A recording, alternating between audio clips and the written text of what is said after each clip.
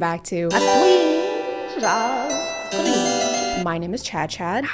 And the internet is a dangerous place. You could be minding your own business, sleeping on a TikTok live stream when all of a sudden Siri doxes you, the FBI is at your door, you're getting dragged away in handcuffs while people keep throwing sunglasses and roses at you and spamming L. And being an L is the worst thing you can be. It's way too many nosebleeds. What's even more dangerous than that is the fact that people can challenge each other to do basically anything on the internet.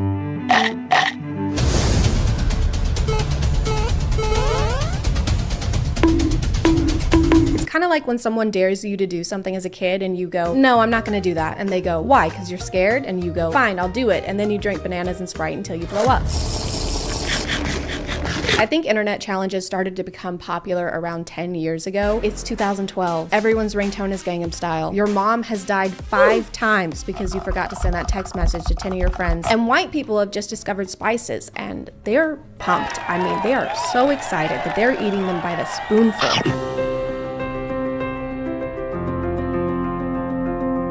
So I have cinnamon here and a spoon, and I don't really see why this is going to be a challenge because I love cinnamon, so it'd probably be easier for me than most people. And I love cinnamon. I put it on my toast, I put it on my tea, everything. So what's so challenging about cinnamon? Really? You know, because cinnamon is good for you. I don't know who started the cinnamon challenge, but a lot of people would start out their videos saying something like, well, I like cinnamon, so this isn't even gonna be a challenge for me. I put cinnamon on my food all the time, which is basically like saying, well, I salt my pasta sometimes, so yeah, I'm not gonna have any issues with the soy sauce enema challenge. Ma'am, I just asked if you want more cheese. Around the same time, there was a baby food challenge where you would just eat the baby food. I don't want to, I don't know my spoon. So just take a spoon of it.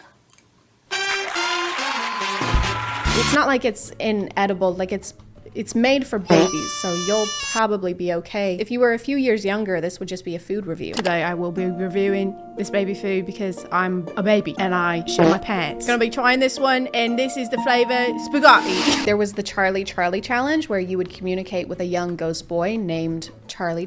You have a piece of paper and it's a yes, yes, no, no. And you put 2 pencils on top of each other and then you talk to Charlie, are you there? Charlie, can we play? Does my parents love me? Charlie, do you want to hurt us?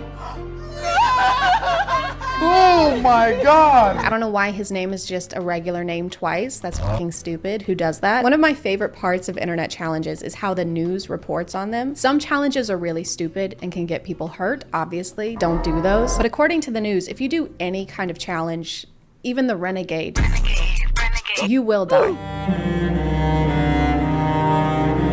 The most dangerous dares and trends you should warn your children about. Number 1, the Charlie challenge. The kids are using pencils and paper. Guys, someone get Vice News. This is a trend with demonic and supernatural undertones. If this is undertones, what's overtones? Hey guys, today I'm gonna do the internet challenge where I literally attempt to commune with the dead. Hey, I kind of feel like you're gonna try and commune with the dead. Yes. It just feels a little demonic. Well, it's a demon, so it's a lot demonic. I just get the feeling that this has some supernatural undertones. Charlie, possess my mortal shell to do your bidding and use me to fulfill your mission of causing a number 2 pencil shortage. I don't know, it just has evil connotations, you know?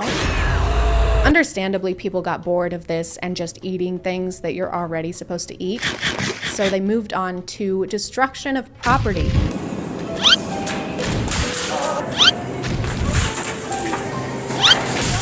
So the gallon smashing challenge. Can we talk about the naming process behind these challenges? Because obviously you know what the challenge is after I say the name of the challenge. I guess all the creativity goes into coming up with the challenge, and then they just have none left over. I just found this delicious casserole recipe on Pinterest. That sounds great. What's it called? I'll look it up. It's called the 1 pound ground beef, 1/4 diced tomatoes, salt, tomato paste, Italian seasoning, medium egg noodles, 5 chopped onions, 1 container of sour cream, and 3 buckets of cream cheese. Recipe. You know what? Just send me the link. For this challenge, people would go into a store and pretend to slip and then launch gallons of milk into the air. Then they come crashing down and make a huge mess. It's not even challenging. This is so low effort. It's like 2% effort. I mean, they're really skimming the bottom of the barrel for this one. Is the challenge here to see how fast you can make store employees hate you? This seems like more of a prank attempt than a challenge, but it still doesn't work either way because the result is just people reacting appropriately. Like they look at him concerned and most of them try to make sure he's okay. And then they keep filming for so long after breaking the gallon. So are we supposed to be laughing at how worried these people are? Does anyone know the Heimlich? This dude is choking on milk. Yeah, I do. Wait, hold on. Were you about to do the Heimlich on me? Yeah. Wait, guys. This guy was about to save my life. I thought you were choking. Film this. Put this on YouTube. You were choking on milk. This dude is utterly embarrassing. Underlay. This one was more recent and was inspired by the 2018 Netflix film Bird Box, where everyone has to wear a blindfold and if you take them off, a monster attacks you. It's like the opposite of 50 Shades of Grey because in that one you have to put the blindfold on for the monster to come. I don't get this one because there's really no objective. There's no monster chasing you, so there's no urgency. You just have to do regular, everyday things with your eyes closed. Okay, everyone, I'm gonna be doing the Bird Box challenge for 12 hours, guys. It's gonna be crazy. You are not gonna wanna miss this.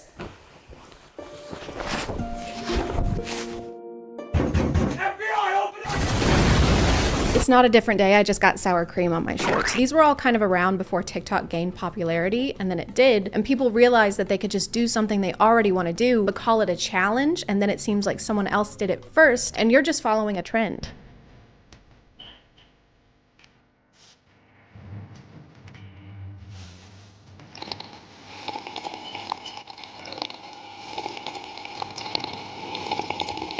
Why do so many of these involve milk? I can't tell if you guys love milk or if you hate milk and you're trying to get rid of it. Either way, it's really not amusing, okay? The challenge here, I guess you're not supposed to drink and just keep pouring the milk in your mouth and see if it spills. It will, but now that you have your milk, how about some chicken marinated in cough syrup?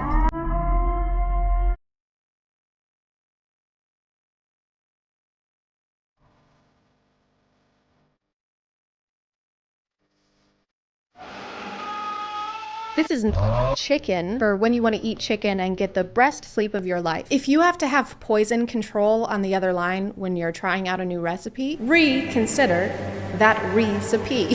But you have to be over 12 to use though. So is this chicken age restricted? Must be this tall to ride this chicken, but still don't though, because you'll die. Do you need an ID to eat this chicken? Do people get fake chicken IDs? So you were born in 1896 and you're from somewhere Alabama. Yep. Right. And are you a big fan of poultry? Oh, I love poultry. I like William Shakespeare, Edgar Allan Poe. Okay, no, you can't have any chicken. Come on, dude, don't be such a cock. One of the most viral TikTok challenges so far was the devious or diabolical lick challenge. It started out with people taking something from their school bathroom, like a box of masks or a soap dispenser, but obviously it got worse.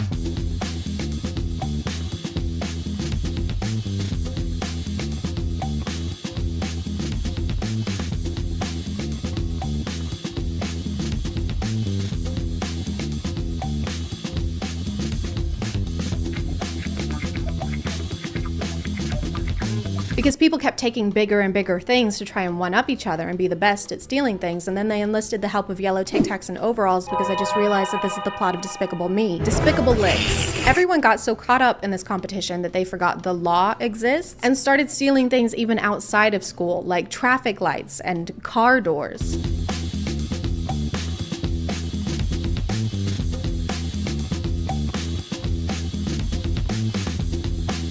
Honestly, I would rather you just take the whole car. Like, this is bad, but it's irritating also. Like, there's gonna be a draft. I have to work for UPS now. Just take the whole car at that point. Hey guys, my name is ChadChad, and today I'm gonna be jacking off this car. Send this video to 10 of your friends and challenge them to also jack off a car. Then we can jack off as a group. Some people think it takes a lot of skill to do this, but actually all you have to do is take a blindfold like this, and then the car basically jacks itself. Now it's important to put #challenge on this because then it's not admissible in a court of law. No, it definitely still is. Hey, can you get a shot from behind the car? Just like go behind this way. Perfect. I'm gonna call it there, guys. Thank you for subscribing, and if you are still here, thank you so much for watching. I appreciate you clicking on my video out of all the videos that are on here, and I'll see you next time. Okay, bye.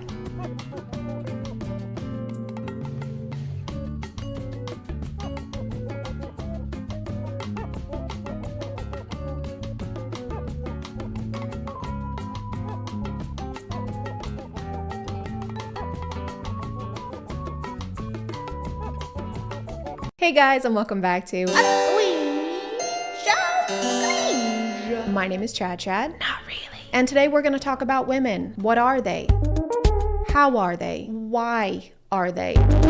No one knows. They're a true mystery. At least that's what the people featured on r/nothowgirlswork seem to think. Sometimes I'll find a comment under one of my videos that says something completely unhinged, like this one. But whatever, right? It's just one person. It's not like a lot of people actually think this way, right? Right? Am I right? This is basically just a catalog of people making wild claims and obviously not knowing how women or relationships work. Men, this is why you don't allow women to go away for girls' weekends. It's the same reason I don't park my McLaren in a shit neighborhood for a weekend. Who the f is McLaren? She sounds hideous. You are creating the circumstances for bad things to happen. It's called holding frame in the relationship.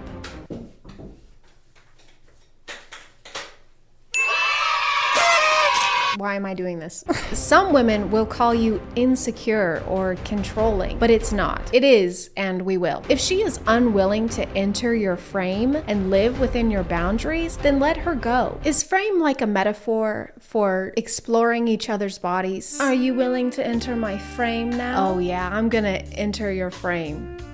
Hard. Okay, come on in. When she comes back, have her stuff on the front porch with the locks changed and replace her with a better woman. Only the unplugged will understand this. Unplugged like as in you don't use the internet? This is a YouTube community post. Did you type this with a rock? Powered by a spinning wheel? Dost thou wipe thine ass with straw? If you don't trust your partner to take a weekend trip and spend some time with friends without you, then don't date. Just go to therapy and buy some toilet paper. You're not yourself when you have mites in your ass. Eat this. My uncle is explaining to me, a final year genetic engineering student, that preferring a boy child is not sexist because boys carry the most important genetic components of the family line, and a girl's genetic code changes when she is married off to another family. So when a woman gets married, the second the officiant announces her wed, her genes start mutating, like that scene from Underdog.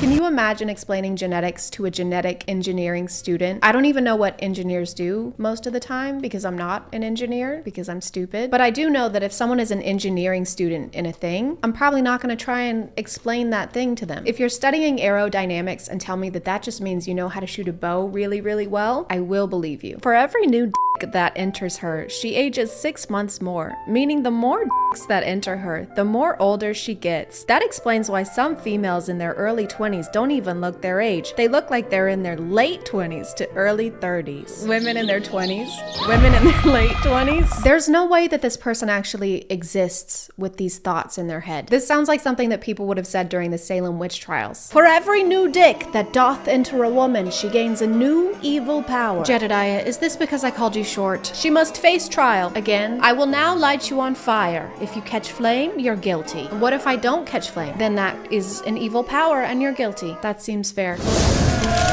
I'm educating women right now about NFTs, and I'm hearing these women say, my brain haven't worked like this in weeks, months, and years. A natural, genuine smile came across my face. I'm thankful. Did they all clap after that?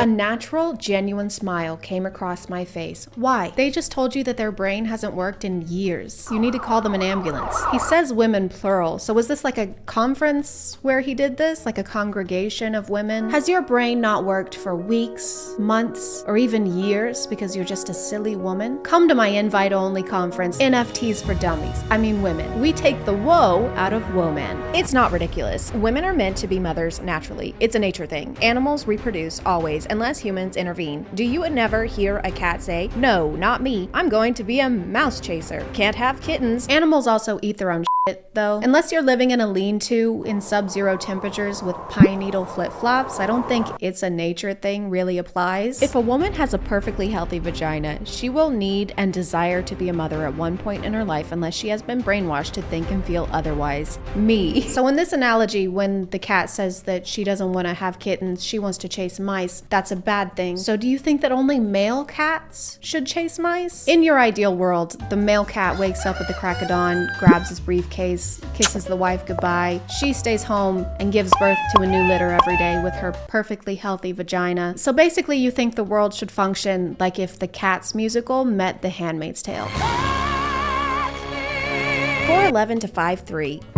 5'4 to 5'8. Spoiled brat. 5'9 to 5'11. 6 foot and up, a man. What height can we be then? You just listed like all the heights. If you're a woman, you're not allowed to have a height. No measuring your length in any way. It's best actually if your height is 0. Just don't exist. Problem solved. If a woman dumps you, there's only one thing that you can do.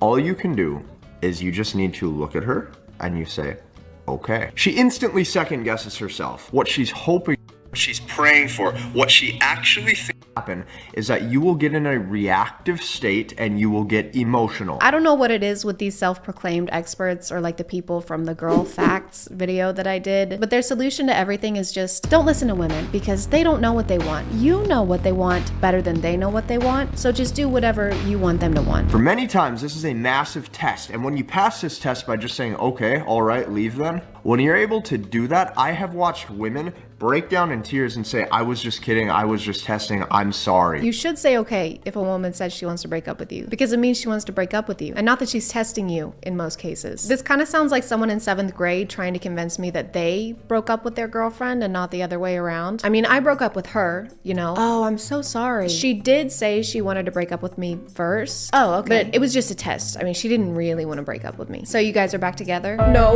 When you're able to just look a woman dead in the eyes and you just say the words, okay, this shows massive strength. This shows massive strength. It's just saying okay, because not a lot of people can actually say that. It's a rare thing. Someone help! There's a massive monster about to crush the Empire State Building again. Okay. Oh, thank God. You saved us again, okay, man. Okay. No woman has ever broken up with you. Okay. I love you. I love you. You are a I love you. I love you. I love you. Bitch. Theory confirmed. No matter how many times you say I love you to a woman, she will always see the bad things. Wow, this is incredibly profound. I like how they say theory confirmed, like they had developed a hypothesis before they started this conversation. Or was this a cover-up, like she made them mad and this was supposed to be a discreet way of getting back at her? I love you? Oh, you're the love of my life? You complete me?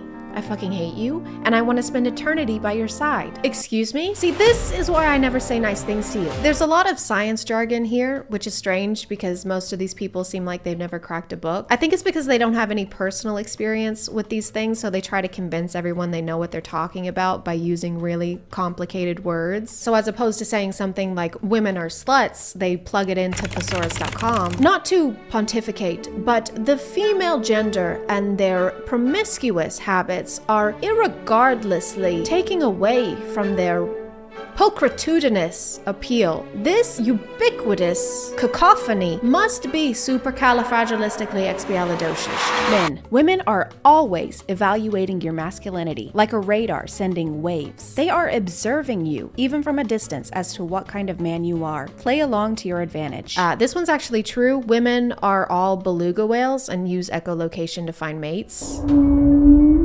This one's masculinity is mid. This guy calls himself a nice guy. This one sucks at chasing mice. Women, blue hair does not make you attractive or give you attention in any positive way. Natural hair is the way to go. Sincerely, all men. Exactly. I've no idea how a woman thinks a rainbow hair color is attractive to men. Example, a previously very sexy 20-something woman I know spent a few $100 in a high-end salon to look like this, thinking it was hot.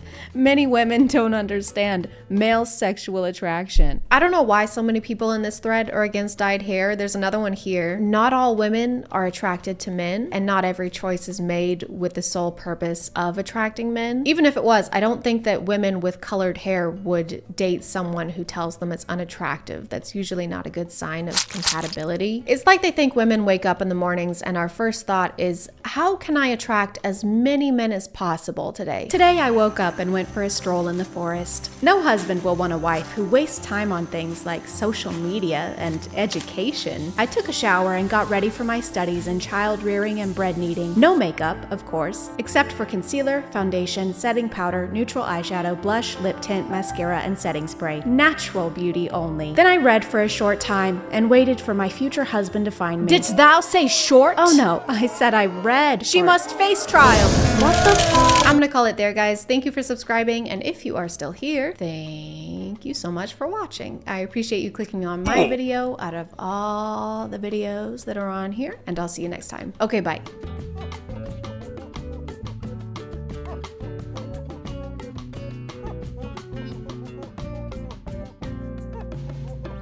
Hey guys, before we get started, I just want to say I think you're all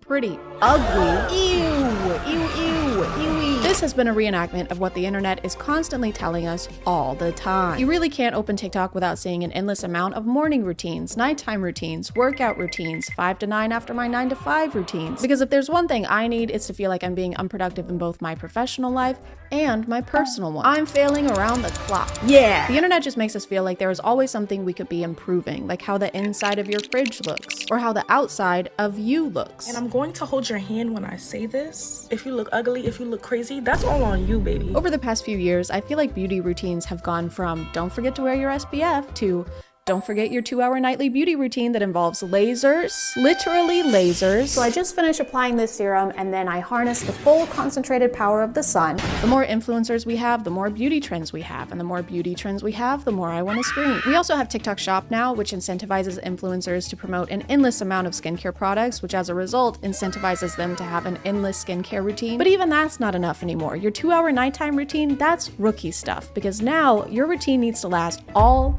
night long. Put my bonnet on, my shin garment, and then my nail tape on. So good night, guys. Good morning, guys. One of the newer beauty trends is what TikTok likes to call a morning shed. And no, that is not a euphemism for waking up with a boner, even though sheds are made of wood, and it would make complete sense if it was that. A morning shed is a routine that happens before your actual morning routine, where you remove all of the products that you wore overnight.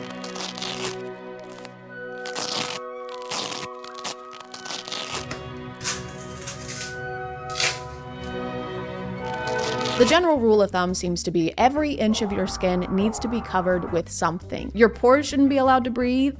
You shouldn't be allowed to breathe. An example of a typical morning shed product is this jaw strap that I'm not personally convinced does anything. To try and figure out what it's supposed to do, I found a similar one on Amazon, and this says that it's an effective bandage designed to double chin and sagging skin. Wait, it's gonna double my sagging skin? Is it gonna give it to the next person? If you're still not sold, they have before and after pictures like these, and as you can see, the results are so instantaneous that she didn't even have a chance to move. She's in the exact same pose. It's almost like this is the same picture. If you're advertising a beauty product and you use Photoshop in the before and after pictures, why are you doing that? This is arguably the last place you should use Photoshop when you're trying to demonstrate how something works. All right, now remove your cake from the oven and it should look something like this. Mine looks nothing like that. Must be a personal failing. You should really let this affect your self-esteem. Hey, she used magic. I saw her use a magic wand on that. What? You used magic? Just a little bit. That's cheating. Toad Who Can't Bake says what? What? No! Dang it. The official slogan for morning sheds is the uglier you go to bed, the prettier you'll wake up. And I don't like any of that. Firstly, they're not going to bed ugly. They're not ugly. They're just going to bed uncomfortably. Extremely so. Like in some of these videos, you can see the indents that this jaw strap will leave in people's skin. And sometimes people will even wear 2 of them at the same time. I don't know about the science behind this, and I haven't deep dived to find out if people really do see results. But if the claim is that wearing this will eventually change your jaw because it's pressing against it, wouldn't that mean that it would also change everywhere else it's pressing against? Like, wouldn't the top of your head also change over time? Sure, I have a dent in the top of my head and a dent in the both sides of my head. But look at this jawline. A small price to pay for beauty. Morning sheds even go beyond the face sometimes. Get a castor oil pack from Amazon for $12. Pour it over my liver to support detoxification, specifically with excess estrogen, which can cause like different PMS. Helps with digestion, constipation, inflammation. And I'm not a doctor. I know it's hard to believe because I look so intelligent and I'm always performing unlicensed surgeries out of my garage. But I do know in order for something to have an effect on your organs, it needs to be in contact with your organs. I don't think castor oil is penetrating your skin and getting into your organs. It's laying on top of your skin. This is like putting saran wrap on top of your fries and then salting the saran wrap. Also, she says it detoxifies her liver, but the liver is already a detoxifier. That's the liver's full-time job. Helps with digestion, constipation, inflammation. You can put it over your ovaries and it'll help with cysts. It's gonna help the cysts? What's it gonna help them do? Is it gonna double those too? I don't want them to do that. Another trademark of Morning Sheds are wrinkle patches, which you can wear just about anywhere really. Your forehead, your under eyes, your neck, your chest. We tend to focus our skincare on our face, but what about the other areas that we often neglect? For the chest, I fully trust the reusable Sia chest lift patches and their preventative and corrective effect. Just because we're not constantly monitoring the aesthetic of every single inch of our bodies doesn't mean we're neglecting them. I love how this is worded like you're doing something wrong if you're not using this product. We tend to focus our skincare on our faces. At least you do. And you're a massive piece of shit for that. We just keep expanding to new body parts that need wrinkle patches, but we're not going to be able to keep up. Every part of the body is going to wrinkle because every part of the body is covered in skin, hopefully, unless you're Gus Fring. So what these brands really should do is think ahead and invent a full body wrinkle patch. You just slip it on at night and take it off in the morning like a cocoon. Having to shed in the morning already makes us sound like cicadas, so we might as well act like one too. Good morning. Morning. You shedding today? Yeah. You? Yeah. Another product I see a lot is mouth tape. Mouth taping has gotten pretty popular. This is where you put something over your mouth to keep yourself from breathing through it, and the TikTok claims are that this will eventually improve your jaw and face shape. Day 1.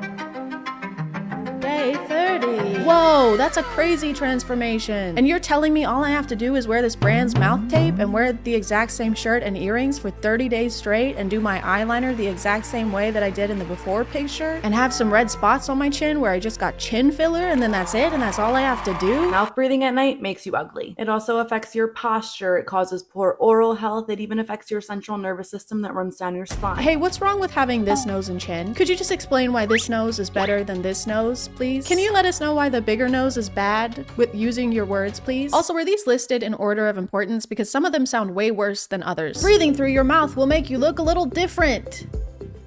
It'll also completely shut down your nervous system and you'll die forever from it. I really can't stand the fact that pictures like this and this are what they're using to try and sell us on mouth tape because people just look like this. Not because they're unattractive, not because they're doing anything wrong, not because they're not buying your product, but because they just are. And they use these images and say things like, please don't walk outside if your jawline looks like this. There are families out here trying to enjoy their summer. If your jawline looks like this, you don't deserve to see the sun. If your jawline can't cut glass, then you also can't cut it as a human being. But don't worry, you can fix this. You probably just been a mouth breather this whole time. Okay, good. All right. Phew, it's fixable. How do we fix it? All you gotta do is start using this mouth tape. And it's super easy to apply. All you gotta do is just gently put it on your mouth. A pack of these will usually be over $50. But you know I got you guys. I have a link down here for under $20. Okay, all we have to do is buy this product he happens to be selling and happens to make a profit from. I like this guy. If there's one thing about people who want your money is that you can always trust them to be upfront with you. I do like that he dedicated a whole PowerPoint to letting us know how ugly we are. Hey, do you look like this? Well, don't. Cut that out. Whenever you walk outside, people scream and cry. This is your mom crying because of how ugly you are.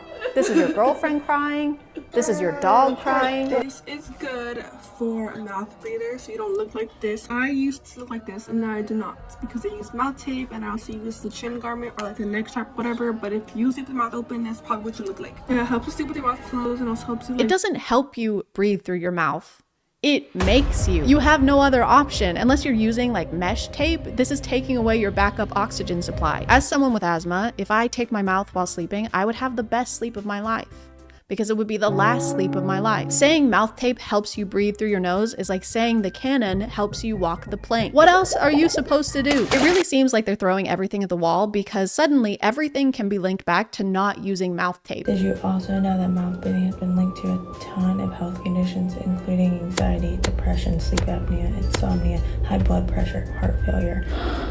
and dental abnormalities. Guys, this is what's causing anxiety and depression. It was never trauma or being raised by a father who didn't think women should be allowed to vote. It was my breathing. I guess I really was the issue all along. I guess you can claim anything is caused by breathing incorrectly when breathing causes everything. Breathing is a main building block in how our bodies function, so this is a very correlation versus causation argument. The victim was breathing at the scene of the robbery. The suspect proceeded to fire 10 arrows into the victim's chest, as well as an additional arrow between their eyes, which seems a little over the top. We have concluded from the evidence that the victim's cause of death was that they stopped breathing. Any questions?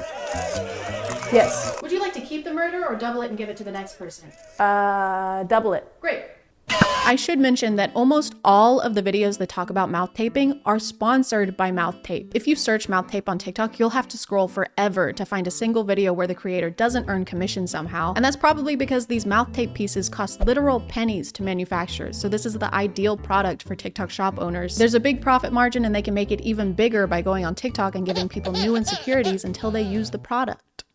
The product. And you don't just need more products for your face, you need more products for your hands too. This is a routine to maintain your hand beauty. As you can see, it's 15 steps, which is also how close I am to jumping off a bridge. We start off with a cleanser, then we dry the hands, then we get the hands wet again, then we exfoliate and moisturize, nothing too crazy. Then you shave the hairs off of your hand because our hands also need to be bald like every other part of our bodies.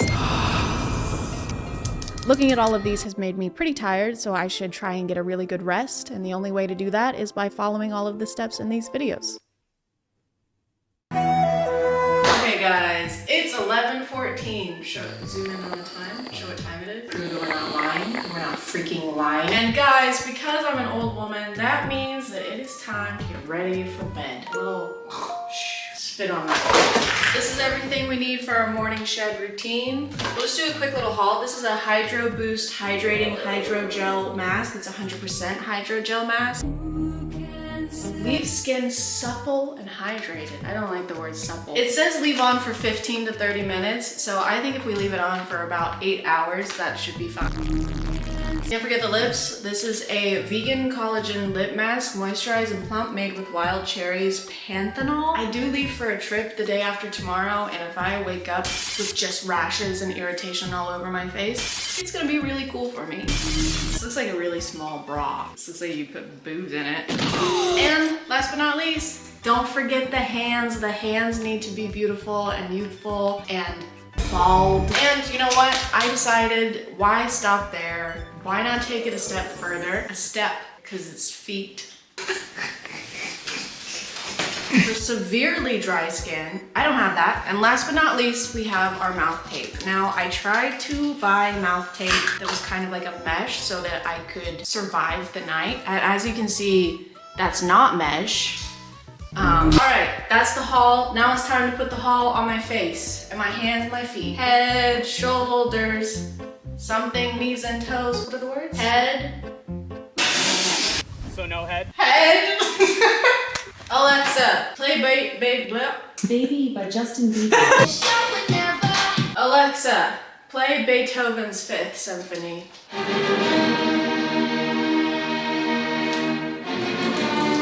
I look like Manny from Ice Age.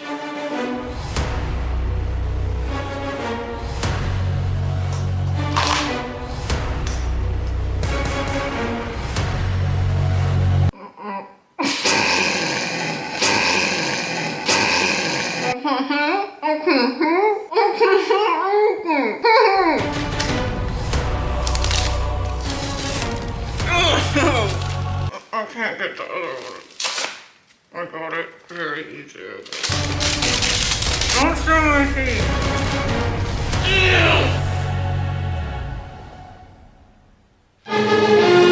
Time to go to bed.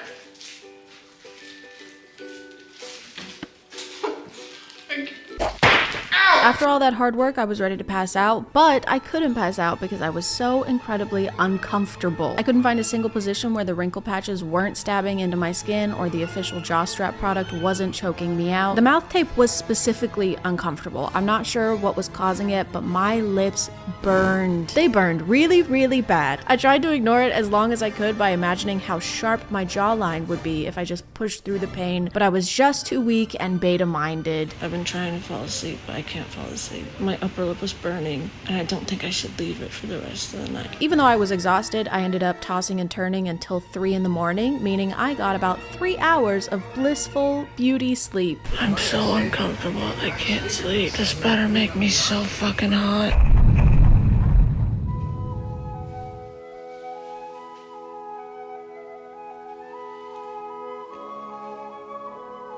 Am I hot? Ow, cut the cameras. Cut the camera. And here are the results. My under eyes were completely wrecked, as was my neck. This redness didn't go away until later in the day, and it was irritated for days after this. Some of it could have been user error, but again, these are official wrinkle patches I use. They aren't just random pieces of paper I decided to put on my face. They're supposed to be used this way, and this was what happened. That hurts. This is the face of a well-rested individual. But you know what they say, beauty is pain. If it ain't hurting, it ain't working. Am I right, ladies? There is no greater pain than the knowledge that I will never be enough. After this experiment, I had more questions than I had answers. Why did I still have lines in my skin? Why didn't I feel sexier? Why do I sound like that when I'm wearing my retainer? Top of the morning to you, ladies. My name is Sexcepticon. And I pondered these questions for many days, racking my brain, trying to figure it out. And after all that reflection, I was able to formulate the perfect beauty routine. I found a routine where you don't have to put wrinkle patches on every inch of your body, where you can actually get good sleep and be considered attractive. A routine so good, basically no one will feel the need to criticize every aspect of your appearance 24/7. And it's pretty easy, so I went ahead and filmed a tutorial for that one too. Step 1. Make sure your hair is out of your face.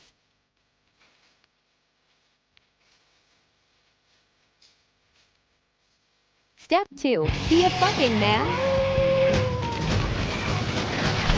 I know I've criticized a lot of the methods in these videos, but I don't want to criticize people for feeling like they need to use them. There's so much pressure to constantly look our best that it can feel like we have no choice but to try and keep up. No one willingly chooses to look at themselves as something that needs improvement or needs 1,000 changes to be acceptable. And it's getting a lot harder because trends aren't just how we do our eyeshadow anymore. It's our faces and bodies that go in and very quickly out of style. Women who got plastic surgery 2 years ago to try and fit a beauty standard are being ridiculed now because there's a new one. We don't compare ourselves to the people around us anymore. We compare ourselves to all of the people ever. But we only see the versions of each other that we've decided is good enough to be seen. Of course, when we see ourselves how we are and then see everyone else how they wish they were, we're going to be disappointed. I don't say all of this because I have some kind of grand solution, because I don't. I also do skincare routines. I also got lip filler when everyone else was. But I don't think all this improvement is improvement. I don't think it's beauty if getting prettier makes the way we think about ourselves uglier. So maybe the real improvement was realizing that chasing perfection is a never-ending hamster wheel objective, and that looking at yourself as a project doesn't benefit anyone except the companies that line their pockets with your insecurities. That we made along the way. I'm gonna go shave the microscopic hairs off my knuckles now. Thank you for subscribing, and if you are still here,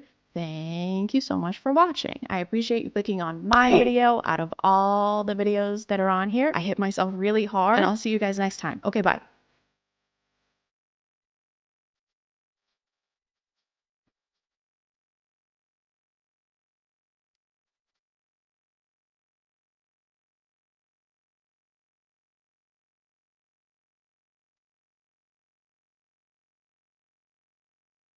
Hey guys, and welcome back to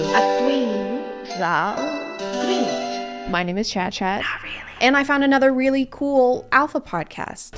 It's my alpha podcast. Every week, I'm gonna blame 100% of my problems on 50% of the population, say a bunch of words that I think make me sound smarter, but in reality have as much meaning as the final paragraph in a research paper. Basically, the more partners a woman has, the less likely she is to have a happy marriage. And so I think that's why historically we've always protected women and like tell them to like not be outside of marriage, because the bond is so strong for women during sex. We release a hormone during that men don't. In conclusion, do not engage in the dirty and squirty. A study found that 169% of women that did the dirty and squirty before wedlock were 420% more sad, mostly because during the act, women secrete hormones, glue that bonds them to their partner. It is a huge mess, so ladies, stop being such sluts. I'm just kidding. I don't have a podcast yet, but this person does. And this time it's a little different because the alpha in question is a woman. What are your thoughts on Andrew Tate? I think he speaks a lot of truth, and a lot of women don't want to hear it. Oh, if you sleep around, that is not attractive to guys. They don't want you to know that you age out of the dating marketplace. So we have friendly fire. There's some espionage. It's kind of a Benedict Arnold situation. Guys, is it just me, or are the British kind of slaying right now? You're right, they're slaughtering us out there. No, I mean, they're killing it. Yes, we've lost half our men. I'm gonna switch teams. Wait, are you betraying us? Losing a war is so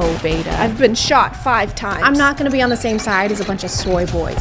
I've seen a bunch of stitches to her videos this past week, but had a lot of trouble finding her TikTok because apparently they keep deleting it. They banned account number 3, but you can't get rid of me, baby! Yeah. You can't get rid of me, baby! Account number 4! Account number 4! But her YouTube is still up and she goes by Just Pearly Things, which is kind of a weird contradiction. Imagine you're strolling on the beach with the waves crashing gently. You find a clam and you pry it open to find a beautiful, sparkling pearl.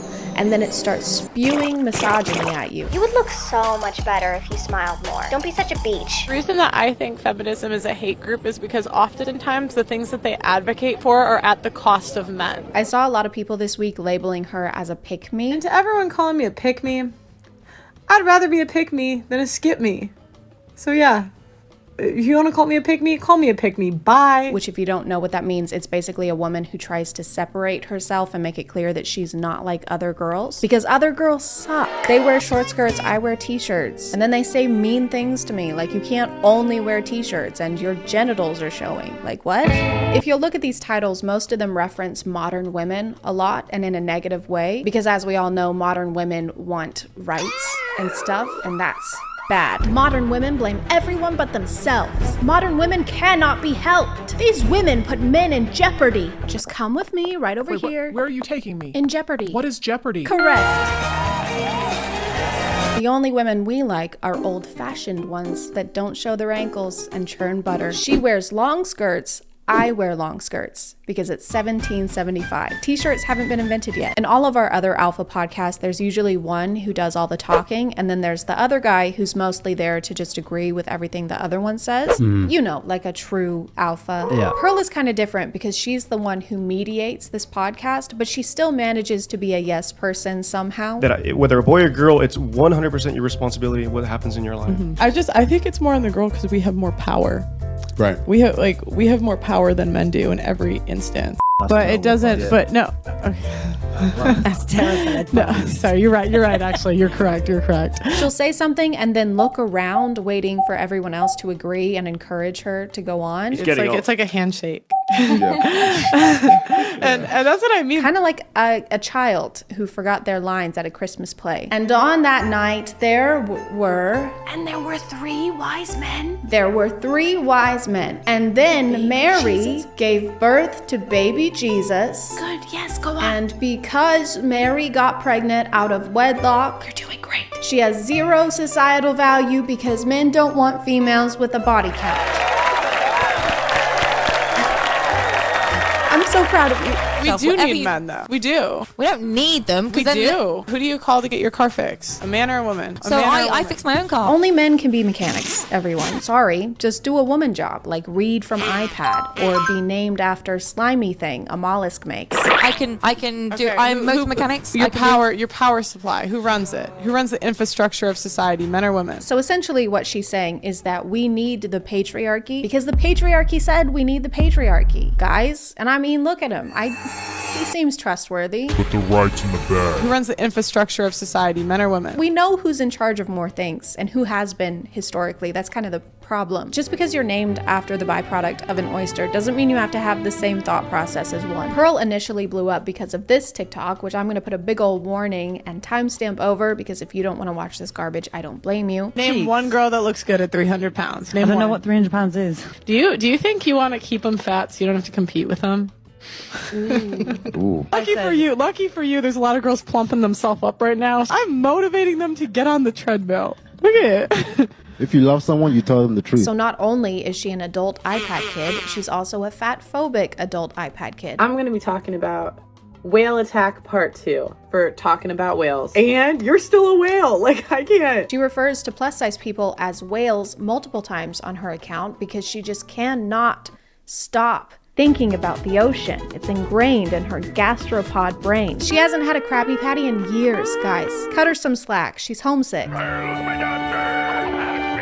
I said, name one girl that looks good at 300 pounds. She uploaded a 10-minute response to everyone being reasonably upset with her, and does anyone want to guess what her defense of this clip was? You're not going to get it. It's totally original for an alpha podcast. We've never heard anyone say this before. On TikTok, a clip was taken of me. It was a bit out of context. You know, sometimes maybe I make fun of them a little too hard. Oh, it's out of context. Okay, I was about to be upset and act like words have meaning or something. Hey, Alice, can I ask you something? Hey, you are so stupid and ugly. What the hell? That was literally out of context. Calm down. Okay, never mind. I think you're a stinky piece of garbage and I hope Josh leaves you at the altar. Is this still out of context? Or? Obviously, yes. What were you gonna ask me? Do you want to be my maid of honor? Oh my god. Yes, I would love to. This is so great. She's also drinking about 14 drinks during this video and keeps pausing to take sips. I guess she's dehydrated from being so salty all the time. I don't really mind being made fun of. I feel like it's part of the game. I feel like okay.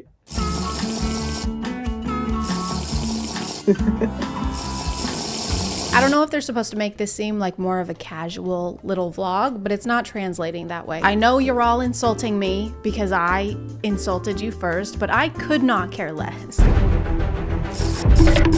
Obviously, she has low self-esteem and internalized a lot of it. Psychologically, she is constipated, but so is everyone else, okay? We're all constipated in our hearts. Just go to therapy or take a or go to therapy while you're taking a shit. And how does that make you feel? Shitty. Like, I think if a woman cheats, she's trying to leave you. If a man cheats, yes. he's just like, it's like a handshake. Why is the exposure turned all the way up in these clips? We need to get their editor over to the House of Dragons team. We can't see. We must insist you turn the brightness up. You can absolutely sleep with a woman who you may find very attractive and very sexy and everything else, but your heart is still completely with another woman. I'll explain to you like this. Hey, I wonder if this guy has ever cheated on a partner before. Do you think he's cheated on a partner before? Because I don't think he has. Your Honor, really, when you think about it, as a man, I am biologically prone to setting that building on fire. Now, if I were a woman, then this would be arson, yes. But when I do it, it's just like lighting birthday candles. I think women are just more emotional. Yeah. True, yes. Women are more likely to wage war.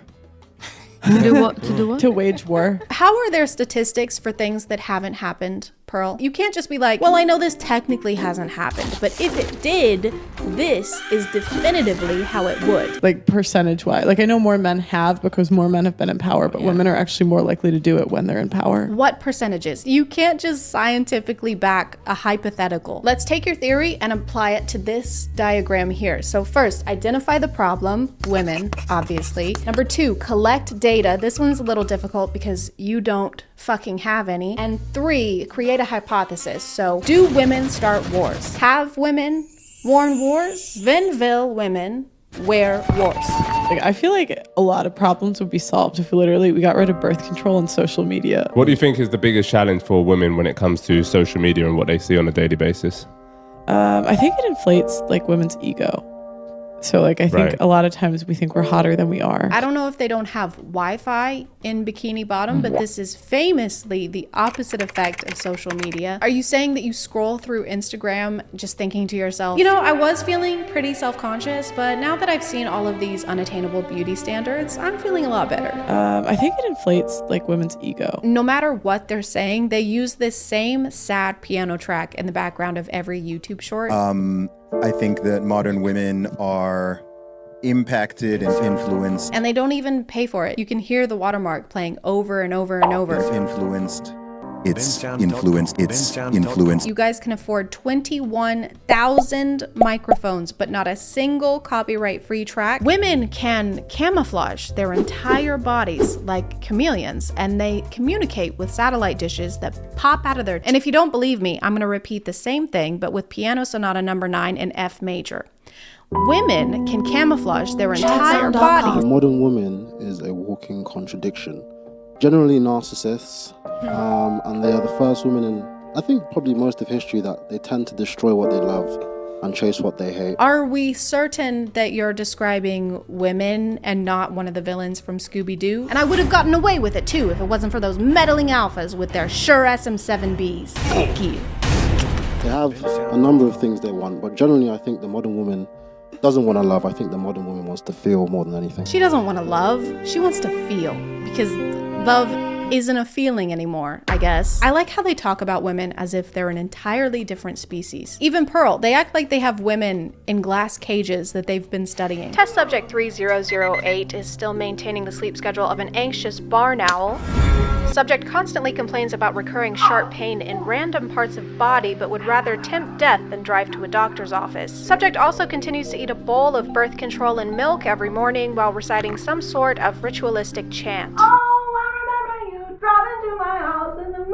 I mean, virtually all women in the Western world now, under a certain age, are modern women to various degrees. Modern women are feminists. I guess he's explaining how women are feminists. Some adopt it all wholesale, some are more resistant, but overall, it's influenced and permeated through society over the last few decades. Did you say permeated? Are you making mead? Virtually all women in society are women in society to various degrees. And I tend to believe that women are kind of fermented in their spirits. And keeping this in mind as such. Is this a filibuster? Guys, no, come on. I hardly know her. He's happier in his relationship when he's at 8 or 9. Yeah, I attest to that. I think the more women I'm with, the more I've worked out what it is I want and what I don't want. It left me in a position where I knew exactly what I wanted, what was completely non-negotiable. So essentially you have a love life and it helps you understand what you like or don't like in bed, and eventually it helps you understand what you're looking for in a partner and leads to long-term happiness in a relationship. If you're a guy, sorry, did you think I was, no. If you're not a guy, you lose 25% of your value every time a dick passes you in the street. Usually in a time of crisis, that's when our natural selves come out. That's why when crisis hits, women start to do household chores. The other guys face consequences for their decisions. Like, that's the whole point, is like, sure. like men, when they make a bad decision, they always have a consequence. Women don't. This is also true. My period started yesterday, so I waged war on France. I just told them that my tummy hurt, and they forgave me. And that's why women are worse, because one gender has consequences, one doesn't. And that's why women are worse. You're not supposed to say that part out loud, Pearl. You're supposed to at least pretend you're not a terrible person. You're not playing by the alpha rules. Well, sorry, I forgot. We have no consequences, so it doesn't, I guess the alpha rules don't apply to us. Men, when they make a bad decision, they have the consequence immediately, where women don't. So this has honestly been really freeing, guys. All this time, I've been trying to be a good person and do nice things for people when I could have been doing whatever I want, which is bad things, bad things, bad things, bad things, bad things. Bad thing.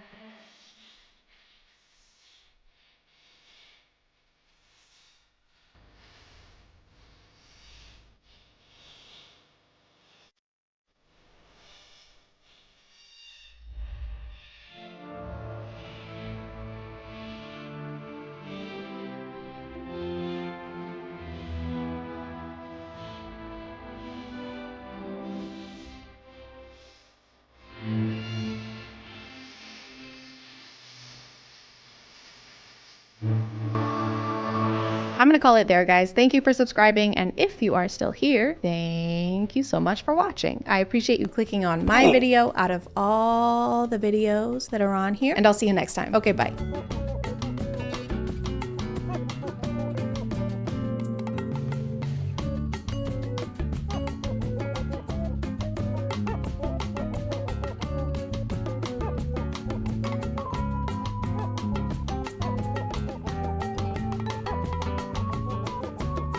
Hey guys, and welcome back to A Twinge of Cringe. My name is ChadChad. Says so.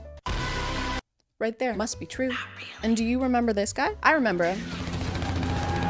I remember this guy. I talked about this TikToker a couple years ago when he was posting videos complaining about how hard it is to find someone to date because everyone is either taken, not looking for anything serious, or is 14 years old. Is that a frequent problem you're running into? Does that happen regularly to you? Other than that, I just remember him posting thirst traps with women and always having a belt. Sometimes he would wear the belt. Sometimes he would take off the belt. Because I guess when he takes off his belt, it's hot. But when I take off mine, it's what are you doing? And you're gonna fall off the roller coaster. Make up your mind. You're so up and down. We're going in circles. But I was scrolling on Twitter the other day, and who do I see? Him. It's him. He's back. So now he's kind of changed his content a little bit. Now he fingers food.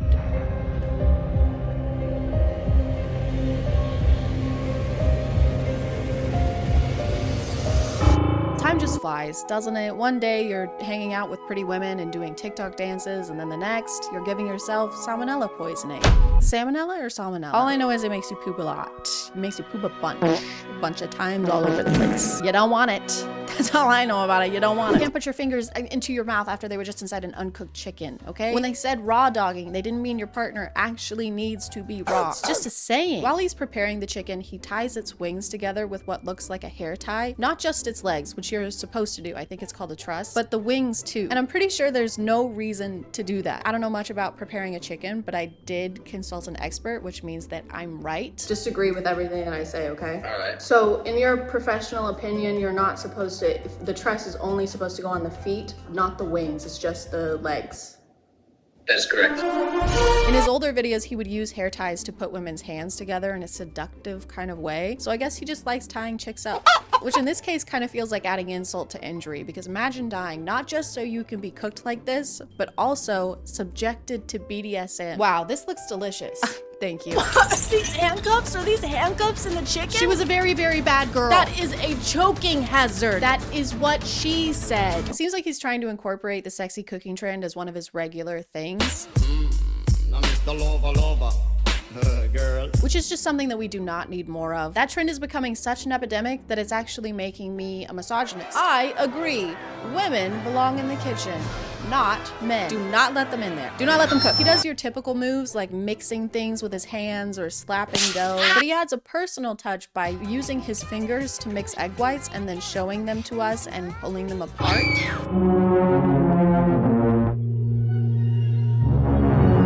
What happened to us? We used to build things. We used to make bridges. Now we make eggs. Is this your legacy? Is this how you want to be remembered? Grandma, show us a picture of Grandpa. Here he is. We were all so proud of him. Wow. And here he is after the discharge. Grandpa was in the army? No, he was not. He also has this new kind of theme where instead of having as many women in his videos, he leans into being single and how lonely he is. So he'll post these videos where he's eating alone in an empty restaurant.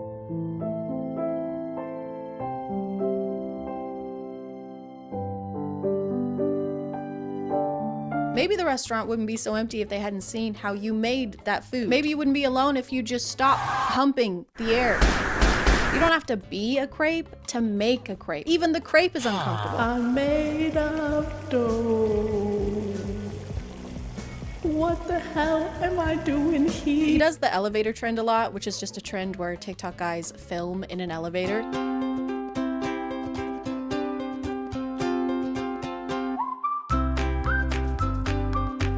I don't know why they collectively decided that elevators are mysterious and make you look cool, but the ones in LA must have way better lighting, because if I did this trend here in Tennessee, it would be like... He really likes dressing in retro clothing and pretending to read newspapers because he said that he prefers that fashion style to modern day ones. This is a work of art. This is bullshit. This is a work of art. But this is bullshit. And it started to make sense to me why he has a preference for that time period when I realized that he's an Andrew Tate fan. I was born in the wrong generation, guys. I should have been born in the one where men had cool suits and women had no rights. I missed it. He still does that trend where he pretends to be ugly, which means wearing glasses and pretending to have a double chin. Because those are the worst things that someone can have. Those are the worst things that can happen to people. And then he'll transition into a flattering angle with his hair done. But the character he plays before doing the transition is so confusing to me. He'll try to act nerdy or what he thinks is nerdy, but the most concerning part about this character is that he always has this stain on his pants. Do you want to ask me out on a date? Every video, in every single one, he has a stain in this exact spot, in this same pair of sweatpants. And it's 100% on purpose, but I can't figure out why it's on purpose. Is it supposed to be water because his character is clumsy? Is it supposed to be pee? Is it supposed to be, you know, egg whites? Whatever it is, the thought of him spilling water on himself as part of his routine is just funny to me. What's up, you guys? We're ready for me to In this video, he walks in as the ugly character and transforms while he's inside.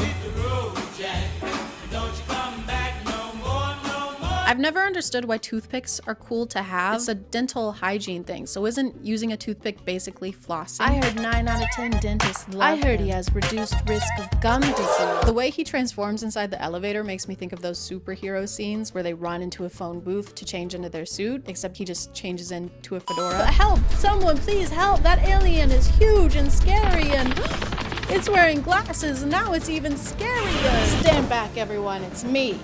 Fedora guy. Fedora guy, thank God. Ooh, fuck yeah, Fedora guy. He has no cavities or a double chin. To keep leaning into the being alone thing, he'll do TikTok lives where the title is looking for girlfriend, which is the worst way to find a girlfriend. The dating pool on TikTok Live is Skull Chef or Jason Nash, a skeleton that can barely speak and never leaves his room, or Skull Chef. What'll it be? If you were missing the old videos where he used to tie people up, he still does that. He just does it to himself. I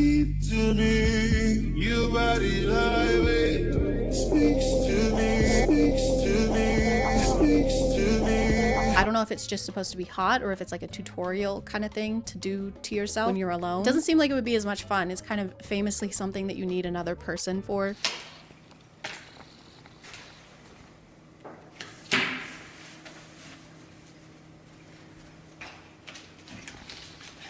Oh, man. He gets a lot of comments saying that he looks like Johnny Depp, so he'll fix his hair or wear a leather jacket to kind of look like him from the 90s. And he does it so many times. I don't care that you look like Johnny Depp. It's the same video again. Don't care. I don't care that you look kind of like Johnny Depp. I don't care. I don't freaking care about it. I don't care that you look like Johnny Depp. I would honestly rather watch the cooking videos. Maybe I spoke too soon. Maybe I judged too harshly. It probably takes a lot of work to make videos like that. I guess there's only one way to find out. Today we're gonna make a sexy cooking video. Oh wait, hold on.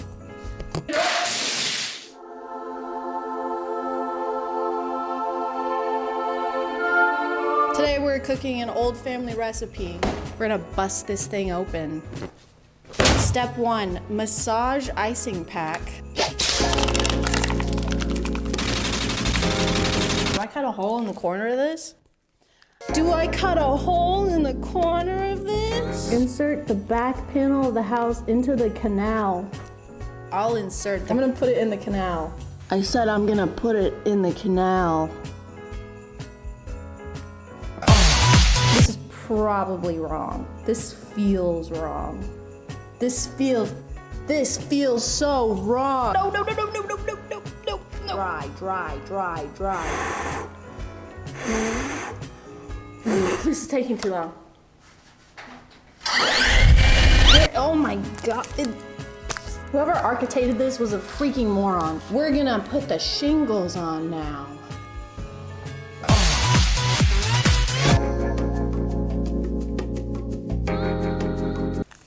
Where's the hole?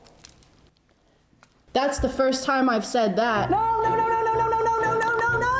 Every time I touch it, it falls apart. I gotta go wash my hands.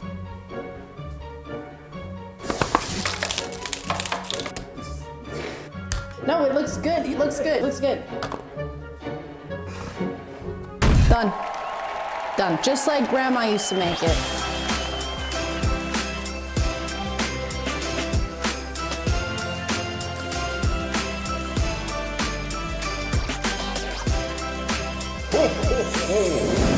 I'm gonna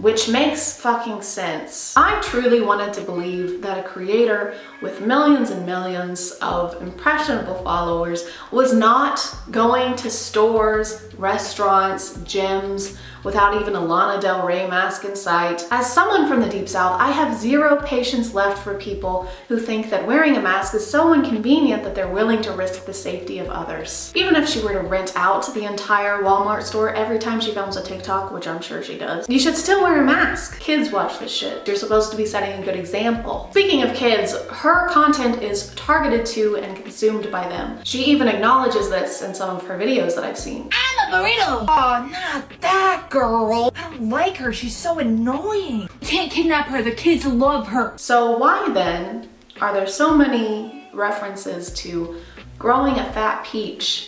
They're not just references, actually. It's literally her slogan. Like, she says it at the beginning of videos. It's a great day to grow a fat peach. It's a great day to grow a fat peach. It's a great day to grow a fat peach. Good morning, world. It is a great day to grow a fat peach. And it's in her YouTube header on her channel. Why do kids need to worry about having a big ass? I don't even like saying that sentence. Young girls already see a slew of abs, poreless faces, and Photoshop bodies on a daily basis. They don't need their favorite influencer telling them to start working on their Kim K ass at the age of 11. And don't try and tell me they aren't kids. I've read the comments. Also, wear a mask to the gym, okay? Why do you like being outside so much? You see, sweetie, there was once a time where being outside was illegal, so, you know, count your blessings. Where is it illegal for you to go outside? You're literally outside right now. You do not get to complain. Some of us haven't left our houses and haven't done a single fun thing in almost a year. You've been going to Walmart and IHOP every single day without a fucking mask. Someone's grandma is dead, but at least you got your funfetti pancakes, am I right? This? Ooh, yeah. Stop messing with those chairs. There's coronavirus. You have no idea who's touching those. There is no way that she just ran into the fucking point like that. Yes, there's coronavirus. You dumbass. Ugh! I don't even have a joke for this. Oh, this is so pretty. I gotta touch it. Touchy touch, touchy touch. Can we get this? It's so soft. Stop! Put it down. We're not getting it. Let's go. Dang it. I think I got a boogie. I got... Ooh. Stop! Don't pick your nose in public. That's embarrassing. Okay. Oh, that looks so shiny. I gotta touch it. Stop! There is literally an elderly woman in the background wearing a mask while you rub your face on that seat, shove your fingers up your nose, and then wipe your hands across those glasses that are on display without a mask. Hello, and welcome to a new segment. Let's call this one Amy Woe doing things that would be considered unhygienic even if there were not an ongoing pandemic.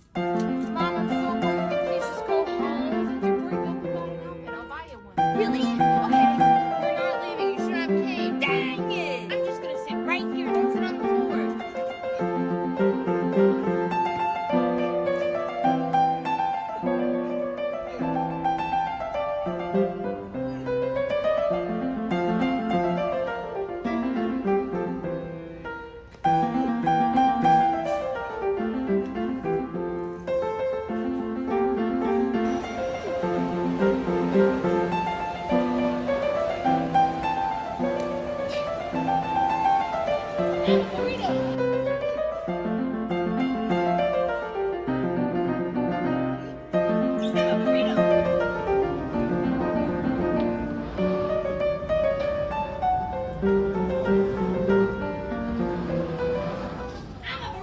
You're disgusting, and I don't feel bad for anything I've said in this video. How you make the best content. Every day I wake up, I do not know what I'm gonna create. I don't. I really thrive on living in the moment. Oh, believe me, no one would suspect your manners to be rehearsed. This whole spiel she's on is like a Kanye West tweet. People ask me all the time, Amy, how do you even come up with these ideas? Like, how do you even come up with your videos? Bruh, I have no idea anything. People ask me all the time how I come up with my ideas, my brilliant ideas, and I just say to them, you know, bruh, I have no idea anything.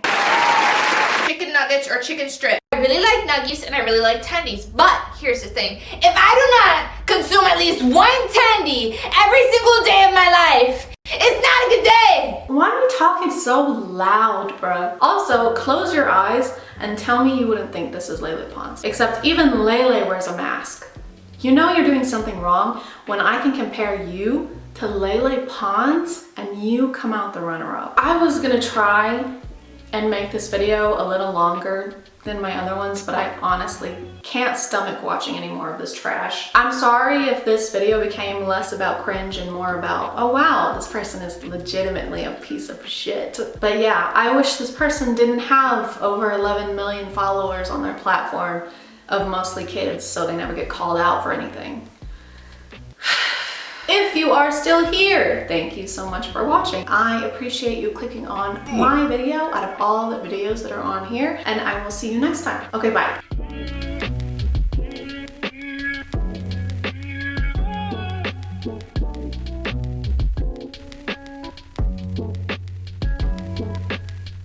Hey guys, my name is ChadChad. Not really. And every day I wake up, unfortunately, and see a clearly fake video on TikTok like a pregnant woman spending $70,000 to climb Mount Everest. Baby has been kicking a lot. I spent 70 grand getting here and now they're all moving up without me. I don't know what to do. But then I read the comments and to my dismay, they are eating it up. This can't be real. You can't be serious. This just can't be real. You're right. It can't. I've been getting really annoyed with the internet over this. I'm pretty self-righteous also. Because how do you miss the blurred out Sora logo in the corner of the video? Or how do you miss the literal word Sora being in the account's username? But then I had to stop asking myself those questions because the worst possible thing happened. They got my ass too. Couples therapy. This is Paul and Stacy. According to their bio, they are a fun family that refuses to grow up. And then they have their business email right after that, which is pretty grown up if you ask me. We'd love to collaborate with you and hear some of your thoughts on content strategy. Goo goo gaga. They make a lot of videos where the husband scares the wife and she freaks out. This is why you shouldn't scare your wife. Or he scares her and she hits him in the balls. This is why you shouldn't scare your wife. But no matter what happens, she is gonna scream like a boiling tea kettle. Harmless prank is the best. Harmless? He shocked her and then drug her off the bed. She came crashing to the floor. What do you think a harmful prank is? Murder? I have to sit back in this chair because my back is killing me. They're basically the equivalent of those early 2010 YouTube couple prank channels where you had to suspend belief in order to accept that they're possibly surprised by pranks anymore. Oh no, here comes my husband holding a DSLR camera. I sure hope he's not about to dump water on me like he did yesterday. And the day before that. And the day before that. And the day before. Basically every video involves them terrorizing each other in some way.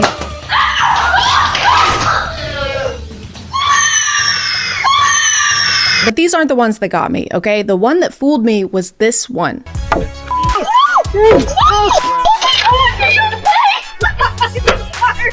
I saw this months before I knew who they were, and I was like, yeah, accidents happen. Plus, this is low-quality security camera footage, and nothing has ever been faked on a low-quality camera, except for the moon landing. This is like something off of a movie. Rom-com IRL. This looks straight out of a rom-com. Why do people keep saying that this is a rom-com? If anything, this is like a crime doc. Look at this. Watch this.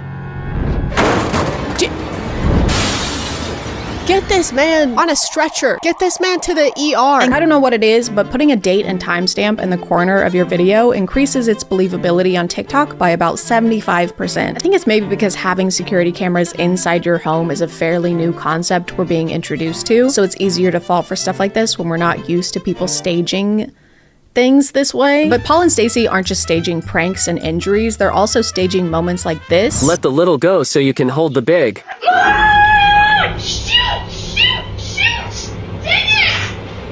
Aw man, I hate when the water I put on the pot to boil starts to boil in the pot full of water that I put on the stove to boil. Nothing's going my way today. I love everyone losing their minds over the spaghetti noodles getting cooked a little too much. What are we gonna do? My ravioli is getting ravi soft. Nothing's going my way. This whole thing is apparently enough of a disaster for her and her son to start screaming at the top of their lungs until the dad comes in to save the day. And not only does he come swooping in to do just that, but he comes in playing 1,000 Years by Christina Perri on his phone.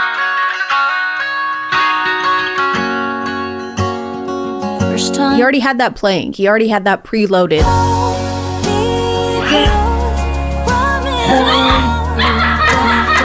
Why would he do that? Why would his immediate reaction to both his wife and son screaming be to come in playing a song from Breaking Dawn Part 1? What if they were screaming because something actually terrible was happening? Dad, come quick! There's a guy in the kitchen wearing a mask and threatening us. He's saying terrible things. You're toast. Oh my god, Dad, he's gonna kill us! No, you're toast.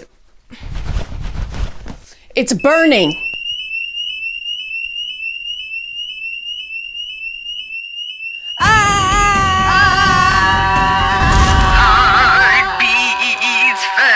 After he de-escalates the situation, the whole family shares a hug and sways to the music.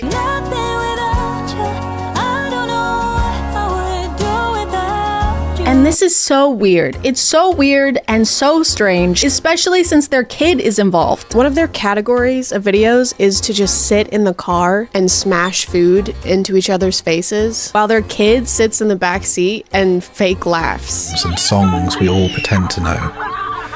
Right now it feels ordinary. Imagine being a kid and your parents are constantly making you act in TikTok videos where your role is yourself. A version of yourself that's having faux loving moments with your family. Not actual loving moments, but staged ones where there are millions of people and cameras watching you. Imagine how cool that would be. Dude, my life is like a movie because everything is scripted and there's not enough child labor laws in place to protect me.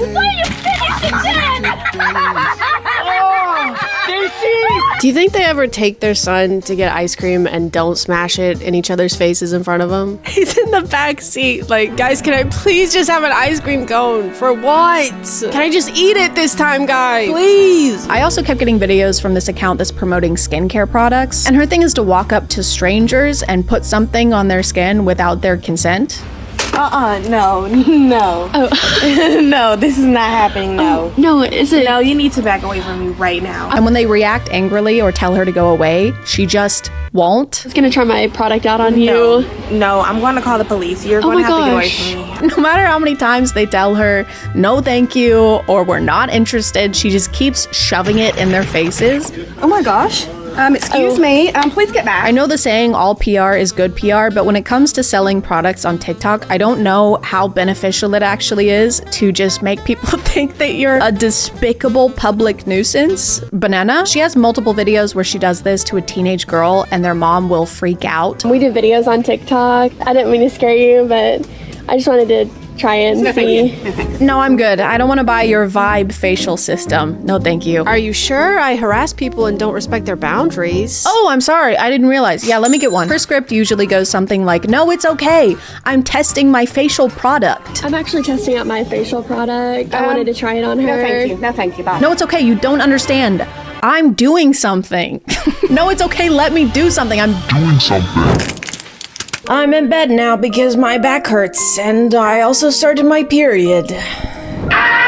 And also, I'm gonna jump off a cliff. She'll also point out people's flaws so she can fix them. I'm sorry, you just have some acne on your face. That is my daughter. She has some acne. I'm sorry. So not only is she pretending to harass people, she's also insulting them. It's like pushy car salesman meets passive-aggressive mom. You want this car? No thanks. Are you sure? It looks like you've gained some weight. What does that have to do with anything? It's energy efficient, unlike you. You look tired. I'm just not wearing makeup. It's got a very spacious cabin, which you're gonna need. Mom. She also goes up to people and sticks this big ass mask on their face. Whoa. Oh my gosh. What are you doing? Oh my gosh. Which has this comically long cord and battery pack attached to it that's just swinging around, hitting everything. Try this.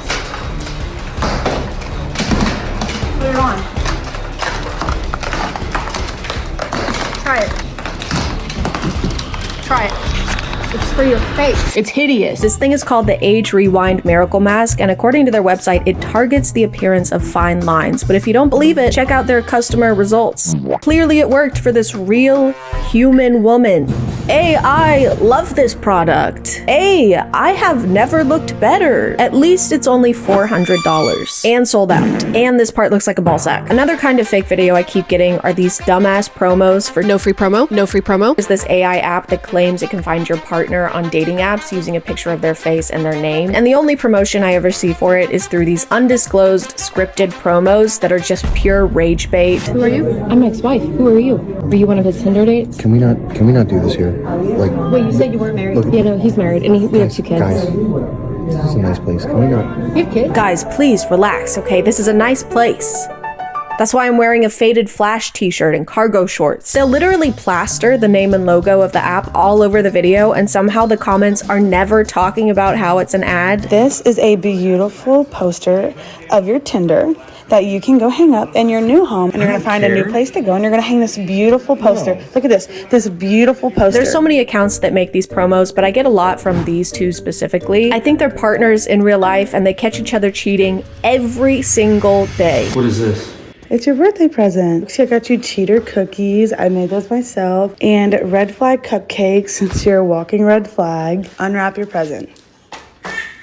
Unwrap it. Oh man, I wonder what she got him. I sure hope it's a comically large screenshot of the No Free Promo app and logo. Wow. Printed out on poster board. And then on his account, he has a video where he gives her those same cookies because he also caught her cheating on him. Surprise. Do you love it? Because you're a cheater and a walking red flag. I mean, I don't understand what else. Open your birthday gift. Right now? Yes, open the gift. Oh man, I wonder what he got her. Oh my god. I just can't figure it out. I don't have no idea what it is. Is it a pony? Is it a puppy?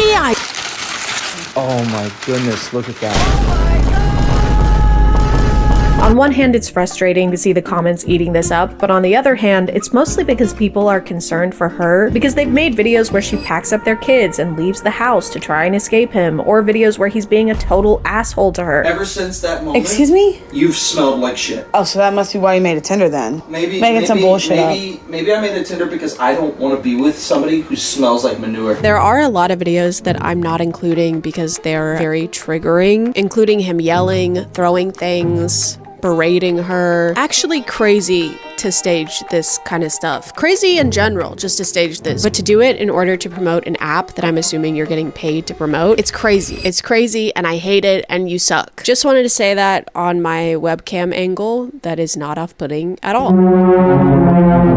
So, you know, just faking a situation that countless women go through every single day so that they can get us to download this shitty ass dookie fart fuck app. And I know what you're thinking, guys. I can't believe an AI app doesn't care about having ethical marketing either.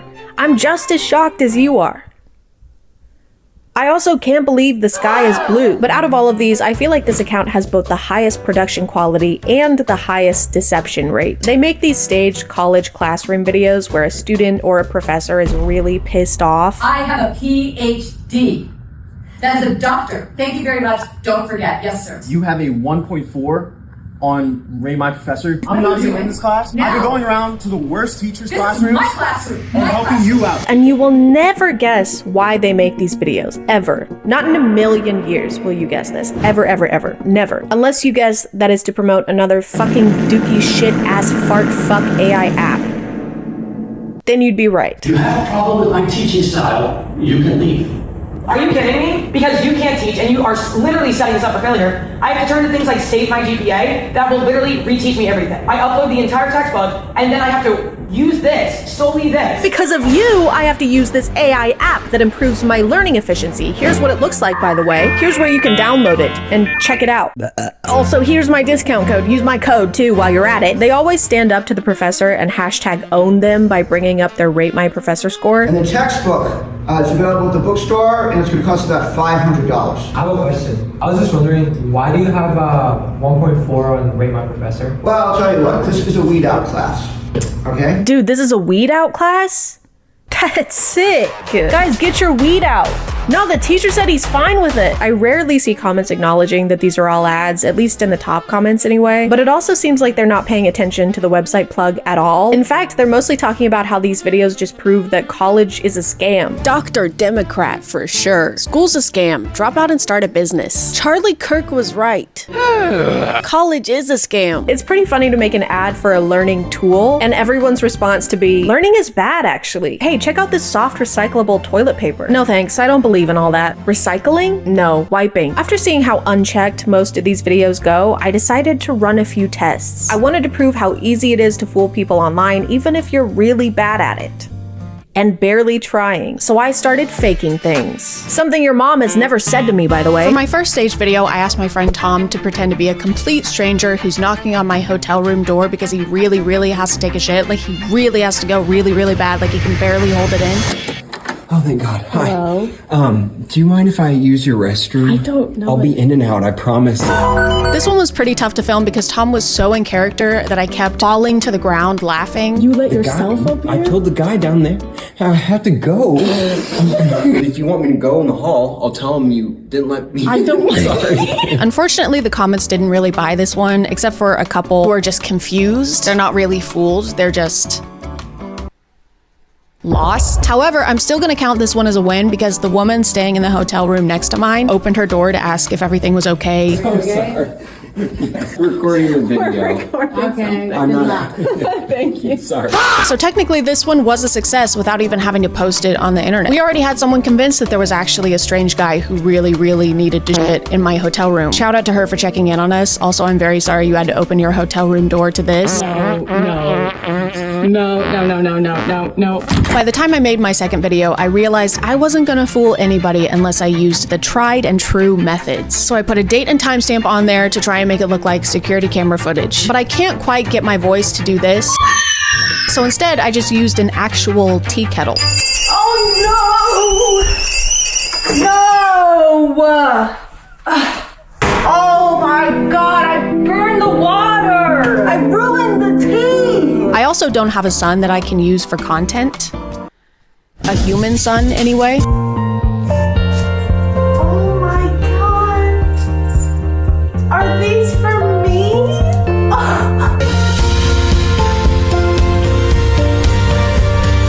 I'm also gonna count this one as a success because this person commented, I know it's not the point of the video and I'm not here to chastise, but wireless cameras in your home is a huge security risk. Your videos are safe and available to anyone via a data connection, and that's putting aside that the cameras themselves are also safe. For my last one, I wanted to dip my toes into the classroom genre of staged content, which was gonna take a bit more effort, so I had a brainstorming session with my friends to figure all that out. I had also just finished watching the final season of Stranger Things, but that had little to no effect on anything. I don't understand. Could you say that again in English, please? If this is me and this is you, That's okay, me. this is the classroom. I need that later. No one. I don't understand. Are we in a classroom or are we not in a classroom? This is the classroom. Okay. I want this goddamn TikTok's heart on a platter. This is the only way. I think this might just be crazy enough to work. Let's do it.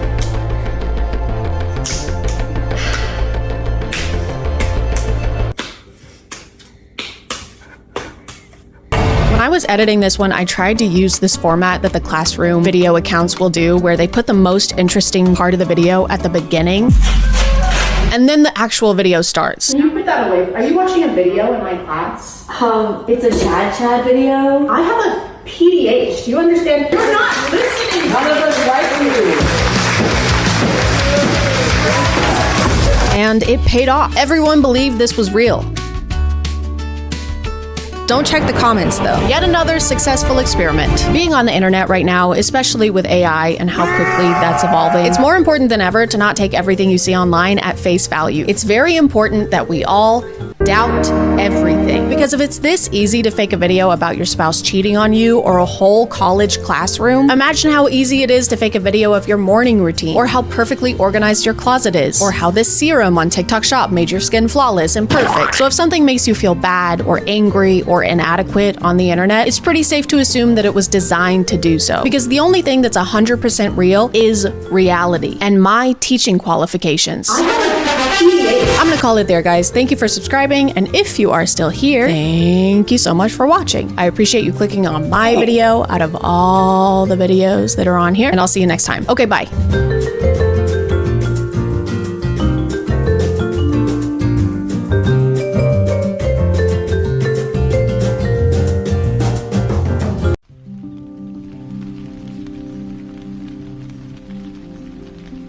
Stop, don't eat that. Who are you? Are you me from the future? I'm that sandwich in the future.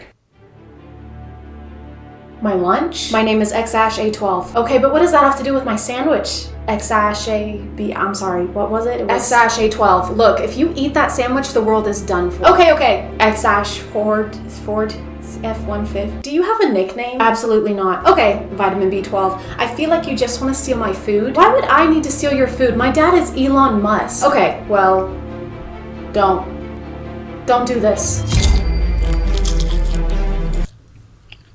Ha! I knew it wouldn't. Hey guys, and welcome back to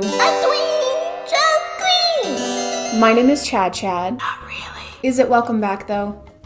Is it really? Or is this the first time you're here? Or do you think it's the first time you've been here, but it was actually the last time you were here and you're looking back at a version of yourself in a parallel universe and you're actually about— Okay, that's enough.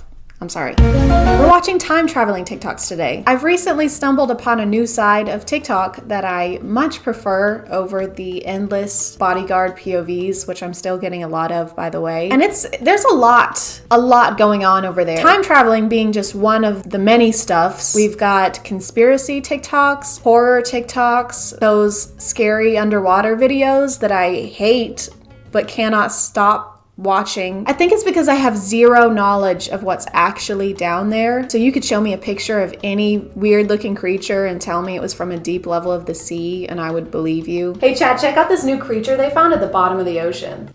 Yeah, that checks out.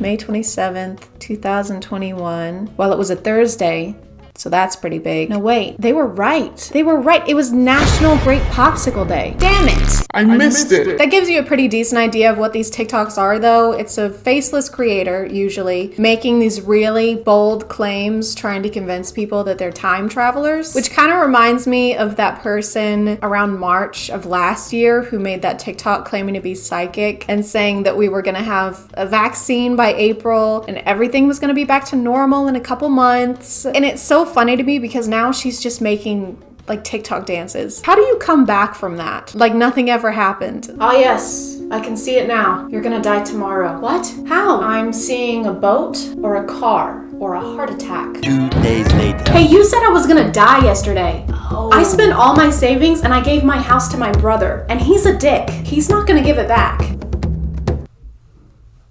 What are you doing? Are you doing TikTok dances right now? Yes.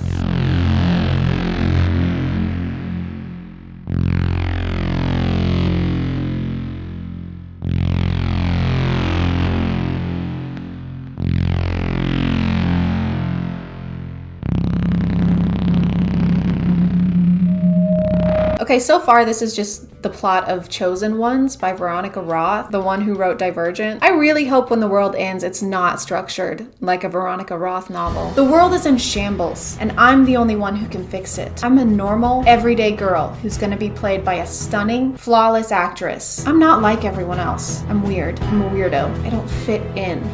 Because I actually don't remember what her special ability was. I guess she could just dream.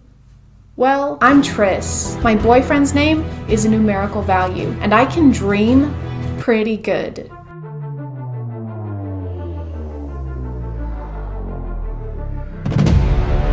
Jesus, Serene Coin and aliens within 2 years? I wonder what's next. I bet it's gonna be awful.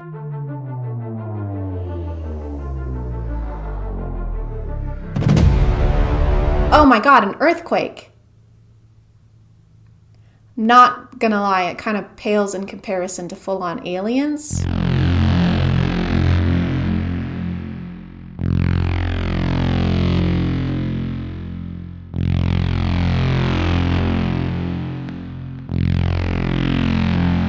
Okay, so we're getting superpowers again. I'm pretty sure if the world were to end anytime soon, it wouldn't be nearly as interesting as these people seem to think it would be. Like, our superpowers would probably be us being able to sit in the tub for longer without our skin getting as pruny, or like all of us being able to eat peanuts.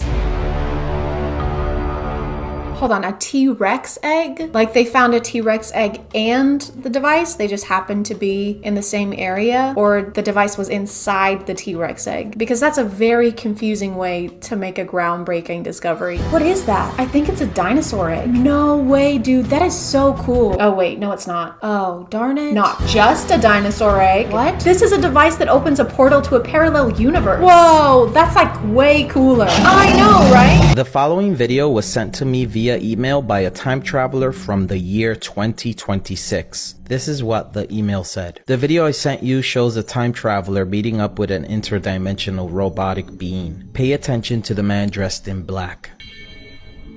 They exchange a few words and talk about the fate of the universe, including Earth. And then just as fast as the robotic being appears, it disappears. Okay, aside from this being some of the greatest editing I've ever seen, how would you know what they're talking about? There's no audio, they're not mic'd up. They could be talking about something totally normal, like their Subway orders, or Will Smith. I can't tell if this page is actually a conspiracy page or if they're just trolling, because they made a video saying we should stop drinking grape soda because it's killing the planet.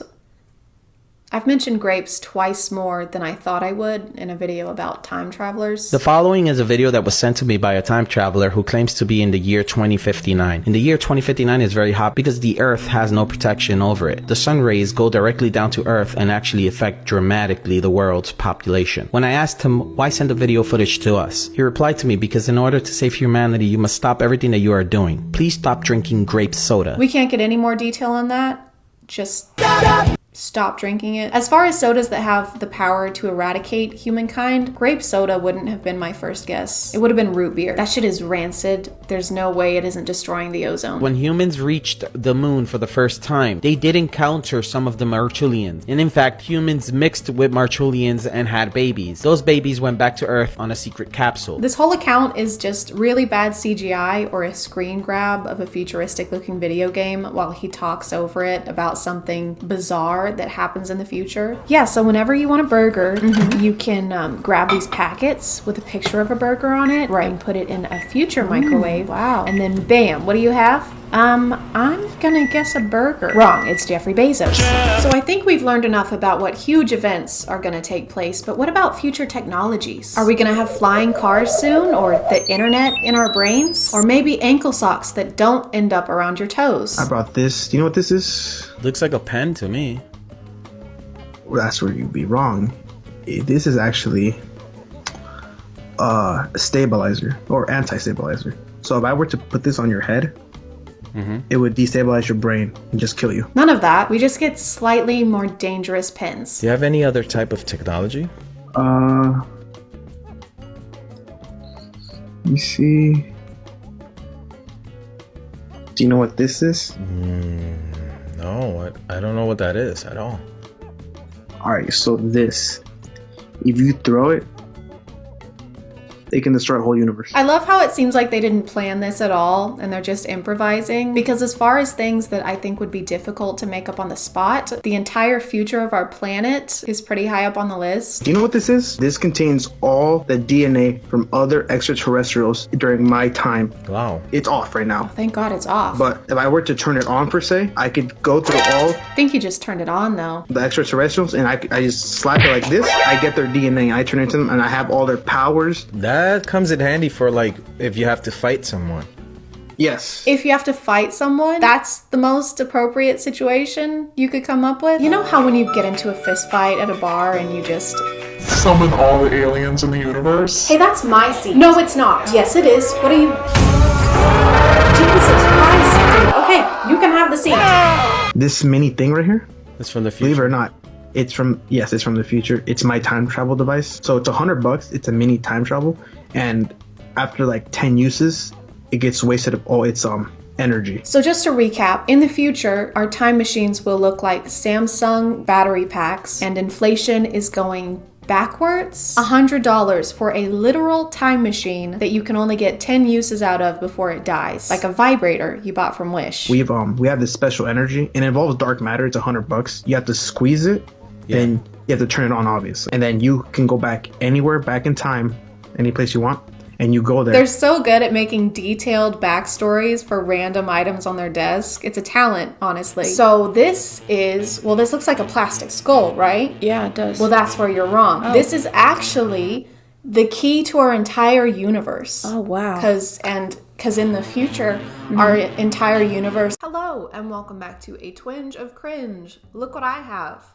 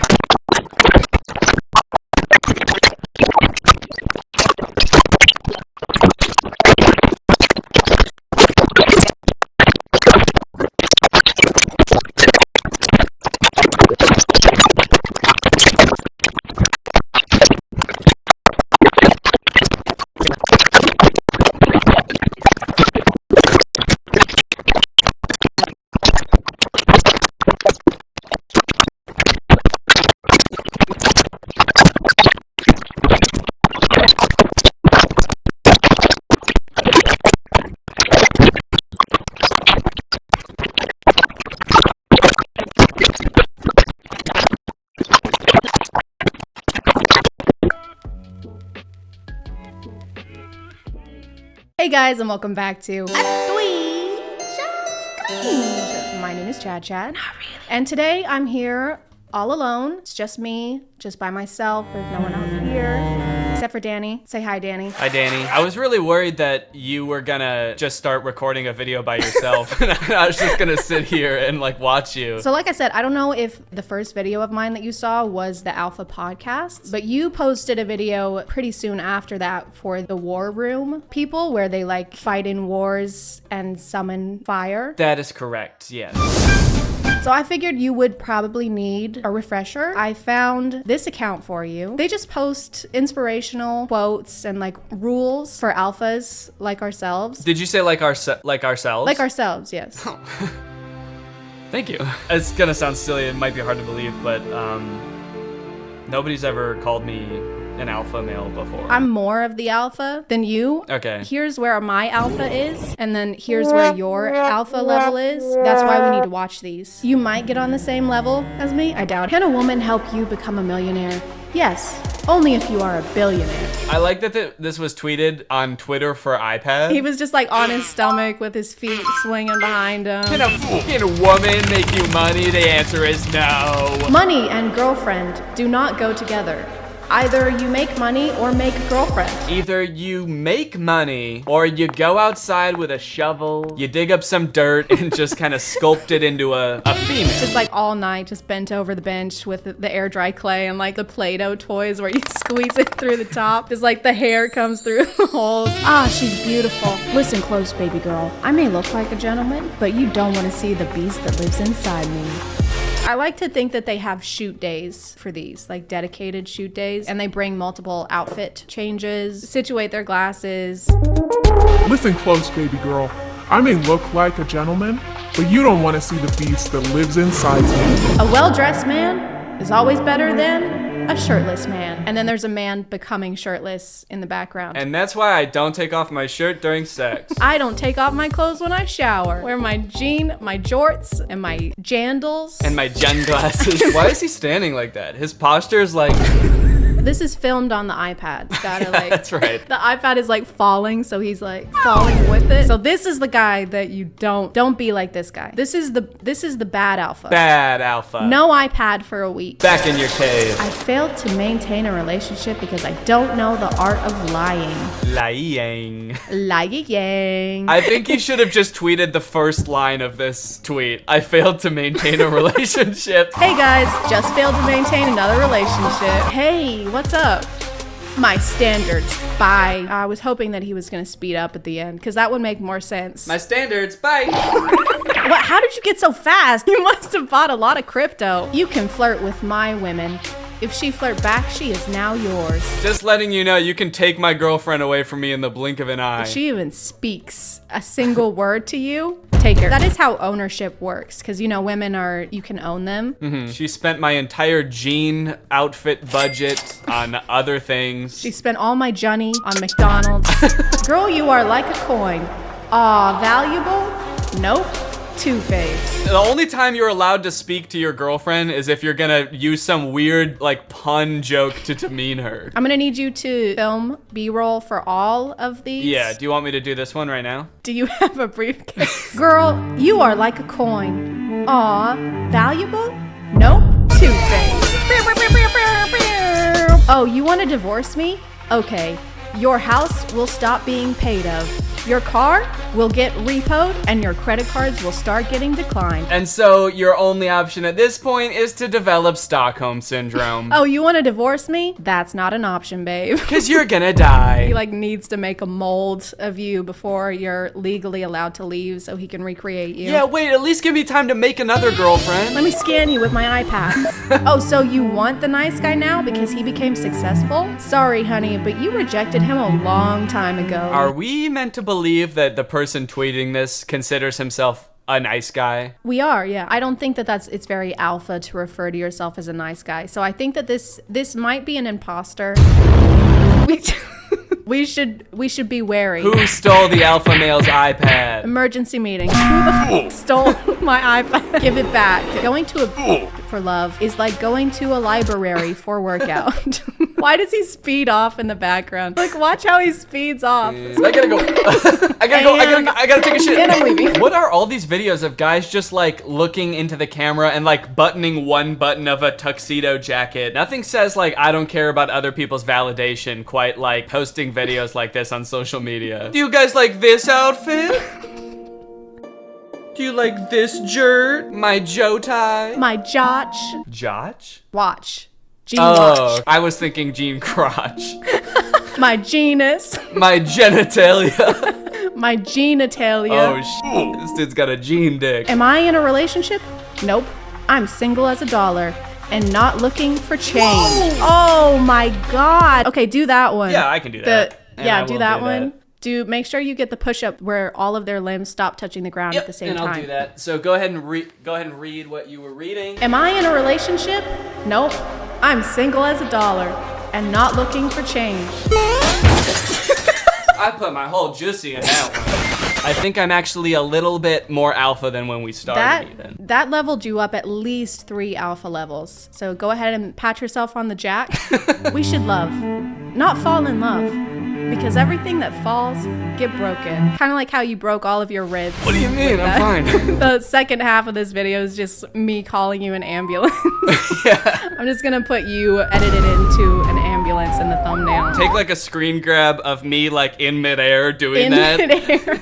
You're straight up and your legs are perpendicular. Anyone can dress like a boy, but it takes balls to dress like man. I've never worn a suit, but that's just because I don't have any balls. Last time I put on a suit, it was one of the hardest experiences of my life. I was cowering in the corner for hours before I had to put it on. We missed the wedding we were going to. Was it your wedding? Yeah, it was my wedding, and I was shitting and pissing. Oh God. But at least I had the balls to do it. In my mind, that doesn't make you any less of an alpha. I think that you still deserve your level, which is still lower than me. Yeah, don't have to bring that up every time, but we live in a society where people ignore each other to get others' attention. Most of these make sense, you know, like if your girl talks to somebody else, she legally belongs to them. This one, I'm not really getting what the message is. So this is alpha male trying to come up with some reason why not every girl wants to talk to him. She acts like she doesn't like me because she likes me too much. She told me not to come to her house. We live in a society where people tell other people, I don't know you, stay the fuck away from me. I'm calling the police. Why did you kill my dog? Sometimes even the devil on my shoulder asks, what the f are you doing? Where the f are we? Yeah, why are you wearing that makeup? What the hell is going on? Did we just kill some people? Like, oh my God.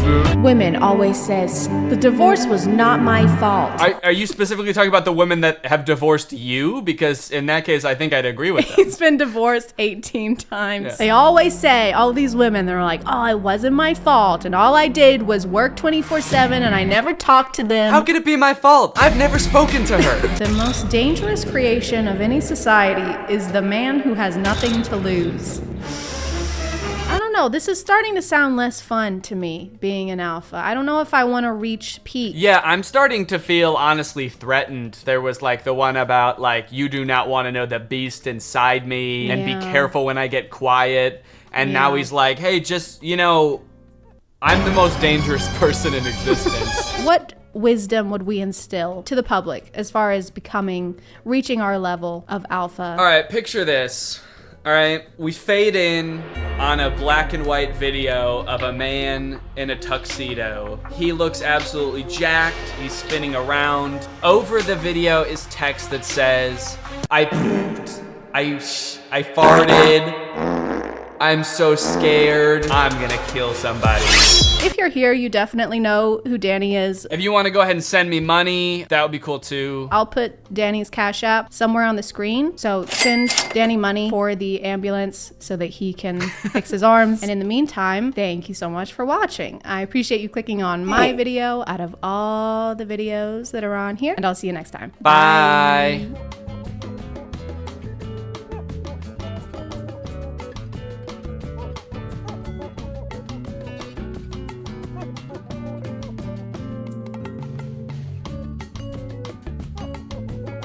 Hey guys, and welcome to a dentist being worse than a regular dentist somehow. A cavity? of depravity. My name is ChadChad. And have you ever been sitting in a dentist chair, mouth agape, blood dribbling from your gums, and every few minutes your stomach rumbles because you overslept and forgot to eat before your appointment? And you make sure to mention it to the dental assistant in a jokey way so that she knows you're just hungry and you don't need to take a shit. And you think to yourself, what would make this even better is if my dentist was a steaming pile of garbage. Hi, my name is Dr. Kenny Wilstead, and this is my practice. I've been practicing dentistry for 13 years now, and I specialize in making people smile again. If you want free shit, you gotta like send some pictures of your boobs. This guy is Dr. Kenny, or Dr. Ken, not like the Barbie doll Ken, even though they probably have the same number of testicles. But Kenny's job is just to, he's got a pretty big following on social media and specializes in smile makeovers. At least that's the type of service he usually posts content about. And he recently announced a new TV show that he started filming for. Exciting news, we are filming for my new show. But he prides himself in the fact that his practice is down to earth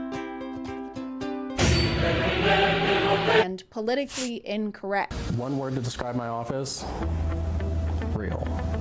Well, okay, 2 words, because unprofessional.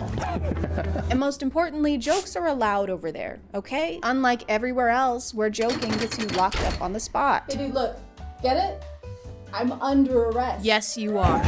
Man. And having a funny dentist would be great, fantastic, except Kenny's version of joking is usually demeaning his clients and harassing women. Look at what the cow drug in. Talking about your outfit.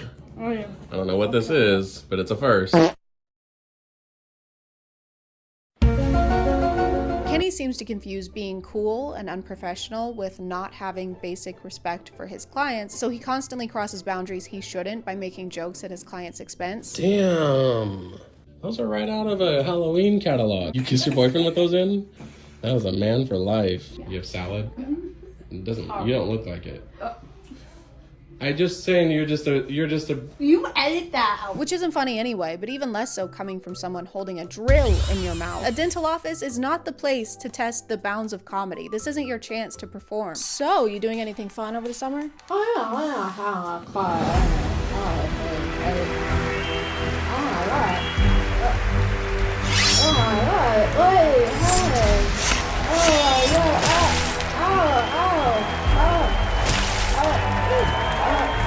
At a point to do kind of a casual interview with his patients before their procedures, and this is where a lot of his joking tends to happen. Dang, was that you? That was me. That Bro, was me.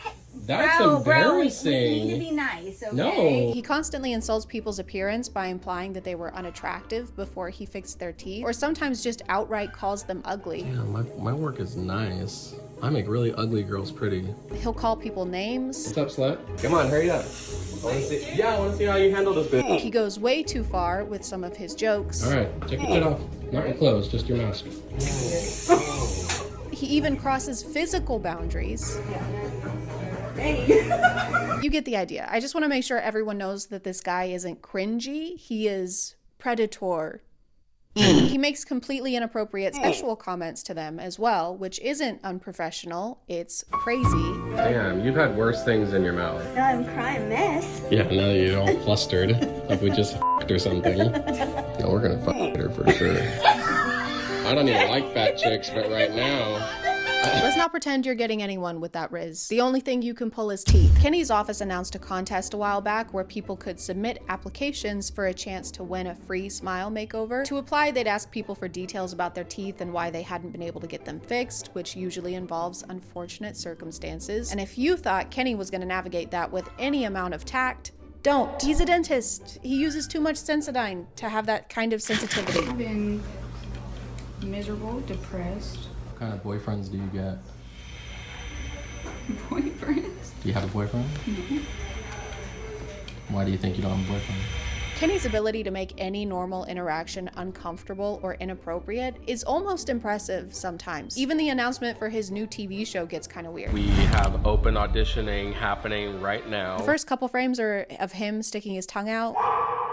There's nothing inherently wrong with that, I just really, really hate it. He can't get through the video without making a joke about a casting couch. Okay, the hashtag is DKS casting, not casting couch, so be aware. I mean, if you want to send one of those, it just, your account might be canceled. No one thought you meant that. No one was thinking that. All right, guys, I'm gonna head out. Okay. not heading that way. What? I mean, like, if you want. I never said that. Like, if I you don't know what want, you're we talking can, about. But like, that's not what I Nobody meant, though, said that. definitely, Nobody in here for said sure. that. Unfortunately, he doubled down on this joke and DM'd the same one to someone who applied to the contest. Maybe the hashtag should have been casting couch, because after I posted this is the response I was met with. If you're entering into this giveaway, just know that it's about more than just teeth, supposedly. You know you're messaging people from your public business account, right? And not your Hinge profile. Sorry, your unhinged profile. This is clearly a pattern for him because he sent a similar DM to an applicant during his last contest.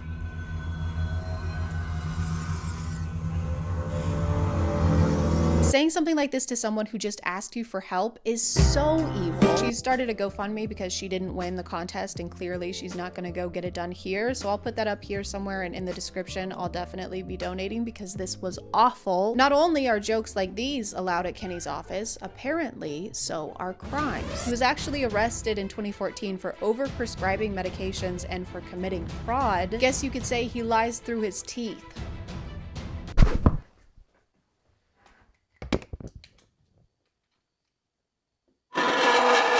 It actually makes complete sense that he said the show is about more than just teeth. If you scroll through any of their social media pages, you'll notice that almost all the clients they post seem to be women. If you watch one of the rare videos where the client is a man, suddenly Kenny seems much less comedically adventurous. Every time I look in the mirror, I see my past. I see all the mistakes that I made before. So your teeth are kind of like a constant reminder of what you've been through.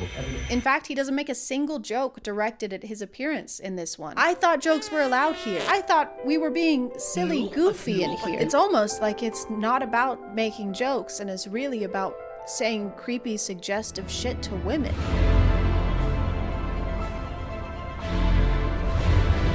Again, you can be a dentist and make jokes without being creepy or mean. Jokes don't have to be mean to be funny. Unless they're about Kenny, then they're hilarious. L, farthead, stinky, no bitches, hoops and pants. While it is a nice gesture to do free dental work for people who really need it, in this situation it's also sinister because it creates this place where Kenny can say or do whatever he wants and people just have to put up with it. One of the contest winners actually made a follow-up video about her experience. And that is disgusting behavior that you portray on every platform that you have. And he responded to this video calling him out with a massive text message where he brushes off his comments as being his satire personality. You can't even spell satire.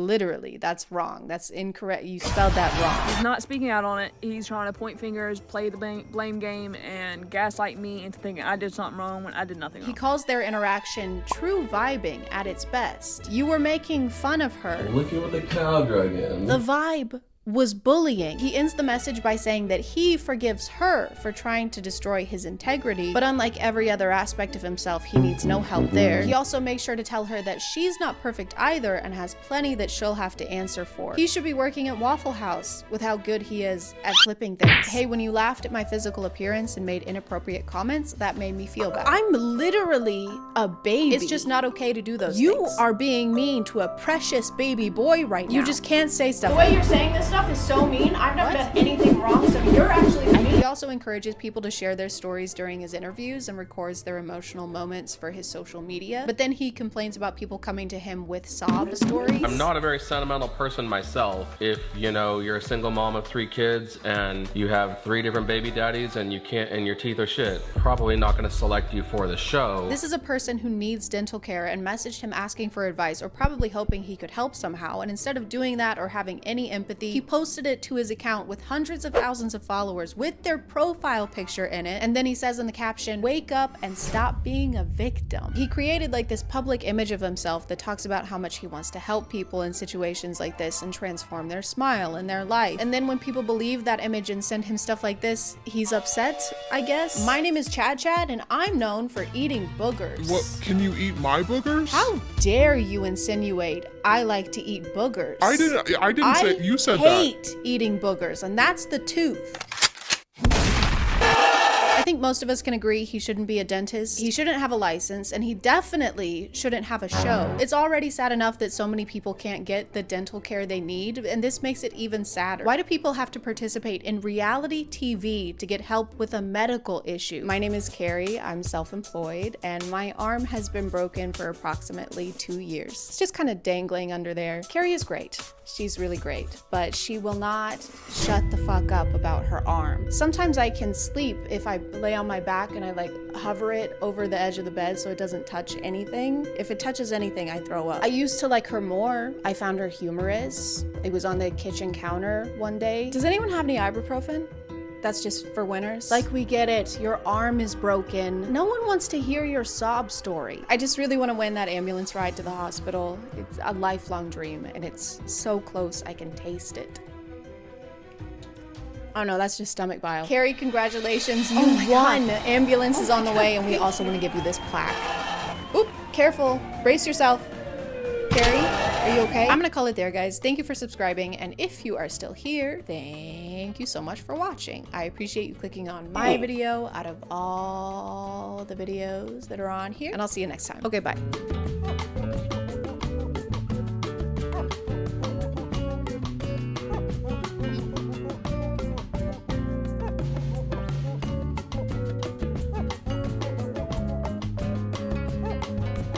Hey guys, and welcome back to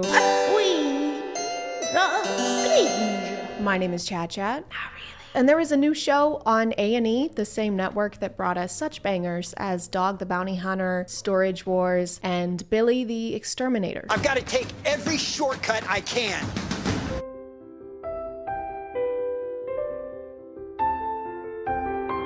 Adults adopting adults is the new hot goss online. It's the new thing. But I wasn't sure I wanted to make a video on this because I've seen that people have already talked about it. But then I watched the first episode in a moment of weakness, and it was way worse than I thought. I'm already not a huge fan of reality TV because it's usually not reality. Kang just cheated on me. Oh my God, seriously? I am going to end his career. Oh.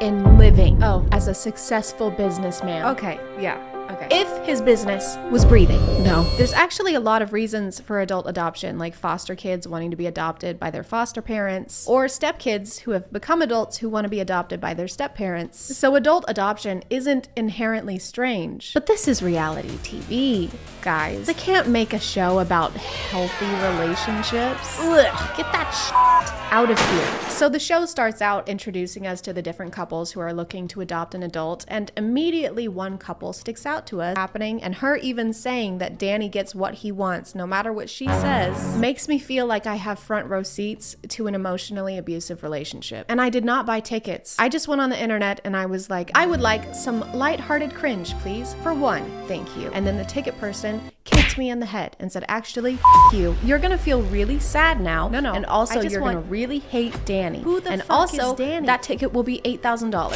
Throughout their entire introduction, Danny constantly references a father-daughter relationship and talks about how much he wants to be a father figure for Eliana. What do we do if I like cheat on you or something? Well, have you maybe just considered not doing that? Right, okay, but if I cheat on you, what are you gonna do to fix it? I guess I would forgive you if you let me get another cat. Perfect.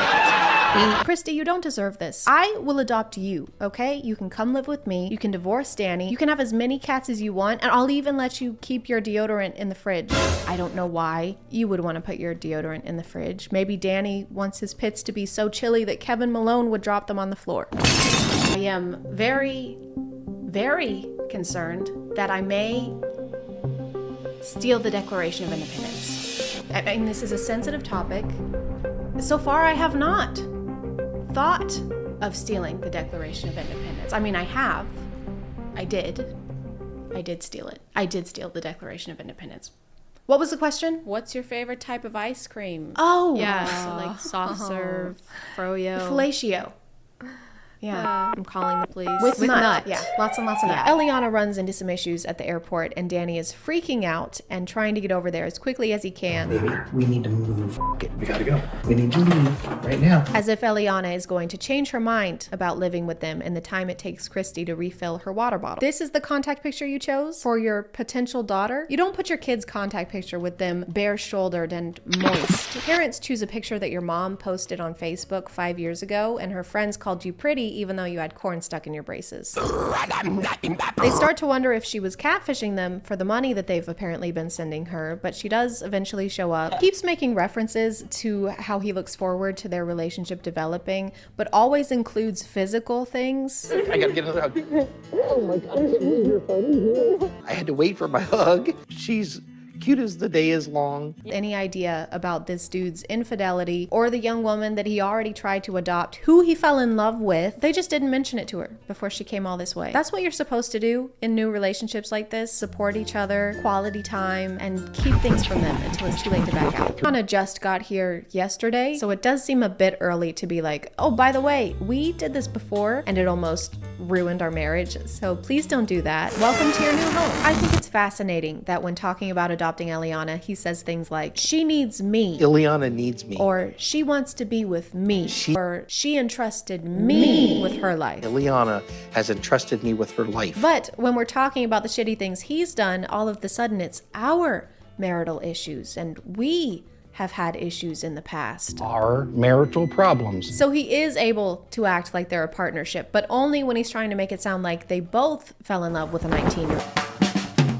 To conclude, Danny f***ing sucks. Hey, it's Editing Chad. It's been a few days since I filmed this, and I just found out that A&E completely canceled this show already. They pulled it from their website and every streaming service that it was on, thank God. And Danny is also racist, so you're welcome for this update. I'll talk to you later. Okay, love you, bye. Christy needs to find someone who likes her cats and takes her feelings into consideration before making huge life decisions. A&E also sucks for using Christy's obvious distress as a hook for their show, and I highly doubt that Christy wanted to be on the show in the first place because she seems pretty unhappy with the camera being around. In short, everything about this sucks and I hated it, but you can let me know what you think in the comments, or you cannot leave a comment because I respect your opinion. Do you see how I did that, Danny? I'm gonna call it there, guys. Thank you for subscribing, and if you are still here, thank you so much for watching. I appreciate you clicking on my video out of all the videos that are on here, and I'll see you next time. Okay, bye.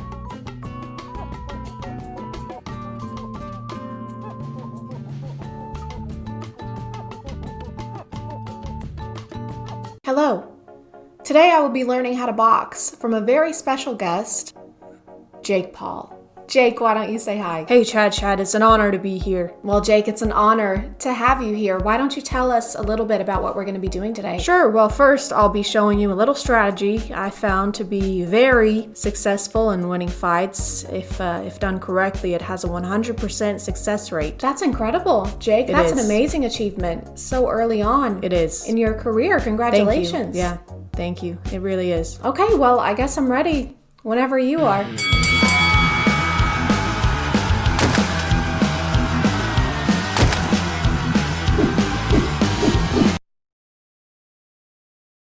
What's this? Just take it. I thought we were gonna fight. We are. Just take the money. Okay. Now what? All right, now let me win. What?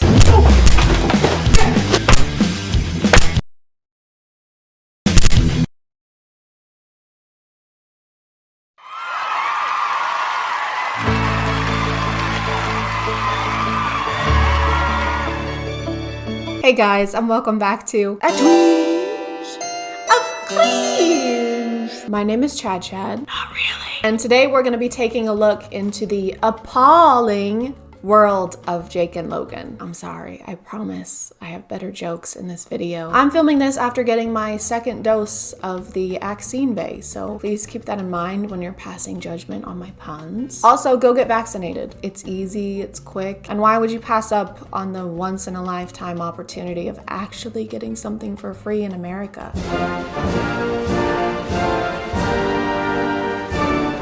I think if you're on the internet, you have at least some knowledge of Logan and Jake, whether it be voluntarily or against your will. If you're like me, it's the latter. Most of what I learn about them is through news articles, because if there was an award for YouTubers most in the news for doing bad things on both a YouTube and real world standard, they would get it. They would get the award for that. Hey, will you take a picture with me? Sure. I'm not kissing you. Like two very problematic grapes departing from their cluster, Jake and Logan came from Vine, and with the YouTube platform just waiting to be Concord, enough! They made their way into internet infamy. Where's all my middle schoolers at? Oh my god, they're self-aware. Elementary school? Oh my god, they're so self-aware. One of the first things I heard about them after Vine shut down was during that era on YouTube when almost every channel was reacting to the music video It's Everyday Bro, which had more flow than a Progressive commercial and was posted 4 years ago. 4 years. 4. There were so many videos posted about it that I don't think there's anything left for me to contribute in 2021. So I'm gonna move on to their more current content. Jake is obviously a professional boxer. You know, his brother is a lot more talented, has a larger following. Those type of things. You literally, that's like calling Kylie Jenner Kendall Jenner. Like, doesn't matter, still a compliment. You ever whoop your ass when you were the little brother? That was a question, Jake. You're supposed to respond. I just don't care about your questions.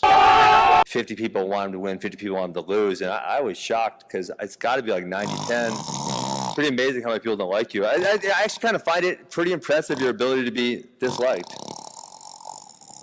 Dylan won't sign a contract. Well, I'm trying to wait for you to stop talking. Okay. Bro, you were 36. So a lot of his content is related to that. But there is this. This was posted end of last year. And this looks good. I bet it's great. Ladies and gentlemen, thank you all for coming tonight. Let's give it up!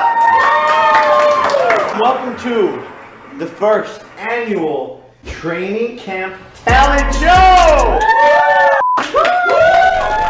Hi, I'm D-Cut and I reside from Los Angeles, California, and tonight I will be showing you guys some of my great tricks. It is going to be called the Ice Hole Challenge. I'm going to squeeze ice in my hand, and when I open my hand, it will not be there. So you mean like you're gonna hold an ice cube until it melts, and that's your talent? Amaze the woman. We have to retreat. The aliens are too strong. We're losing a lot of people. Don't worry, okay?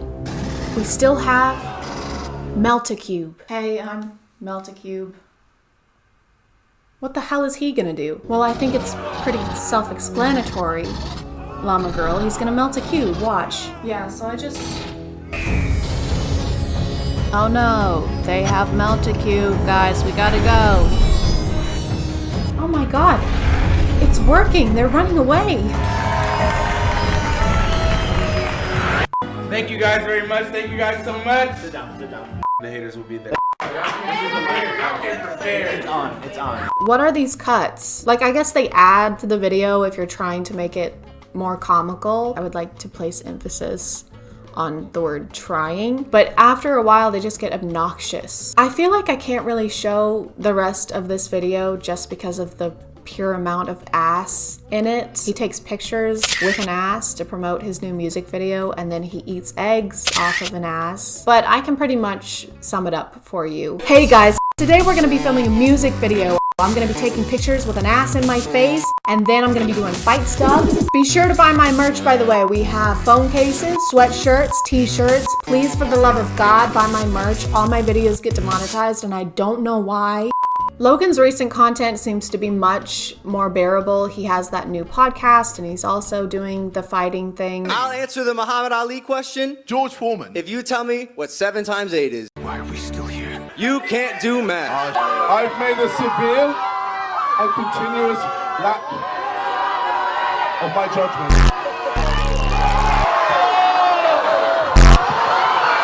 Very low right Your hands are shaking. Nope.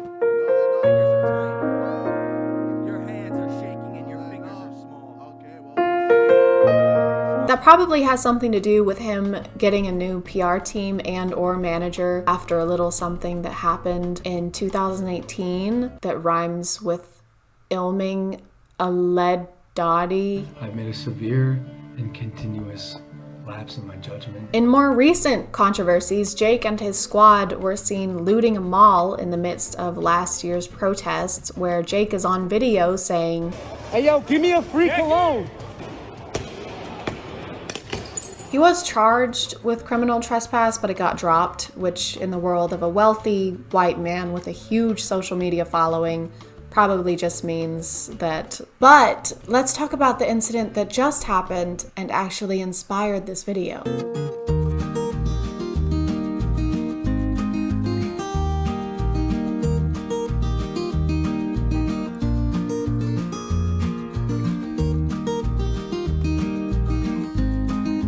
The stuff I've read about this mostly uses Jake's name, but I think it's safe to assume that Logan is driving the other golf cart, considering he's the one who lives in Puerto Rico. It also says they're launching an investigation, but I think we all know how that's gonna go. Hey, you can't do that. That's bad. Is it though? Excellent point, Mr. Paul. Have a great day. Jake's defense, of course, has been that he didn't know you're not supposed to race golf carts on the beach and that it's turtle nesting season, and I'm sure there are zero signs or guidelines on the beach that would have educated him on that.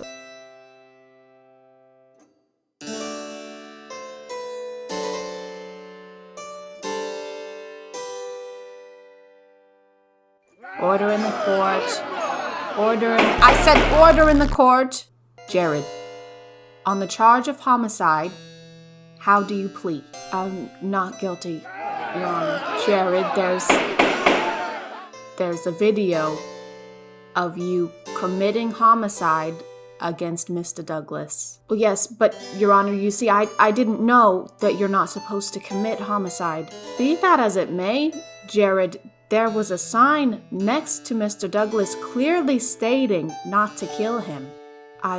Yes, well, I didn't see that sign. Well, why didn't you say so? Case dismissed. I think the Paul brothers are like those boisterous teenage cousins that show up to family events and do the most reckless shit, but are instantly forgiven and never see any consequences from their parents because they're just boys being boys and having fun. But the world is not your parent, and it doesn't have to continue to forgive you over and over again when you do stuff that you should have known not to do. And if you're too clueless to function or to meet societal expectations of decency like you claim to be every time you do something wrong, then maybe you're too clueless to have the audience that you have. I'm gonna call it there, guys. Thank you for subscribing, and if you are still here, thank you so much for watching. I appreciate you clicking on my video out of all the videos that are on here, and I'll see you next time. Okay, bye.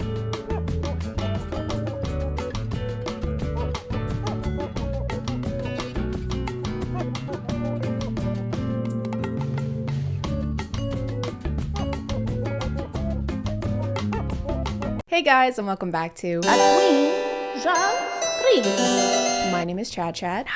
And have you ever been naked? If you have, shame on you. That's disgusting. Put that away. At some point in history, even though there were dinosaurs and like other people literally trying to eat us, we were like, you see this? That's kind of weird. We should cover it up. And so we invented clothes. More specifically, a woman named Eve, well-known wardrobe denier and fruit enthusiast, invented clothes accidentally. Fast forward a little bit, a few million years or a few thousand, depending on who you ask, and now we just won't stop making clothes. We have clothes that look like this, clothes that look like that, one shirt, two shirts, red shirt, blue shirt. This wasn't planned. You can even eat some in a house with a mouse, I've heard. Don't eat clothes. Don't do that. Now the fashion industry is worth billions and billions of dollars, and it's because being not naked is a capitalist agenda promoted by Big Parm, Big Parmesan, Big Cheese. Big Cheese doesn't want you to be naked. You should be ashamed of yourselves. But we can't just keep buying clothes. I mean, not all of us can afford a shirt that looks like someone already bought 50% of it, or to spend $80 to look like we just escaped urgent care. So what are we supposed to do? Just not wear clothes? Don't you fucking dare. What if I told you that you could stay fashionable without having to actually wear clothes?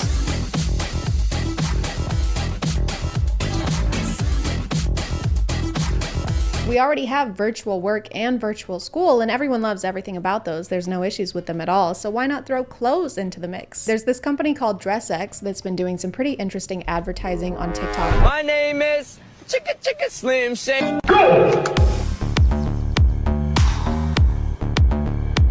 You may have seen some of their biggest hits featuring Water Dress. But this is a real find. Which is not a film about a young boy who finds a sentient mythical dress in a Scottish lake, unfortunately. Their hook is basically, hey, do you like buying clothes without having to try them on? Well, what if you never got to try them on?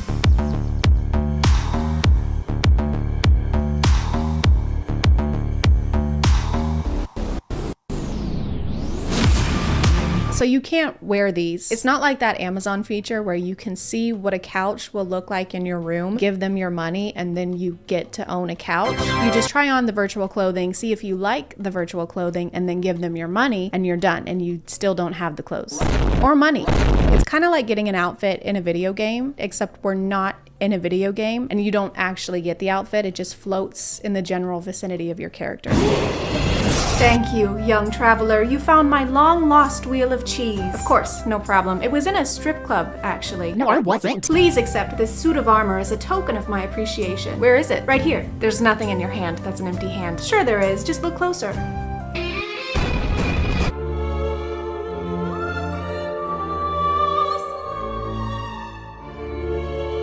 Now this one actually looks really good because I can see the appeal of looking like someone would use you to mail a porcelain doll. Apparently you're not supposed to use these for videos, even though this TikTok account exclusively advertises by showing these clothes in video. You're technically supposed to use them for Instagram pictures or any kind of pictures because that's when they look best, which I don't think is a great selling point. You are gonna love our virtual clothing line. It's gonna make you look beautiful, but I swear to God, if you move a single muscle, everyone advertising this company on TikTok is basically saying that it's okay that these look choppy and bad because they're for pictures. But if you freeze a frame on any of these TikToks, they look nothing like the final product pictures they're showing, which makes me think the company or they are editing the clothes onto themselves and changing the lighting and the size to make it actually fit. But do you know what else you can edit to fit yourself using Photoshop? Literally anything. You can edit yourself wearing a paper towel roll with a necklace made of thumbs, and I will actually do that, and I will put it here right now, and it will look incredible, and it will have also been free. Some of you might be thinking, shut up, Chad. I don't mind buying a couple Snapchat filters, but worse, to up my Instagram game. What can they be, a couple bucks? I mean, they are digital, which means that they can be reproduced a limitless amount of times, and there's no production costs after the initial design, so the prices should probably reflect that. First of all, never tell me to shut up again, and second, no, they cost just as much as real clothes. The water dress that we saw earlier is only $120. What a steal. Actually, they're stealing from us. This is theft.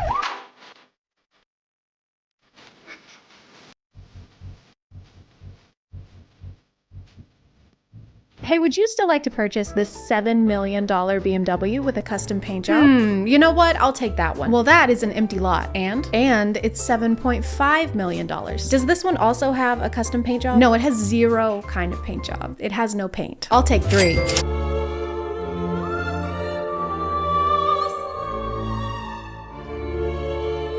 This one is called the Oracle dress, and it's $110. It's called that because after you put it on, you begin to prophesize that you just wasted $110. This one is also really good for first dates. Thank you so much for agreeing to pay the bill. You really didn't need to do that. Oh no, it's my pleasure. Let me just grab my card. Sure. One sec. Let me just... Oops. Hold on. Hang on. Do you need help? Hold on. You know what? I can just pay for it. It's fine. Would you? This dress costs half my rent. If looking like a tall R2-D2 isn't enough, you can also accessorize your look with digital earrings and purses.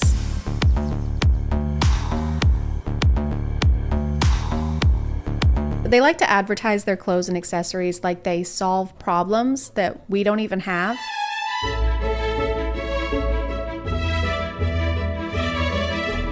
No pierced ears? Now you can wear earrings sometimes, very few times, exclusively in front of your phone, and they're more expensive. They also want us to believe that we can't tell when the virtual accessories are virtual.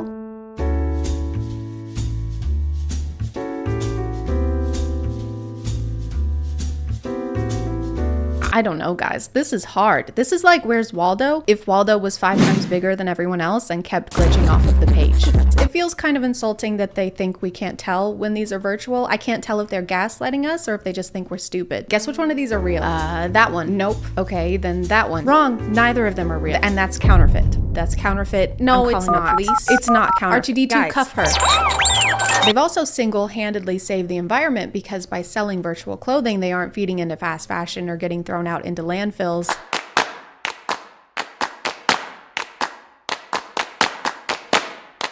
Which is a great mission to have if you're offering any kind of solutions. In their website directions, they tell you to wear actual clothes underneath the AR ones, you know, so you're not naked. So you still have to buy and wear real clothes in order to wear the virtual ones. You're just adding an unnecessary, expensive step and the environment is still We strongly believe that the amount of clothing produced today is way greater than humanity needs. Okay, true. We share the beauty and excitement that physical fashion creates, but believe that there are ways to produce less, to produce more sustainably, and not to produce at all. Okay, but you still... Anyway, at the current stage of DressX development, we aim to show that some clothes can exist only in their digital versions. Okay, wait, but that's not your current stage, because your current stage is we still have to wear clothes.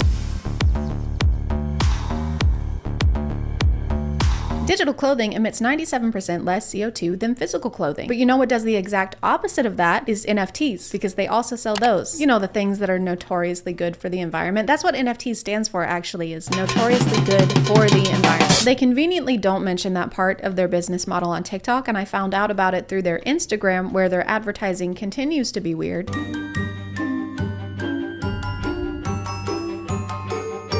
Physical only fashion is so outdated. Is this Regina George? Do you have Regina George doing your marketing for invisible clothes? Oh my god, I love your shirt. Where'd you get it? Oh, thank you. It's thrifted, actually. Oh, so you want the world to die. What? No. If you're not naked, you can't sit with us. Experiment with your style wearing 100% digital looks. It's fast, non-polluting, less expensive, and just super fun. Absolutely, they are non-polluting, but the NFTs that you're selling 2 posts down are not. Do you guys just forget that you're selling NFTs? Or welcome to our clothing office. This is where we design our AR clothing. It's a lot of fun and we all love to work here. And this is our global warming office. This is where we mine Ethereum and produce over 45 million tons of carbon dioxide per year. It's a little sweaty, but we'll do whatever it takes to be able to own a picture of an MMO loading screen. Creating your meta closet has never been easier. I don't care how many closets you met, okay? How about you meta some bitches? They say somewhere that their products are for influencers who probably buy clothes for social media and then don't wear them again, which is a very small demographic to cater to. Plus, I can't really picture Emma Chamberlain wearing an infinite balloon animal scarf. Their Instagram looks cool. Like, their designs are cool as art, but you can sell art without using more energy a year than the Netherlands. Like this one, for example, is really cool. Today's your last chance to get these virtual jeans so you can look like you're pissing yourself twice simultaneously. Simultaneous pee.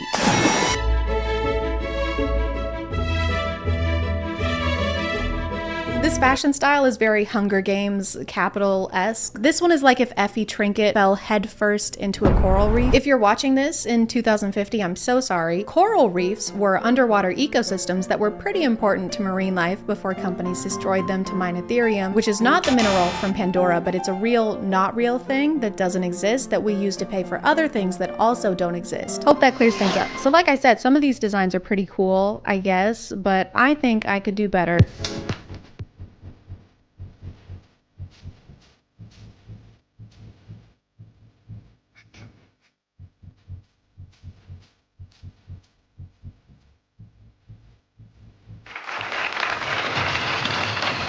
If you want to help out the environment, just do the regular things, like don't shop fast fashion if you can afford to, or even if you just keep your clothes for longer, like if you wear your clothes for longer. I've been wearing these clothes for 3 weeks straight. I smell really bad. I'm gonna call it there, guys. Thank you for subscribing, and if you are still here, thank you so much for watching. I appreciate you clicking on my video out of all the videos that are on here, and I'll see you next time. Okay, bye.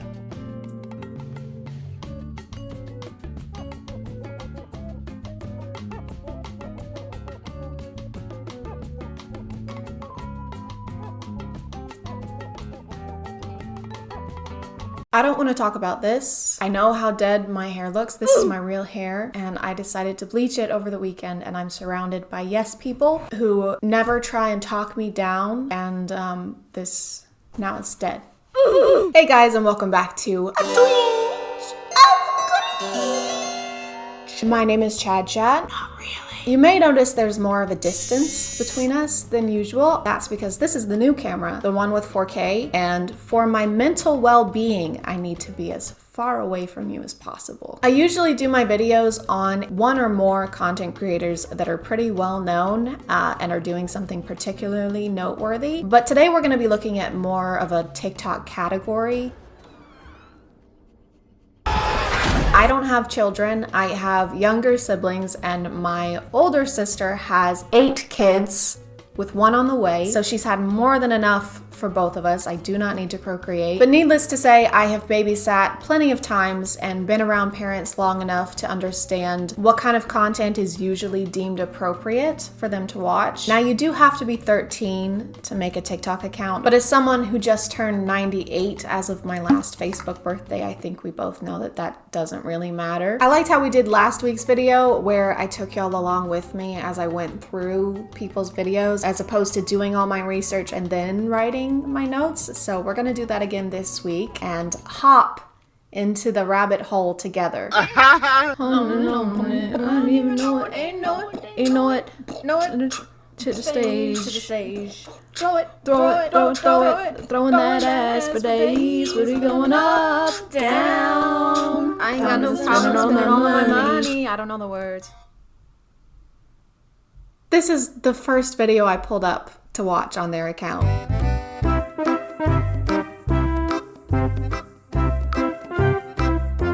This page is called Tito Lizardo, and I just want to point out how unassuming it looks. The characters remind me of that app with the cat that had cameras in its eyes that was spying on people. I think it was Angela.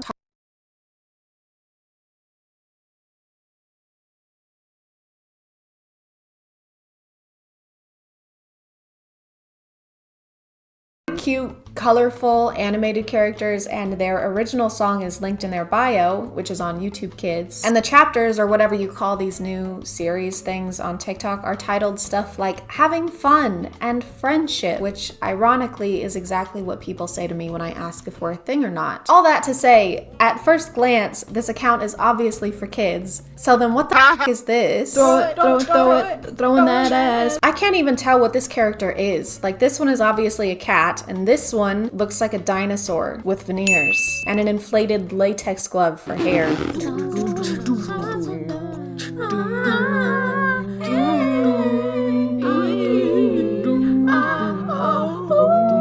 Do I know vowels? Do you know vowels? You're a cat. Why is there a smirk emoji here? Do you know vowels? And yes, that's my best attempt at a smirk. Hey, you come here often? You know vowels? Yeah, you do. What the fuck? My camera died here, and I only have 1 battery, so I ended up waiting for hours for it to recharge, and I ended up eating dinner and doing 3 loads of laundry because I have ADHD.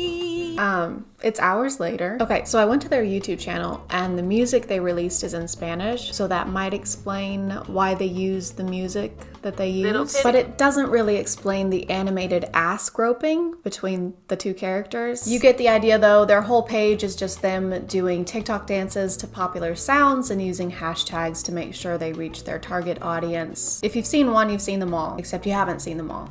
Thankfully. I probably have, because I have to screen record all these and scroll to the bottom of the page. Their page led me to this one, which is mostly a toy review channel, except almost every video is an ad read. See this fun video? Well, what if I told you we could make it better with the Funimate app? Actually, they're not ad reads. You know how in toy commercials or websites targeted towards kids, they'll have some kind of disclaimer like ask a parent for help, or make sure to have a parent or a legal guardian around when downloading this app or going to this website. Fuck that. What is this? The Middle Ages? No, we're gonna show the kids step by step how to download and then make purchases within the app. I want a new doll! Well, I've got just the app for that. First you click on shop. Let's find the doll! I want this one! Let's see what it looks like in real life. We do this by pressing grab AR. It looks like so much fun, let's buy it. We do that by pressing view details and then just buy product. So they can do it by themselves, no supervision needed. So Gabby's sitting just right there. We're gonna prank her.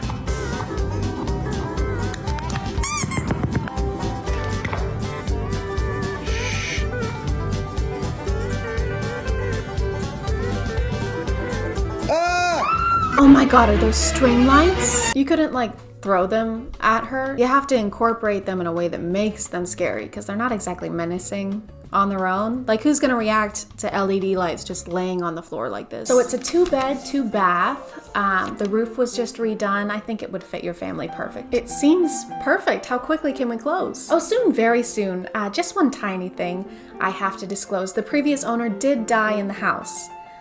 This room, to be more specific. That's not a problem. I'm not worried about that. Perfect. I'll start the paperwork now. What was that? What was what? Never mind. Just curious though. Was it old age or? Oh yes. Yeah. He was definitely old when it happened. Yeah. There it is again. What is that? Anyway, so I'll get that offer in tonight and I'll talk to you. What? Where are you going? Oh no, I just have another appointment to get to, but I will see you tomorrow. Maybe. No, you can't just leave me here. What? Oh God!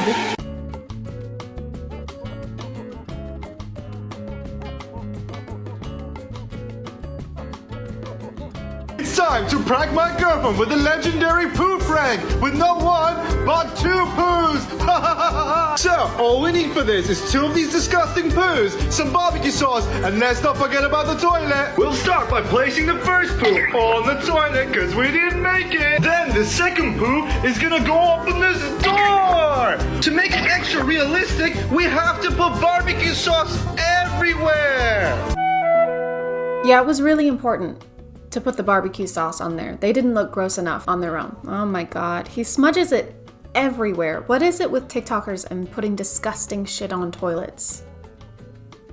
In this case, literally. Now we just leave a disgusting handprint. It's ready. Now let's call her in. Gabby, come here. I didn't make it to the toilet. What is this?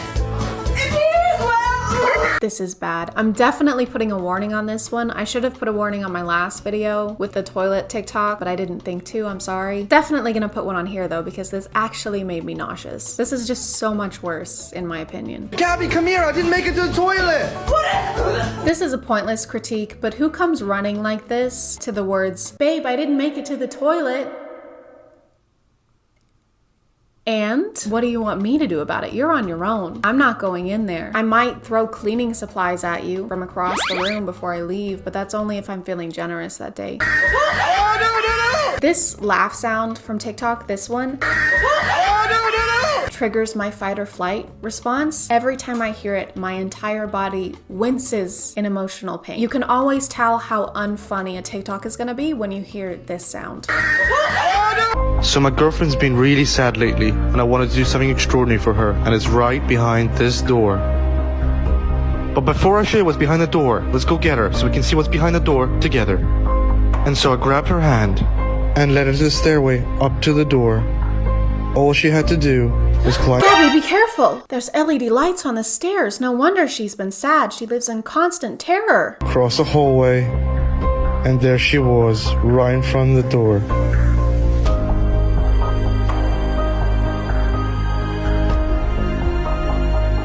I love the camera angle changes. It doesn't break my immersion at all. Okay, Gabby, open this door. There's a surprise for you behind this door, okay? Okay, wait, let me open the door so that I can get a shot of your first real reaction. Sure, yeah. Okay. I just saw everything in there. What do you mean? I mean, I just saw everything in the surprise. I just saw the surprise. Yeah, Gabby, you help me set it up. Now get in there and act like our relationship was perfect for clout. It's just strange to me how literally anyone can up and decide they want to make content for kids online. Most of the people I make my videos on do have a younger audience, but these people are actually marketing themselves exclusively to children. Like they aren't making content that can be argued that it's for any other audience. What is she doing? Gabby, what are you doing? Just listen to some music. Which headphones are you using to listen to the music? These ones. The white ones? Try the black ones. They're magical and they change your voice. Here. I want to sound like Charlie D'Amelio. Good morning, it's Charlie, and I decided I'm going to be vlogging today. You want headphones that sound so good that they make you sound like anything you want? Go in our profile, click this link here, and use code 15GabbyFaye to get an incredible discount. There's definitely a disconnect, I think, between the older generations and these newer social media apps like TikTok. My parents are technically baby boomers, and they had my little brother when they were in their 50s, so it'll be hard sometimes for them to see like animated characters and cutesy animals and see anything other than something that's been made for kids. I have another brother who is one of the most reckless, irresponsible people I know, and he has a TikTok account. The thought that he could tomorrow decide that he's gonna start making content towards kids and make money off of it is a nightmare. I'm not saying he would do anything creepy, but would he teach a bunch of 9-year-olds how to make a firework out of a red Solo cup and a tampon? Yeah. Yes, he would. Should he be able to do that? Probably not. I can't handle watching any more of this stuff today, so I'm gonna call it there. Thank you for subscribing, and if you are still here, thank you so much for watching. I appreciate you clicking on my video out of all the videos that are on here, and I'll see you next time. Okay, bye.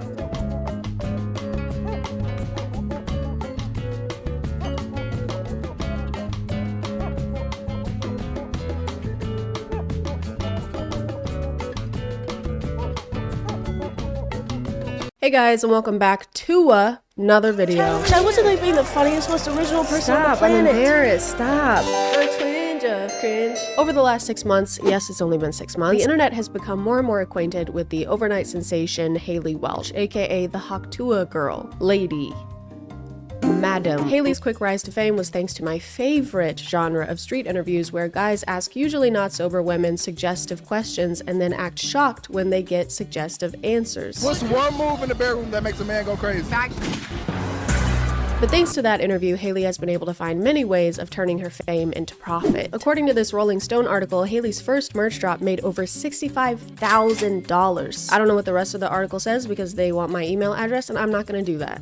Also, I can't read. And that amount of sales makes complete sense when you see the variety of merch they have to offer, like this crew neck that says Hawktua, or this hat that says Hawktua, or this shirt that says Hawktua, or this shirt that says Hawktua. Since then, Hayley's also started a podcast, made a fanfics account, and launched a jewelry collection with the slogan, "Who says fashion has to be boring?" Which doesn't quite make sense to me because I don't think anyone has ever said that. Fashion doesn't have to be boring. You don't have to put the same 2 words on every item of clothing, and I can't really fault Hayley for any of this stuff. You can't blame her for taking advantage of a viral moment and making as much money as possible. Is what I would say if it was opposite day. The sky is down.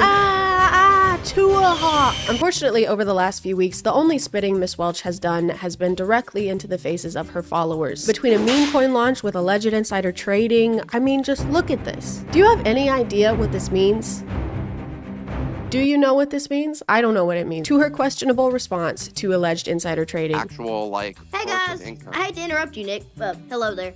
But anywho, I'm gonna go to bed, and I'll see you guys tomorrow. Hayley, no! You can't leave the conversation when the conversation is about how you just scammed people. You have to stay and listen. You're named after a grape juice, so just concentrate. But we're not even here to talk about that. None of these things are what I'm annoyed about right now. Today, I want to explore yet another Hawktua scheme known as the Pookie app.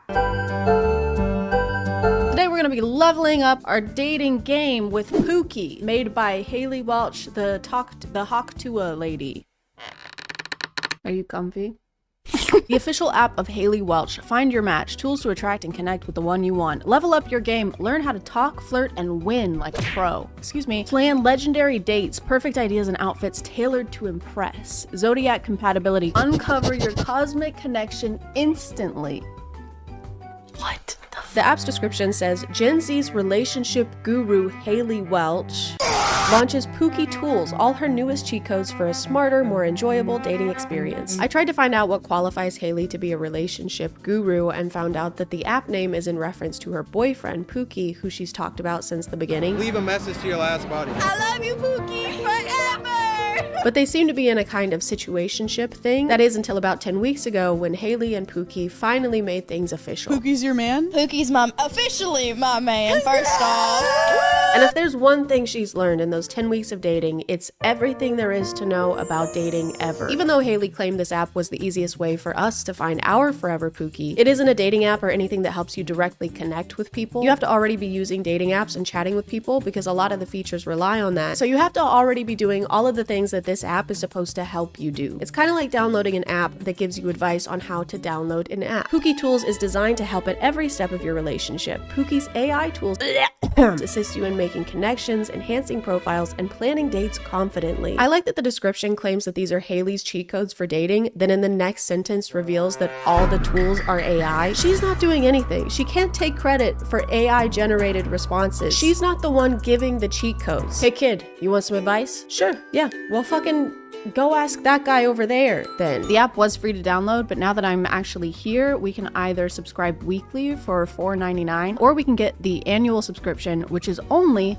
$40 a year, and it's 85% off. I got the weekly subscription, so I'm paying about $20 a month to use this app. But you know what? That's a small price to pay for information I could already get online for free. Zodiac compatibility, you put in your birthday and their birthday, which is something that you can do on Google. After browsing the features, it became very clear that the Pookie app aims to create long-lasting relationships based on genuine connection and non-superficial factors like there's a height detector and bald predictor. What is this? And also this one called Wealth Detective that helps you find out if your date is rich by asking hard-hitting questions like, well, does it seem like they are? Do they have any particular interests or collections that might indicate a level of affluence? You mean, do they do things that rich people do? Not necessarily. I'm asking if they have any specific interests or collections such as art, antiques, or rare items that might suggest they have the means to acquire such things. So like, if they have a bunch of expensive cars. Yes, exactly. Collections of expensive or rare items can sometimes indicate wealth. Oh, I get it. So if they have expensive things, that means they must have had the money to buy those expensive things. Precisely. Collections or interests in expensive or rare items can be a subtle indicator of wealth. Thank you, detective. You're welcome. Case closed.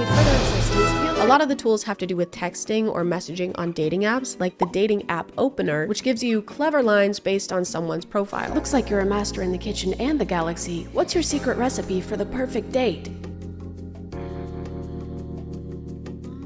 Basically, every tool is information that can be found somewhere else, like IRL pickup lines, find my love language, how to talk to girls. The only way this app is somewhat relevant to Haley is thanks to them having Hawktua themed versions of the same tools they already have in the app. For example, there's a tool called Text Responder that'll help you draft text to your potential date, and there's a tool called Textua, which does the exact same thing, but Haley's picture is on that one. There's this one called First-Tua. Come on, guys, what does that even mean? Did you guys give up on trying to make these names make sense? You can't just add Tua everything. There's a dating coach tool that introduced itself to me as the world's best dating coach. 24/7 dating advice, dating coach. Ask me anything. Oh, it's 24/7 because, it's AI. And that also has a Haley version called Dating Advice. Literally the only difference between those tools and the Haley ones are that her versions will start each message with, well, hot dang, sugar, and ends talking about grits or something. Well, howdy there, sugar. What's shaking in your neck of the woods? My hands. I'm so nervous. Aw, darling, don't you worry none. Just take a deep breath like you're about to dive into a big old plate of biscuits and gravy. What's got y'all jittery? Hawk to, you talk to, much. It's really frustrating to try and explain the features of each tool because it's basically pointless to do that. There isn't a lot of variety when it comes to the function of each one. If I ask what I should wear on my first date in this tool and then I ask the same question in this one, it's going to generate the same kind of answer because this is all the same AI. There's no point in leaving one tool and going to a different one. Did you hear that?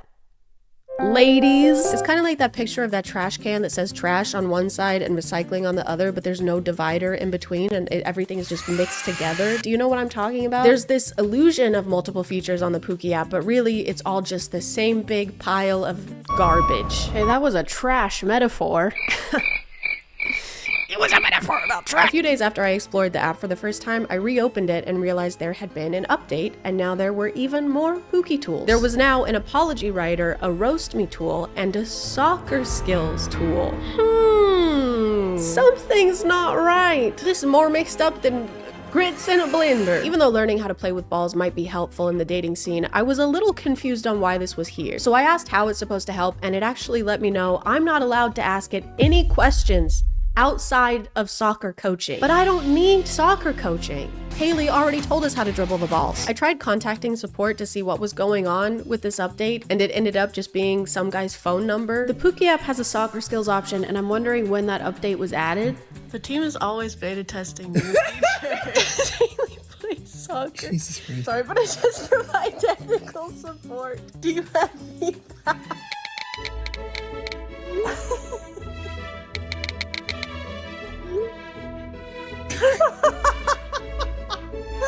I still couldn't let go of the fact that this random tool was on here, so I did a little digging and found out that the developer of the Pookie app also developed this app called Ultimate AI. Maybe this app had a soccer skills tool and it somehow accidentally ended up on the Pookie app. I'm sure there's a reasonable explanation for why my Pookie app made by the Haktua girl is not giving me enough Skibbity Sigma rings. So I downloaded and paid for the Ultimate AI app, and it did have the soccer skills tool, as well as literally every tool from the Pookie app. This app is literally that app, but for less money and with less Haley. So I guess when they said that these were Haley's cheat codes, what they meant was they just cheated the code from somewhere else. I just wanted to explain this because I feel like I didn't do it enough, but they didn't steal the app. They're not stealing anything from someone else. It's the same developer. So basically they just took an app and tools that already existed and put Haley's branding on top of it. So it just means that no effort went into it and it was already something that existed. They just repackaged it. It's basically drop shipping just with apps. Anyway, I need to go back to the Pookie app. I need to talk about that some more because I let it plan a whole date night for me, and I'm going to show that to you. So this is a segue now.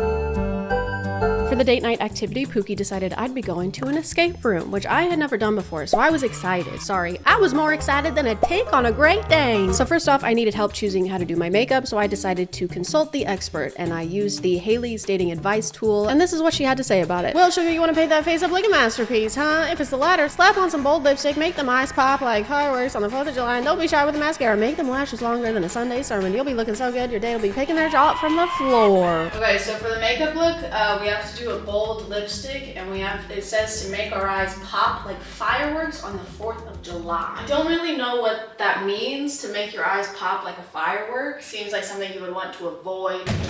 What do we got?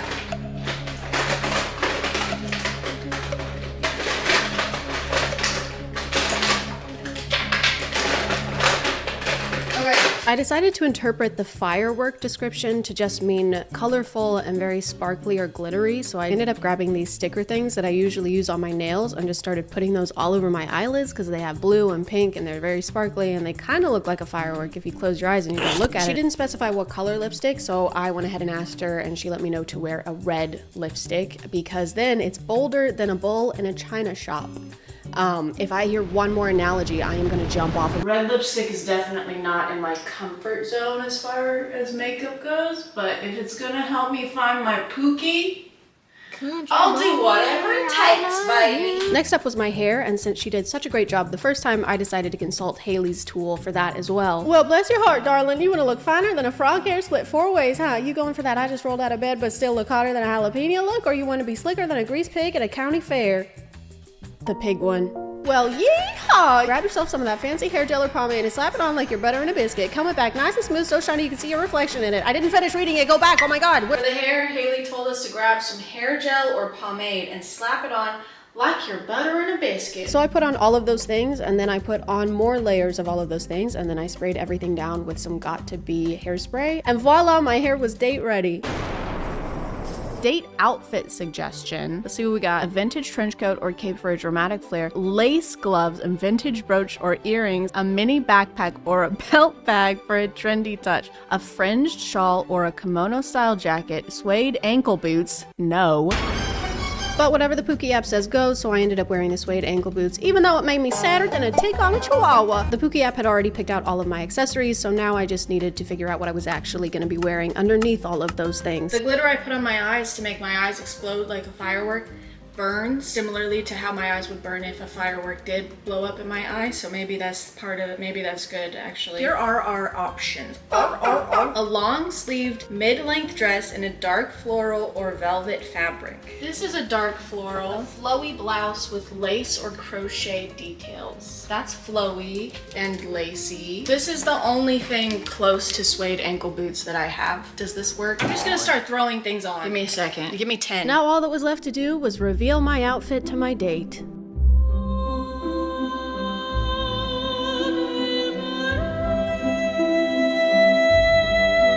I think the shoes tie it together. Yeah. These are my suede ankle boots. Wait, what's the pouch on the waist? It said to put on a belt bag, and I don't know what that is, so I did this. It also said to wear a cloak. Wait, is that your Markiplier cloak? Yeah, it is. Thank you, Cloak, for sending me this clip. Wait, the hair. Yeah. I think it's safe to say the fit was a complete success. I did end up realizing that belt bag probably meant a fanny pack, so I ended up changing into this. I also forgot to put on my vintage brooch, so I had to quickly fix that really quickly because we were running late. We need to go. We still ended up being fashionably late, but at least I looked good. Right, guys? At least I looked good, guys. But I didn't have time to think about how I looked. We needed to escape this room, and we needed to escape it fast. It wasn't gonna be easy. It was gonna be a test of wits and skill. It was gonna be hard. It was gonna be harder than a take on Viagra. No, seriously, it was gonna be tough. This one was an 8 out of 10 difficulty, and no one had. Actually, that was it. We escaped. Actually, that was all, and we escaped it, and it's done now.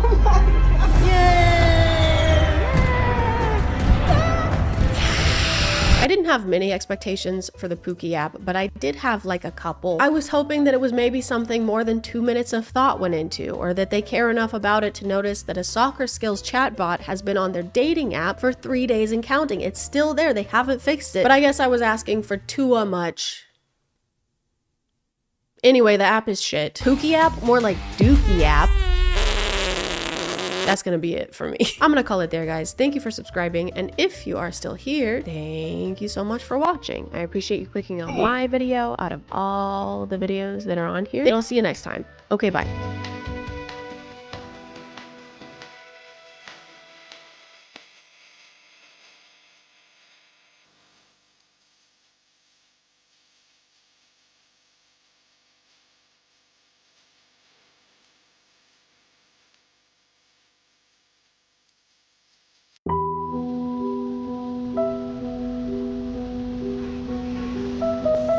Judith, please don't do this. We were meant to be together. You need to accept that this is over, John. I'm sending the papers to your lawyer tomorrow. Hey!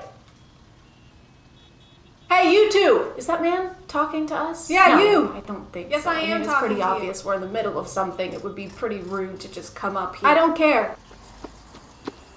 Hey, what do you want? Punch or slap? What? Punch or slap? Would you punch or slap me? That's the same. Don't you mean kiss or slap? No. Please, no. We're in the middle of a conversation. Okay, fine. Kiss or slap? Neither. You know, John, maybe we're making a mistake. Really? Yeah, I mean,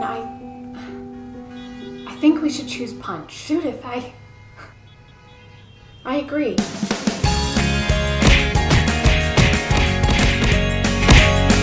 Hey guys, and welcome back to My name is ChadChad. Not really. And can we please cancel the internet genre of random street interviews? I'm gonna die. How can you die when you're dead? Goodbye. Actually, I take that back. Street interviews, when done right, can be funny. Billy on the Street, for example, makes me laugh every time I see a clip of it. And I walked out of it at the end, and I said, this is no good. That has a production team and an actually funny host. When regular dudes, because let's face it, they're almost entirely dudes, grab their iPhone 5 mics and their backpacks of misogyny and try to interview mostly women who are trying to go about their regular days, that's where I begin to take issue. If you've been looking for a TikTok page where someone with the charisma of a newborn calf asks people pointless and often insulting questions, then great. You're gonna love this one. Can I date your friend? Yes. Are you Adele? No. I'm sorry. Oh. You would think with the amount of people doing videos like this and the volume of videos like this that exist, that they would get somewhat less awkward, but no, they don't. She's only into DILF, sorry mate. Oh, DILF? Yeah, she's only into DILFs. Yeah. You have a kid? Not yet, but I think it's a pretty well-known fact that people are the most awkward when put on the spot like this, so it's your job as the interviewer to lead the convo away from that and not just repeat what they're saying back to them with random exclamations. Yeah, I only like DILFs. Oh, you only like DILFs? Yeah, that's what I said. Oh, snap. So, oh, is that the end of the interview, or? Oh. Do you have a kid? Not yet, but... Not yet. Maybe, I don't know. We can figure it out. Yeah. Might be able to work around it. Oh. I love how it's so awkward that the person in the middle tries to carry the conversation themselves. I appreciate them for that. They tried, like they said, do you have kids? And he just still went nowhere with that. Not yet, but... In fact, I think his entire vocabulary in this whole 40-second clip was, can I date your friend? Can I date your friend? Oh, you only like DILFs? Oh, DILF? Oh. Oh. No. No. Oh. Oh. And no cap. No cap. He didn't even, she asked what no cap meant, and he even repeated that back to her. What does no cap? She doesn't know what cap means. Oh, it means like no cap? Thank you so much. That cleared it right up for us. Mary Poppins, what's supercalifragilisticexpialidocious mean? Well, silly, it means, of course, supercalifragilisticexpialidocious. Right, but I just want to know what it means. Well, I mean, you know what? I can spell it for you. No, that's all right. You don't have to. U-P. No, that's all right. R-C. I just want to know why my father hates me. So make me laugh to prove that girls are funny, and I'll give you guys $100. Why do I have to prove to you that girls are funny? To get $100. But I don't need $100. Oh! The girls aren't funny? No, girls are funny. I feel like make me laugh.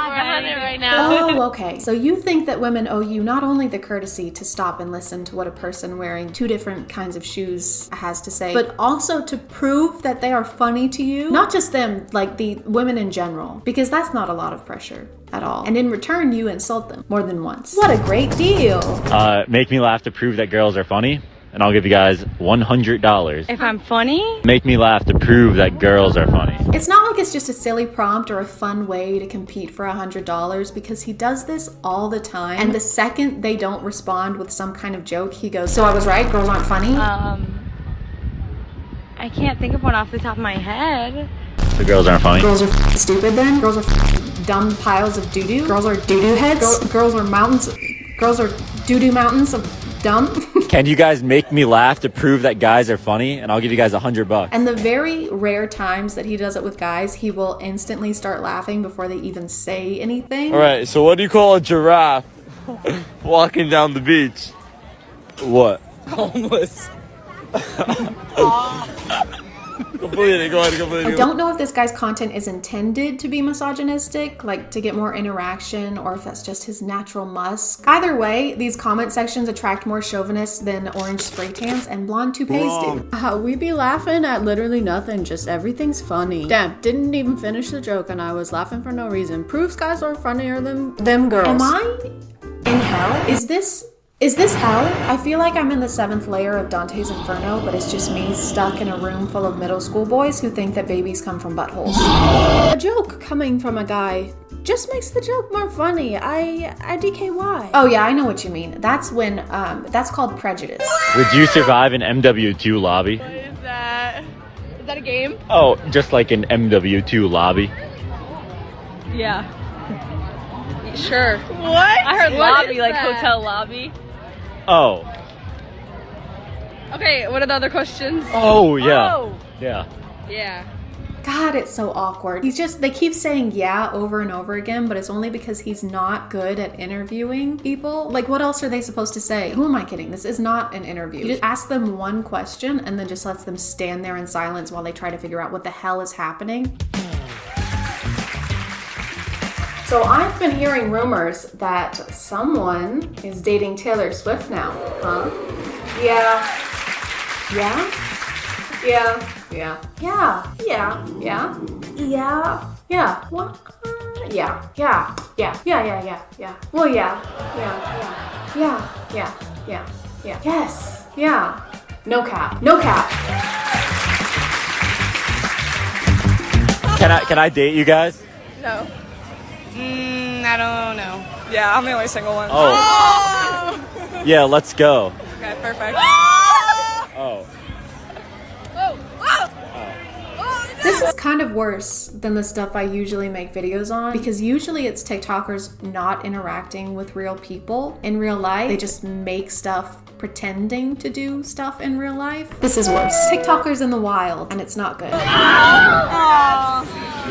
Well, I didn't really want to date you. I wanted to date the other ones, but thanks anyway. I don't want to date you either. They were like going to hug him to be nice probably, but he wouldn't move. And then he said he didn't want to date her and insulted her. A good interview. You're driving 80 miles per hour. How long does it take for you to drive 80 miles? 8 minutes. An hour. No. Wait. Yeah. 60 minutes. Yeah. You good with your answer? No. Yeah. Yeah. 80 minutes? No, she was right. Me? Yeah. No. Yeah. Oh. Oh. So have any of these people spoken to a human before? I feel like I'm watching three lamps that suddenly gain sentience try to hold a conversation with each other. How much wood could a woodchuck chuck if a woodchuck could chuck wood? 42? No. Yes? 3. Wood? No. Amy Winehouse? 3? No. You were right. I was right. Wine? Yes. 3? No. 3? No. Wood? Wood? Yes. So make me laugh to prove that girls are funny, and I'll give you guys $100. Yeah. All right. Why'd the chicken cross the road? Oh. Because.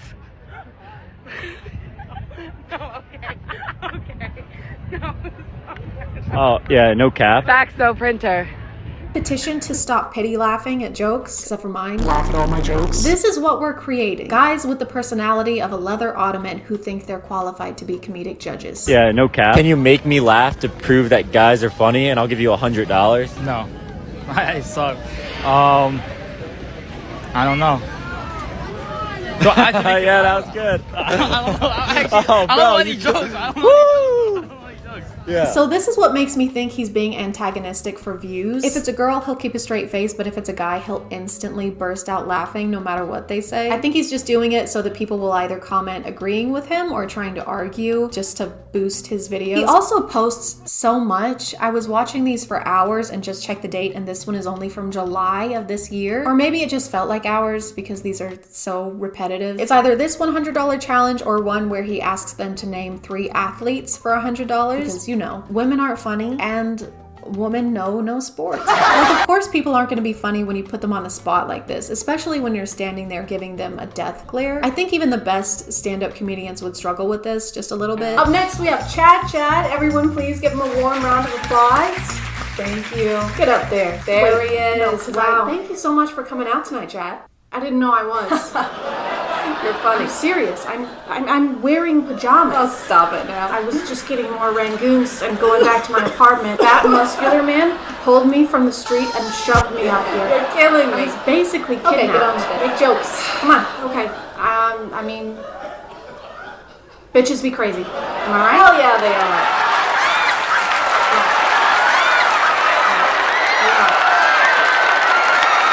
I'm gonna call it there, guys. If you want to follow me on other stuff, that's my Instagram, that's my Twitter. I keep the links in my description. Thank you for subscribing, and if you are still here, thank you so much for watching. I appreciate you clicking on my video out of all the videos that are on here, and I'll see you next time. Okay, bye.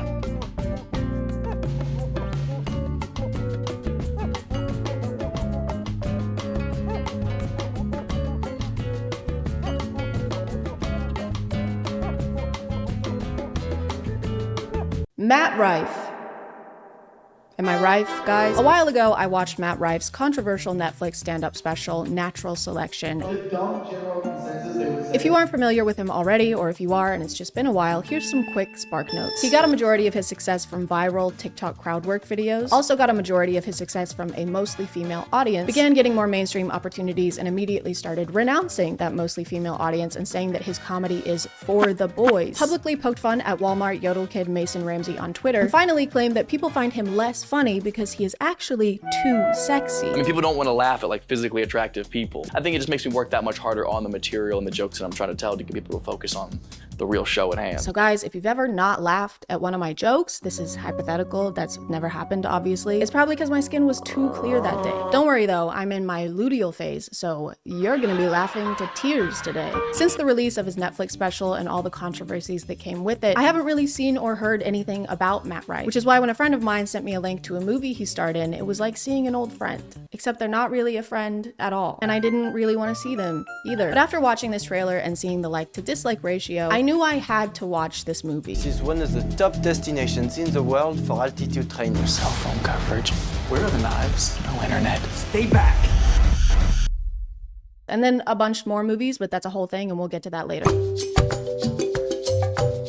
For some reason, I immediately forgot the name of this movie and also pretty much everything that happens in the trailer. So when I went to actually watch it, I just Googled Matt Rife movie and found this one. You may notice that in this poster, Matt Rife is not there. He is in the movie, but this is not him here. You may also notice that it's a completely different movie entirely.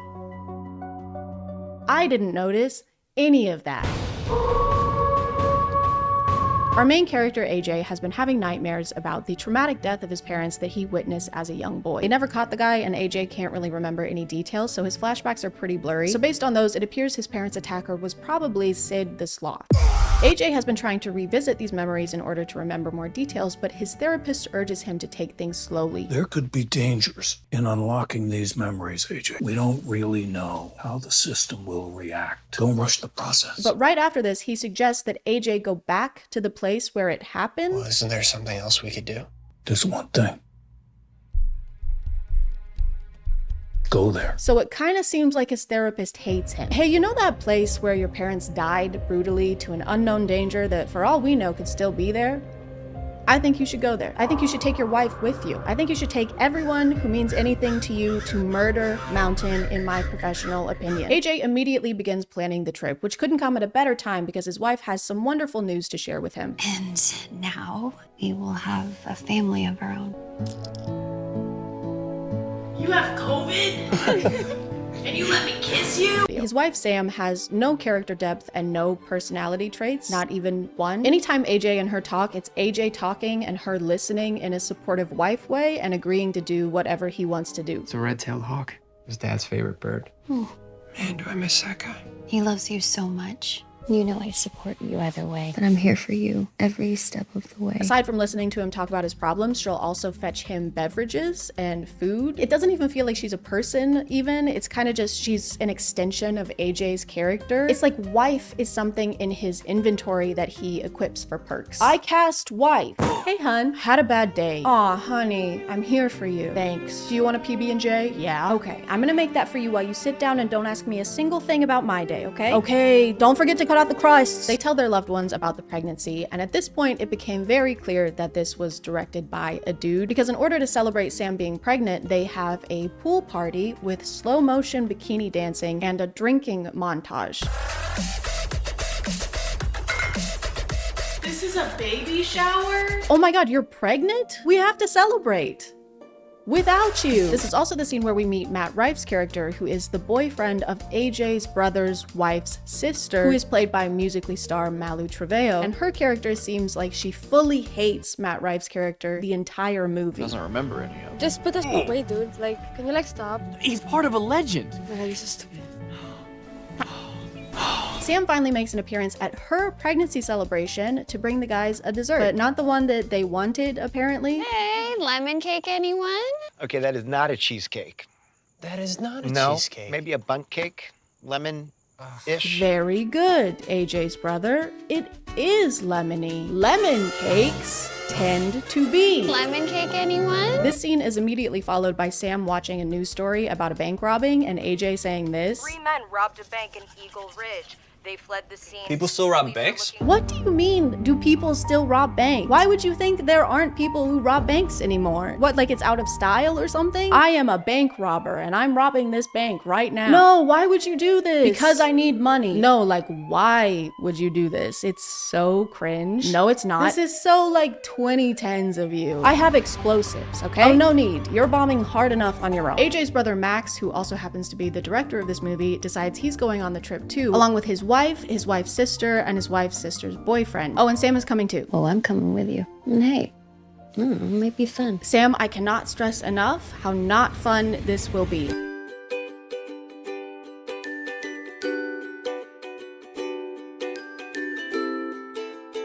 Why is this shot so long? Why does it go for so long? On their way to the mountain, they drop their dog off with their cousin, and there's a good 30 seconds where it's trying to escape. Yes. What's Hey, man. Cuz? So, looks like a real family event.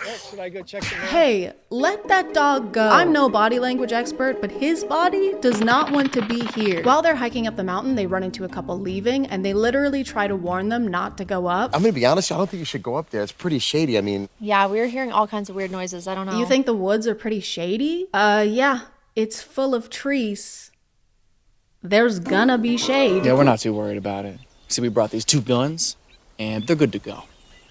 Did they just tell Matt Rife to be himself? Danny Trejo is also here. He and this guy are the ones who robbed the bank, and they're on the mountain trying to flee. And none of that matters. I can't stress enough how little this plotline matters. The most important thing is that every time he comes on screen, there's these 4 ominous guitar notes that play.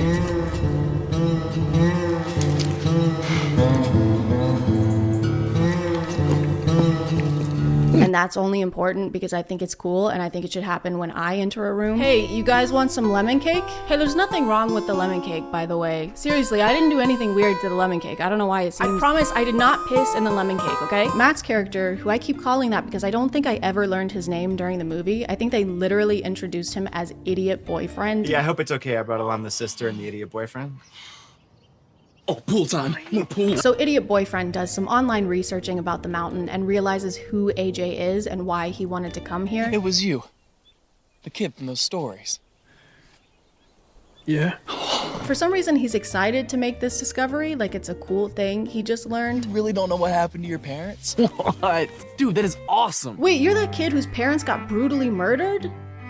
Lucky. Mine are just alive and enjoying retirement, so that fucking sucks. After settling into camp and meeting bank robbers while being very casual about the fact that one of them is covered in blood, everybody goes to bed and starts doing the dirty and squirty very loudly. No! No! And while this is happening, Idiot Boyfriend gets stabbed in the neck. As if there wasn't enough penetrating going on in this campsite. Sam and AJ hear the scream and he gets to prove his mettle. Go check it out. Me? You're right, AJ. Your pregnant wife should be the one to investigate the murder sounds. When they get to the tent, they find no one inside and realize that AJ's brother and his wife are also missing. Sam is obviously stressed, and this is the first time in the movie where she's needed AJ's support and not the other way around. Babe, I'm starting to get worried. Hey, you know the song Freebird? That's Max's philosophy on life. Babe, don't worry about them being missing. Think about the song Freebird. They spend the next big part of the movie wandering around trying to find everyone and eventually finding them, just not in the most optimal condition, being alive-wise, because they're all dead. Oh, and there's also bear traps in the woods for no reason other than for characters to run into them and it be scary. Why would there be bear traps in the protected forest? They live there. That's like the mouse in my walls setting traps for me. And I'm not gonna fall for it again, no matter how much Mountain Dew voltage you put in there. Mark my words. Eventually, the cousin who was dog sitting for them tries to come and help because they managed to get service long enough for a phone call and decided to use it to call him instead of someone like the police. This guy can't handle a serial killer. Okay? He can't even handle dog sitting. In a shocking turn of events, the cousin gets immediately captured by the killer, and AJ tells the last surviving bank robber to stay behind while he and Sam charge forth to try and help him. Let's go. Stay here and cover us. Come on. Or maybe have your pregnant wife be the one who stays behind at a safe distance instead of this guy you don't know. Maybe have him run at the dangerous killer with you. It's whatever though, Sam ends up being fine, and by fine I mean she gets stabbed. While everyone has been getting viciously murdered, the 2 park rangers have been lollygagging. I don't have any other words to describe what is going on with them. They're driving to check on them because something suspicious was reported, but they do not have a single shred of urgency. Ah!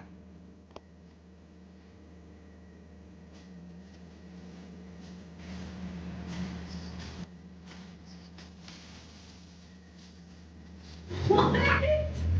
What are they doing? Sam is losing a lot of blood, so AJ tries to keep her from passing out by describing their bed at home to her. Keep those eyes open, baby. Just picture it, okay? We go home, get in bed, cuddle all morning, and then we have a movie marathon. Babe, don't piss yourself. Just close your eyes and imagine you're standing in front of a big toilet right now. Babe, just imagine how nice it would be if you were using a big toilet, if you were pissing in this big toilet right now. Sam and AJ finally defeat the killer and pull off his mask to reveal it was his brother all along. Hey, little bro. You're telling me this was fake? You're telling me this wasn't really his body? His brother reveals that the reason he killed their parents 20 years ago was because he was actually adopted, and when AJ's mom gave birth to him, they started paying more attention to AJ than they were to him. She called you her little miracle baby. It's like I didn't even exist anymore.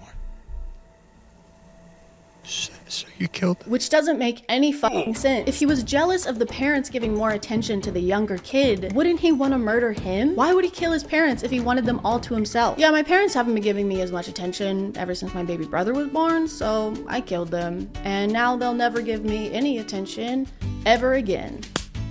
Problem solved. They end up having a tussle on the cliff where their parents died, and during that, his brother also falls off the cliff to his death. And that's actually a great way to bring this all full circle. He ended their parents' lives here 20 years ago, and now karma has caught up with him and he meets the same fate. Except that's not the ending. Instead, we jump forward like a year. They've had the baby, they've returned to normalcy. How do you feel otherwise, AJ? I'm doing great, Doc. Still no setbacks. All of your friends are dead! And then his brother just shows up again, alive. Hello, Sam. AJ says he sees him driving past while he's on the way to a business trip, but I think they forgot to film the actual shot of the actor, so it's just this. We could get a chalupa. What's happening? Hey, you see that guy driving? What? So they turn around and go back home with the least amount of urgency possible.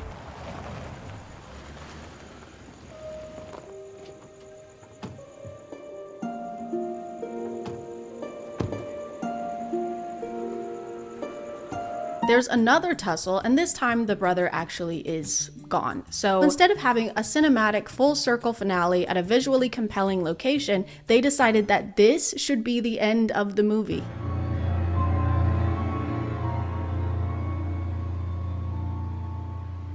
That's the end? Not only were the last 20 minutes of this movie completely pointless, but I started to pick up on something very strange. Notice how we haven't seen any alien spacecrafts in this movie, or how not a single person has rode a bike, ridden a bike, rided a bike. It suddenly hit me that I had watched the wrong movie and that the last 2 hours of my life had been a complete waste. Do you have any idea how productive I could have been with that amount of time? I could have played 6 rounds of Fortnite with that amount of time, or 4 if I consistently made top 10, which is less likely. Moving on to the Matt Rife movie I was actually trying to watch. A renegade film. The title Trapped In is spelled with 2 N's because they're trapped in an N. Kind of like how Matt is spelled with 2 T's because his acting is 2T, like farts. In this one, Matt plays Connor, the newest addition to a biking team that's training for an undisclosed biking contest thing. They're probably gonna race, if I had to guess. Easy, Connor. You're gonna blow up provided, buddy. Connor and Greg are pulling away. That was awful. Connor seems to have some anger issues and also some beef with the team captain, Greg. Rolling with the pros now, pretty boy.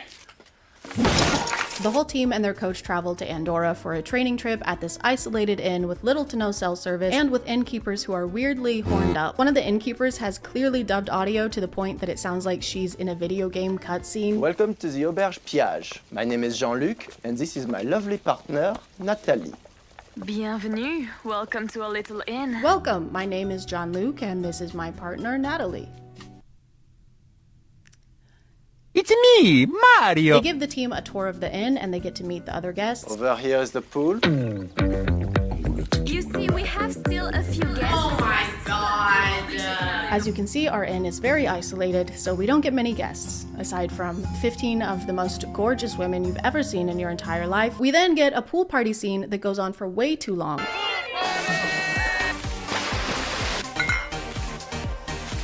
Lasting for over 2 minutes may be a good thing for Matt Rife, but it is not a good thing for a montage. I also want to point out that this is the second Matt Rife movie I watched, and this is also the second time there's been a pool party with women in bikinis dancing with each other. What a weird coincidence that I'm sure won't be repeated at some point in the future.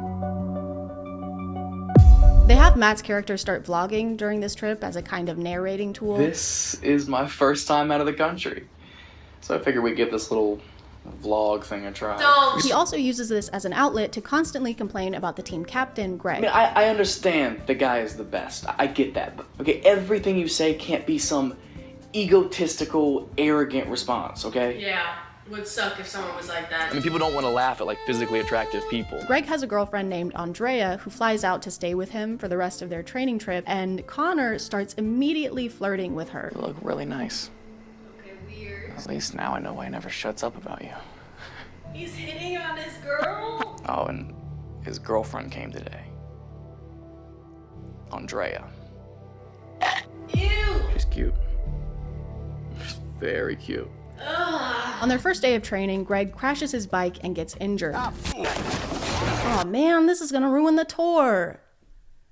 The Tour de France. They take Greg back to the inn and watch a newscast announcing that there's a suspected killer on the loose. Federal and local officials have been alarmed and overwhelmed by the sudden and sheer volume of dead bodies over the last 24 hours, bringing the known death toll to a staggering 28. 28? Y'all have found 28 bodies, and all you've done so far is be alarmed and overwhelmed? Also, when they first got here, they were talking about how tiny and isolated this town is. Our town is so small, so remote. People come and sometimes they never leave.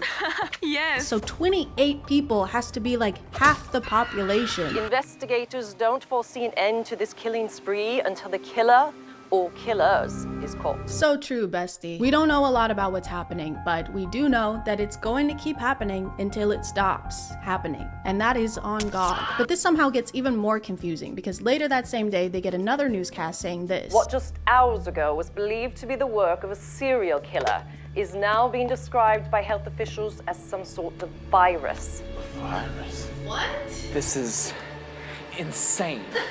How could they possibly suspect a serial killer if it was a virus killing all these people? You're saying they kept finding bodies with no external wounds and never considered it could be anything else? Do they even know what a serial killer is? I'm very sad to announce that this man is dead. By serial killer. What? Who's the killer? A very deadly virus. Wait, but you said it was a serial killer. I've named the virus serial killer. Why? Because it's caused many deaths. Is this a joke to you? No, I am taking this very serially. The virus is not your typical kind of virus, though. It's one that you can actually see. Sometimes it's a mist, and other times it's a humanoid fog cloud with limbs that can grab people and also make them vape.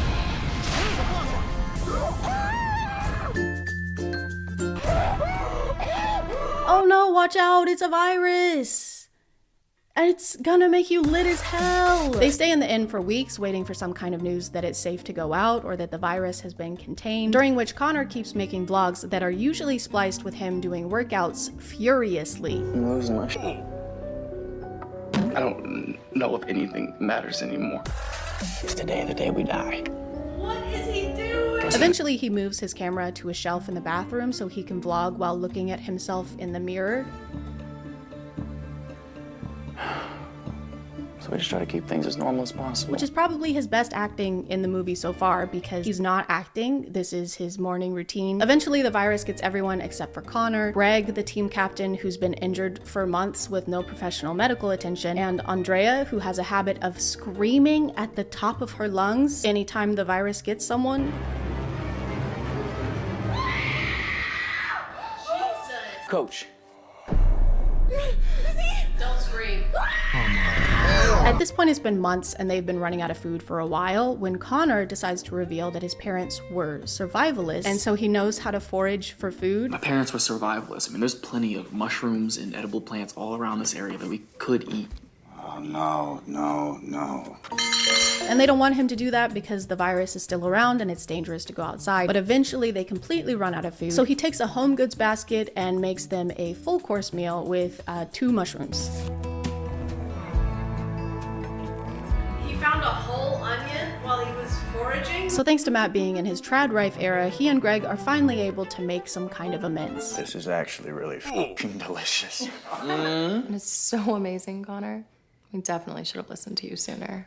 Yeah, you did really good, kid. Did Matt Rife write this movie? Yeah. But after this, they get another newscast with another update. It appears the authorities have finished their investigation into the multitude of deaths originally assumed to be caused by a virus. Experts are now saying we are being invaded by a species of extraterrestrial origins. We have no further information at this time. What kind of experts do they have working on this? I don't think they have their greatest minds on this case. It has been months, and they just now realized that this can't be fought with a vaccine. We've tried NyQuil, we've tried Dayquil, I don't know what else. That's what's been behind the mist this entire time? Fucking aliens? Well, no one said you have to do that. I really don't know how Greg has made it this far, because again, he's had open wounds on his back for months. And that's fine. He's gonna be fine. As long as he likes having sepsis. Oh my god, sepsis? What are you doing on my back? Killing you slowly. Oh no, I'm stuck. Sepsis? That's the muscle atrophy setting in. And I get a trophy? That's so sick. Unfortunately, Greg does not make it for much longer. It could have been his injuries. It could have been eating mushrooms given to him by a frat guy. He gives Connor a whole speech about how he's gonna have to be the one to take care of Andrea, and basically gives him his blessing for them to be together. I know how you feel about her. It's okay, it's okay. I promise.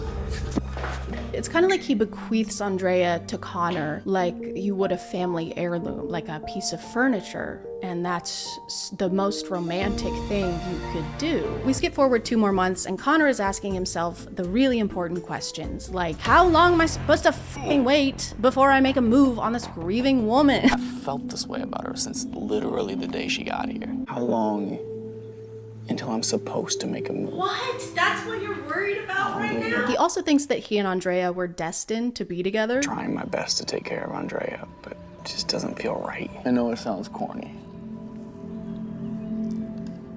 but maybe it was meant to be. Tell me that's coincidence that we're the last 2 left. Hey, I know your partner just died or whatever, but have you ever considered that was supposed to happen? Have you ever thought about how maybe it's good that that happened so that me and you could bang? So maybe he just needed to get out of the way. Maybe it's good he's not around anymore. The last 20 minutes of this movie are dedicated to Connor and Andrea ending up together. He makes a move by cooking her a romantic dinner of spaghetti noodles and meat sauce that he foraged in the woods. Well, this looks amazing. Thank you. Literally cashews and lettuce.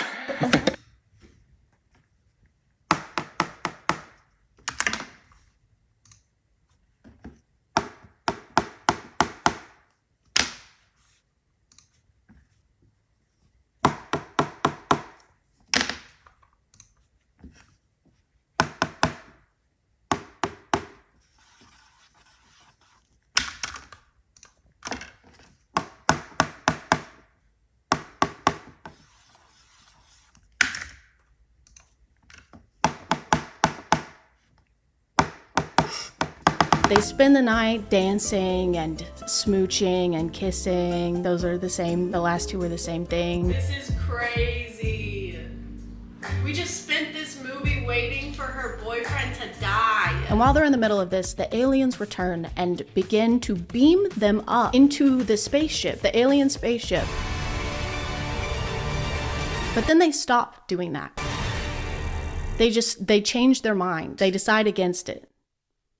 And then they leave. To explain why the aliens had a change of heart when it came to these 2 when it's been ruthlessly taking everyone else out, the movie says, hey, don't worry about it. Don't worry about it, toots. When the beam of light came down from the craft and it hit us, I got this, like, I don't know, download, like a telepathic connection. Why it spared us, that I don't know. Oh great, you don't know. Apparently, all of this was caused by AI. The crafts were controlled by artificial intelligence. And it's over now. We are now getting reports from all over the globe saying the alien crafts are gone. Experts are baffled. We are now receiving reports that this movie is over now, and so are we. We don't know how to end it, so stop asking us any questions. Also, experts are baffled, so that's pretty on brand for them because because it's all they've been this entire time. I didn't realize this until the credits, but Matt Rife actually produced this movie, which means he probably had a direct hand in having someone say, "You were right.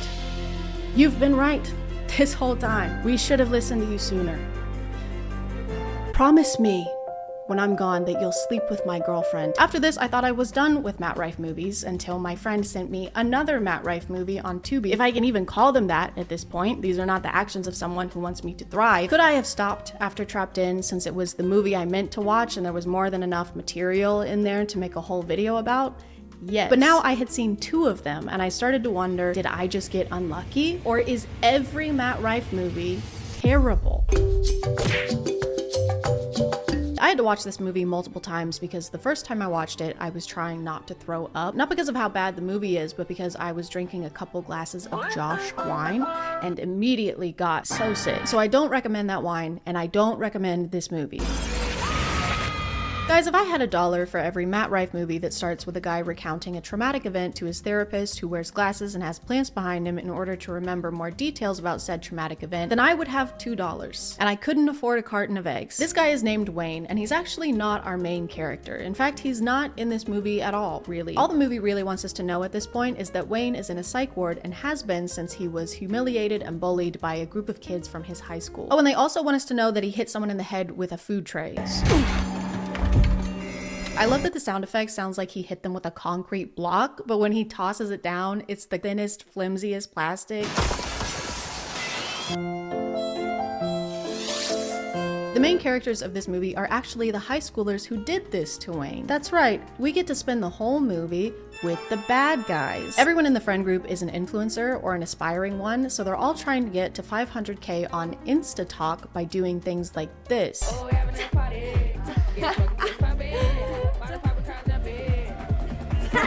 The friend we follow the most is Julie. She's also maybe the least terrible of the group, even though her boyfriend had a direct hand in what happened to Wayne, and even though she has the biggest AirPods you've ever seen. Julie gets a moment on InstaTalk, which is like a timed video message that disappears after it's been played, and she's horrified to see her friend Albert getting annihilated. She starts freaking out and calls her friend Tabitha, who also got the moment, but seems a lot less worried about it. Do you think it was real? It looked real. I don't know, but I'm freaking out. I'm coming over. Okay. Okay, I just gotta do one thing. Dude, I'm losing my shit right now. I mean, that makes sense for you to be losing your shit because one of our best friends literally just got stabbed, so it would be weird if you had any other reaction. Albert, the friend who just got eradicated, was apparently an internet prankster, and I'm not saying that means he deserves what happened to him.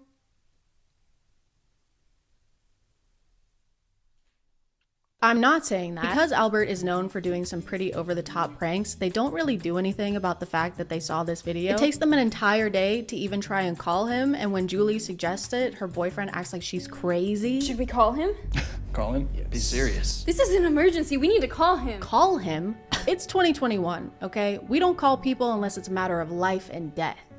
And not even then, still. Matt Rife plays this guy, Darren, who is dating Tabitha, the hair-fixing girl, but consistently cheats on her with another member of the friend group. And they do really sexy things together, like eat berries on FaceTime. I'm gonna cover you in chocolate sauce. And then you're gonna lick it all off. I'm sending you to college, baby. You're sending him to college? That's actually very nice and supportive of you, wow. And then I'm gonna put a kiwi in your belly button. And then what are you gonna do? And then I'm gonna financially support you while you obtain higher education to avoid crippling debt via student loans. Oh my god, babe, you're so hot. Tabitha's dad is the same guy who plays the murderous brother in Curse of Wolf Mountain, which he directed. And he also directed this one where he plays a creepy, gross guy. If you just need someone to talk to, I'm a pretty good listener. And my phone's always on. Yeah. Julie's boyfriend thinks he sees Wayne one night, so he does some digging and finds out he's been released. 2 days ago, I hacked their site. Just get your ass over to Skyjacks, okay? Fine. My mocha! The movie really wants us to believe that Wayne is the one killing people off, but they don't do a very good job of convincing us. The only thing that makes it somewhat believable is how much damage he can deal with a styrofoam tray. During a heart-to-heart, Tabitha opens up to her boyfriend, Darren, Matt Rife, about her previous relationship. Darren, I had this boyfriend when I moved here. We dated for a year before I found out he was f***ing half the school. It really messed me up. Tabitha, okay, I would never, ever do anything like that. Man, I sure hope this guy makes it. I sure am rooting for these characters so far. They get another video of one of their friends being annihilated, and the sheriff finally starts to do some investigating by going to see Wayne's psychiatrist and asking some hard-hitting investigative questions. I'm just chasing down any lead that I can get. And you haven't got any? Doc, why are kids today so casual about telling the whole world, total strangers, what they're up to at any given moment? Hey dude, you have to pay for a session just like anybody else. You can't just come in here pretending to investigate a murder and then start asking him about your incomprehension of the youth. I mean, it all just seems to be so damn stupid. I can stop you there, Sheriff. Yeah, you should stop him there until he writes you a check or something. Damn. This is clearly one of those social media bad movies that was made by somebody who needed their kids' help to make their Facebook account. Which is fine, it's just funny to make your movie topic about something you aren't super familiar with. That's like if I made a movie about not being sick as fuck. After losing two of their nearest and dearest friends, everyone is obviously miserable. Lee in need of a pool party. I cannot make this up, guys. There is another pool party montage in another Matt Rife movie. That's 3 for 3 Matt Rife movies. That's all. If I had $1 for every time this happens and $1 for every time a guy opens up about his past trauma with a psychiatrist with the glasses and the plans behind him, then I would have $5. And I still couldn't afford a carton of eggs. The movie also seems to want us to believe that Beth, the girl Darren is cheating on his girlfriend with, is the reason he's cheating on his girlfriend, as if he's not actively making the choice to do so. I care about you, okay? We've had a lot of fun, but I don't want to do this anymore. I don't know how much more obvious I could possibly be. I don't know, man. Maybe by not going with her to her house? Maybe by not cheating on your girlfriend with her for all this time? For this whole time? I know I came over here and I started making out with you and also some of our clothes are off, but I don't want to cheat on my girlfriend. Why would you possibly think that? They eventually explain what happened with Wayne to Tabitha because they still believe it's him doing this to their friends. The whole thing was live streamed and filmed with multiple cameras, including the ones held by Julie's boyfriend and Darren. Also, Matt Rife almost trips here twice. Please be careful, Matt. The ground is rife with shrubbery. Julie tries to get rid of Tabitha's suspicions that Darren is cheating on her by saying he would never do that because she's super hot. He worships you. He's really vain and you're the hottest girl ever. And as we all know, guys only cheat on ugly girls. And that's proven fact. After Darren ends his affair with Beth, is that an affair if you're not married? It's not a fair either way. After Darren ends it with Beth, she wants some kind of revenge, so she goes to Tabitha's house to do things with her father. Once again, Beth is a high schooler. Okay? So this is very weird and bad and gross. But then the killer shows up and then kills him. So that's good, but it's definitely a choice to be the director and cast yourself in a role where you get to make out with a woman half your age. Especially when aside from this, the dad has nothing to do with the story. So for this scene, we're gonna be pretending to give any cash we might have in our wallets to the guy asking us for any cash we might have in our wallets. And to play this character, I've chosen me. Does this advance the plot in any way? Yes, it is an advance for me. The finale of this movie is like trying to open a pickle jar and then spinning in a circle and then starting to braid your hair. Because it's twist after twist after twist. We finally get the reveal that the killer has been this guy all along. You know, this guy that we all remember and haven't forgotten because he's had so little screen time. He says that it's to get them back for letting him take the fall for what happened to Wayne, but he's the one who literally orchestrated the whole thing and live streamed the whole thing to his audience, so I don't understand what he thought was gonna happen there. Except wait, we get another reveal that he has an accomplice who turns on him, sadly. And who is that accomplice? It's Tabitha! And her motivation is that she knew this entire time that Darren was cheating on her and thought that the friend group was lying to her about it, which they were, except for Julie. At some point in all this chaos, Wayne finds Julie to try and warn her about the killer. Not the best timing, Wayne. There's been some signs. And she's scared at first, but she has the realization that it's not Wayne doing this to them, just in time for her dumbass boyfriend to burst through the door and kill Wayne. No! They made his life miserable, and then you have him die at the hands of the guy who did the life miserabling. And what's even worse is that the only two people to survive after defeating Tabitha are Julie and her dumbass boyfriend. That's right, Jeremy makes it out of this alive. Isn't that amazing news? Doesn't that feel right and good and balanced and balanced? They even get a happy romantic ending scene together.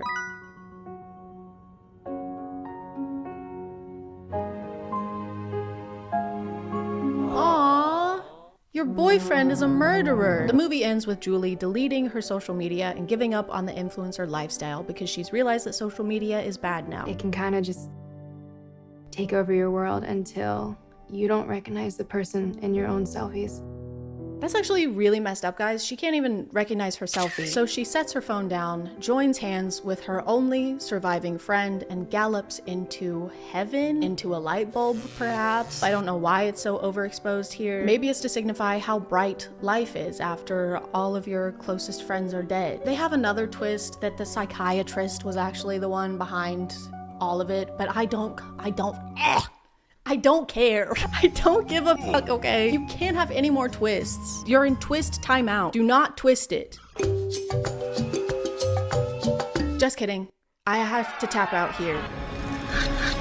It's about an old comedian meeting a young comedian who's also a Matt Rife and also is a vampire, and he has a terrible accent the whole time. I am Ethan Barr, and I am a vampire. Welcome to my home. It's incredible.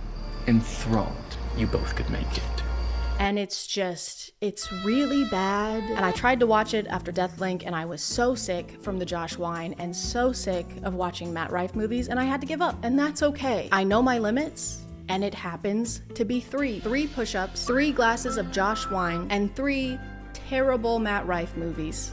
Okay, technically 4.5 movies because I actually did finish the Don't Suck movie, and then I also watched half of a movie he was in called The Elevator, where Eric Roberts is his dad and he's trapped in an elevator, and his wife, who's Matt Rife's mom, is the same age as Matt Rife. And they were so bad that I can't let you think I didn't actually watch those. I need somebody to know that I did that. His dad is only trapped in the elevator for a few hours. He starts writing a letter to his family. By the time you find this letter, I'm not sure if I'll still be here.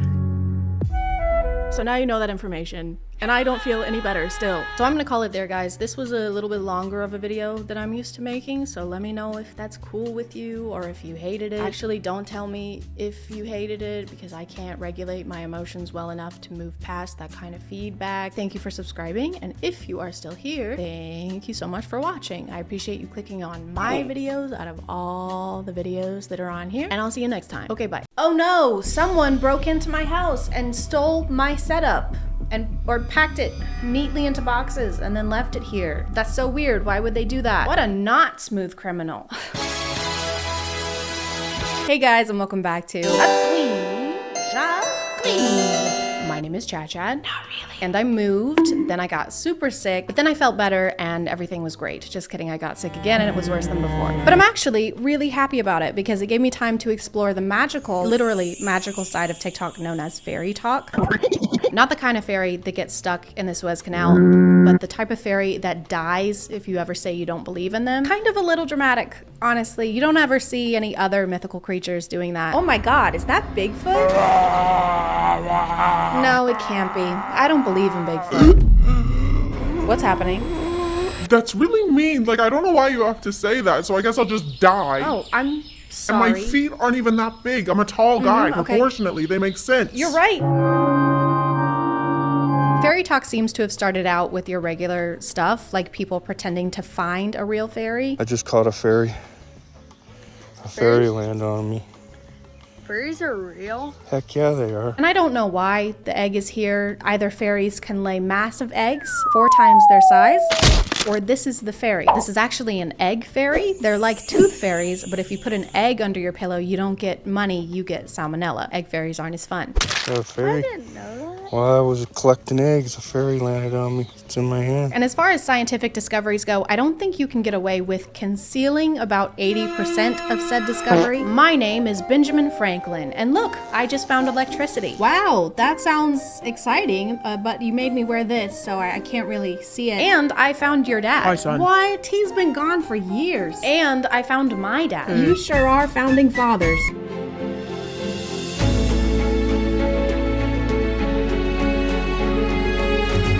People quickly went from finding real fairies to wanting to be real fairies. And what are fairies known for, other than sprinkling unidentified powders onto kids that make them high from the ground so that they can do meth? Fairies are known for flying.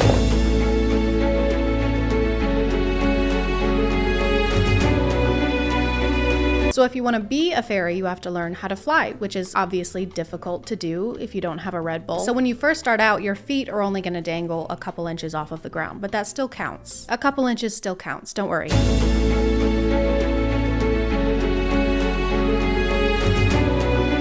It actually takes 2 years to learn how to fly any higher than a few inches. And that's a long time to learn how to do something that Kylie Jenner does every day for like 3 minutes at the small cost of $70 million in the future of our children. But I guess some people got a head start on their fly training because some of them can fly over entire forests or neighborhoods.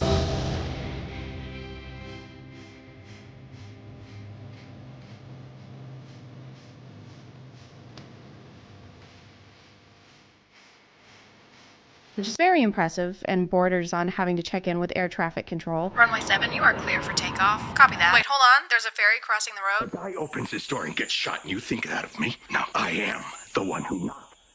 Okay, you're good. The world building doesn't just stop at flying though, because some fairies can also have superpowers.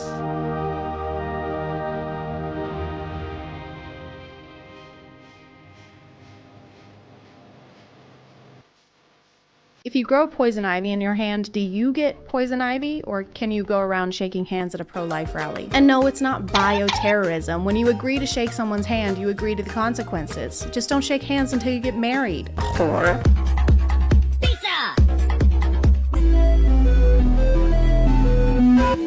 I've never been chased by a fairy hunter, but this seems like one of the times you would most remember you have superpowers. We're losing altitude. This plane is going down. Oh no, I can't think of anything at all that would help us right now. If only one of us had the power of teleportation and could zap us safely to the ground or something. Yup, that would be pretty helpful right now.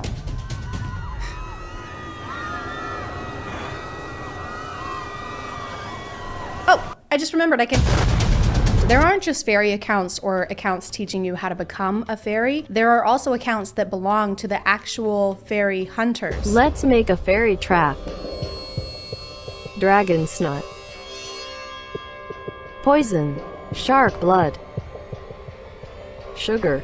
Let's leave it out and come back tonight. There are hunter accounts and they just trap and end fairies.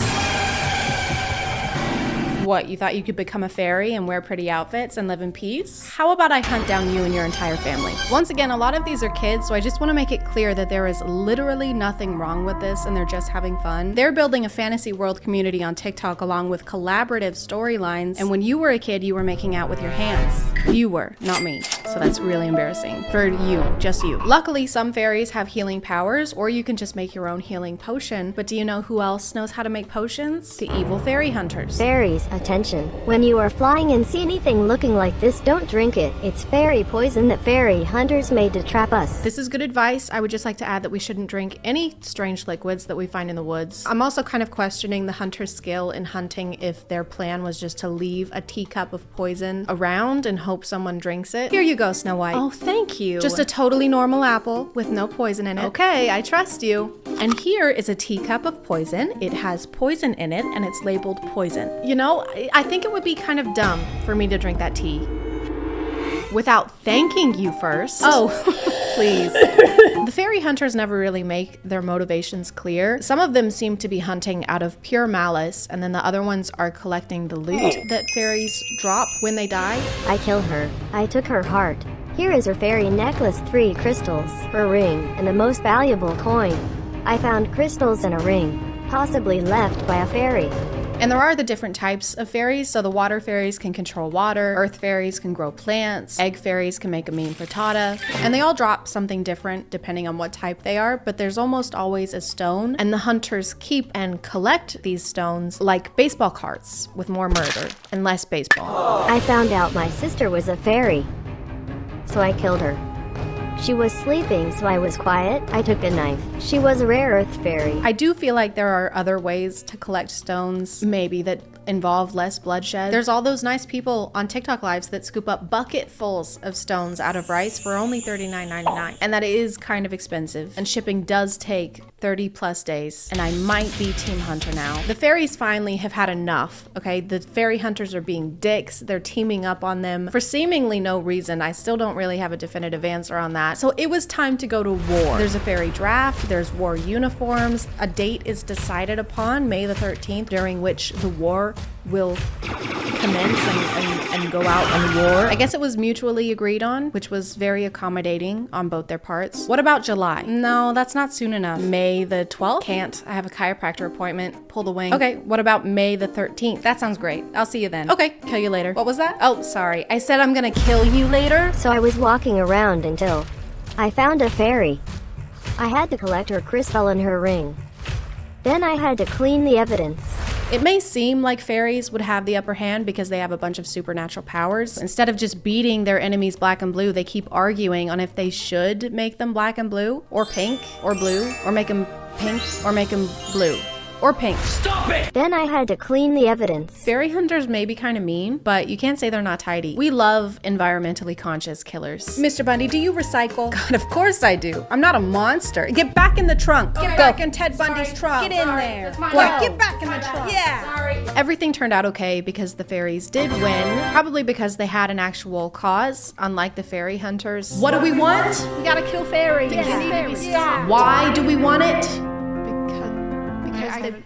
I don't. We just got it. All right. No, never mind. All right. When do we want it? May the 13th. But I am Team Fairy Hunter now. $39.99 is way too expensive for one scoop.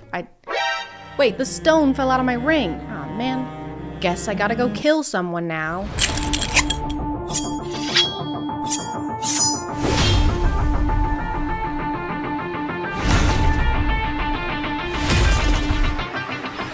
My name is Tinklebell. I am a piss fairy.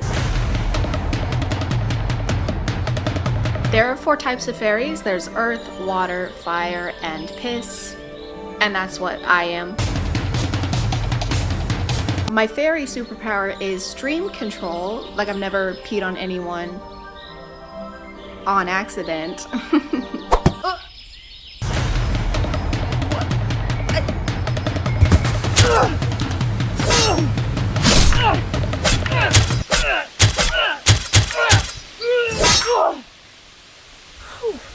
Oh, sweet. Kidney stones.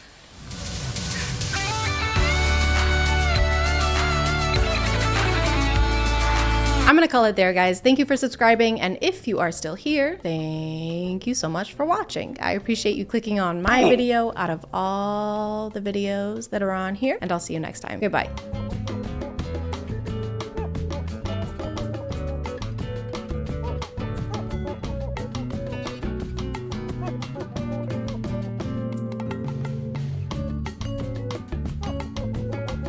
Hey guys, my name is ChadChad. Alpha ChadChad to you. We haven't really checked in on the alphas in a while because in 2021, 2022, there would be a new one spouting the craziest takes you'd ever heard, like women don't have hobbies or you should tan your ass. But now in 2025, that's just every Instagram reel. That's just every single Instagram reel that you ever see ever. It's kind of like pointing out a cow to your friends when you're driving through the city versus when you're driving through the country. They're not gonna be very surprised. This is a cow farm. There's gonna be cows outside. But recently I found 2 alphas that are so fascinating to me that I have to point them out to you, no matter where we're driving. If you watch reels for over an hour every day, don't do that.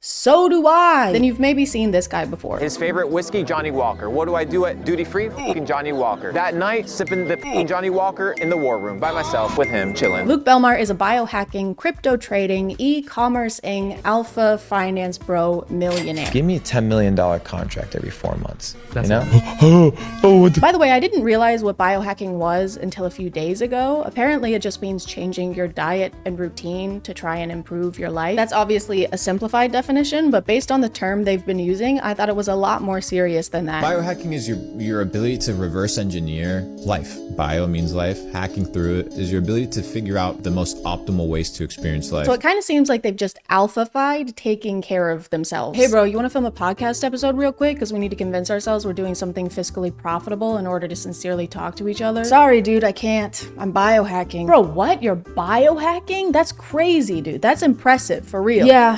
thanks. I know. I'll let you get back to it, okay? You focus up, all right? I'll talk to you later. Okay, see you, bro.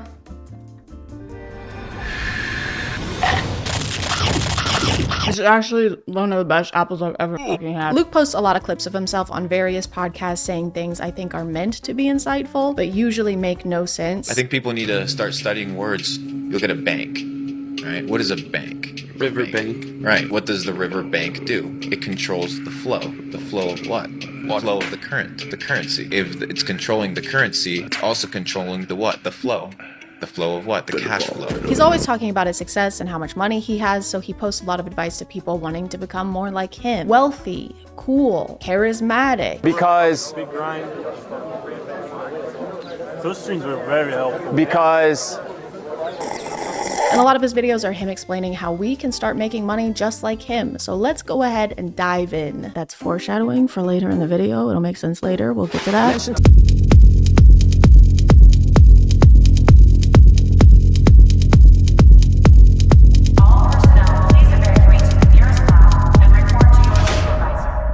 Secret to being rich, guys. Ask rich people to give you money. Pretend to be their friend so you can use them for personal financial gain. It's a side hustle because you're hustling them. At the end of this clip, he also says this.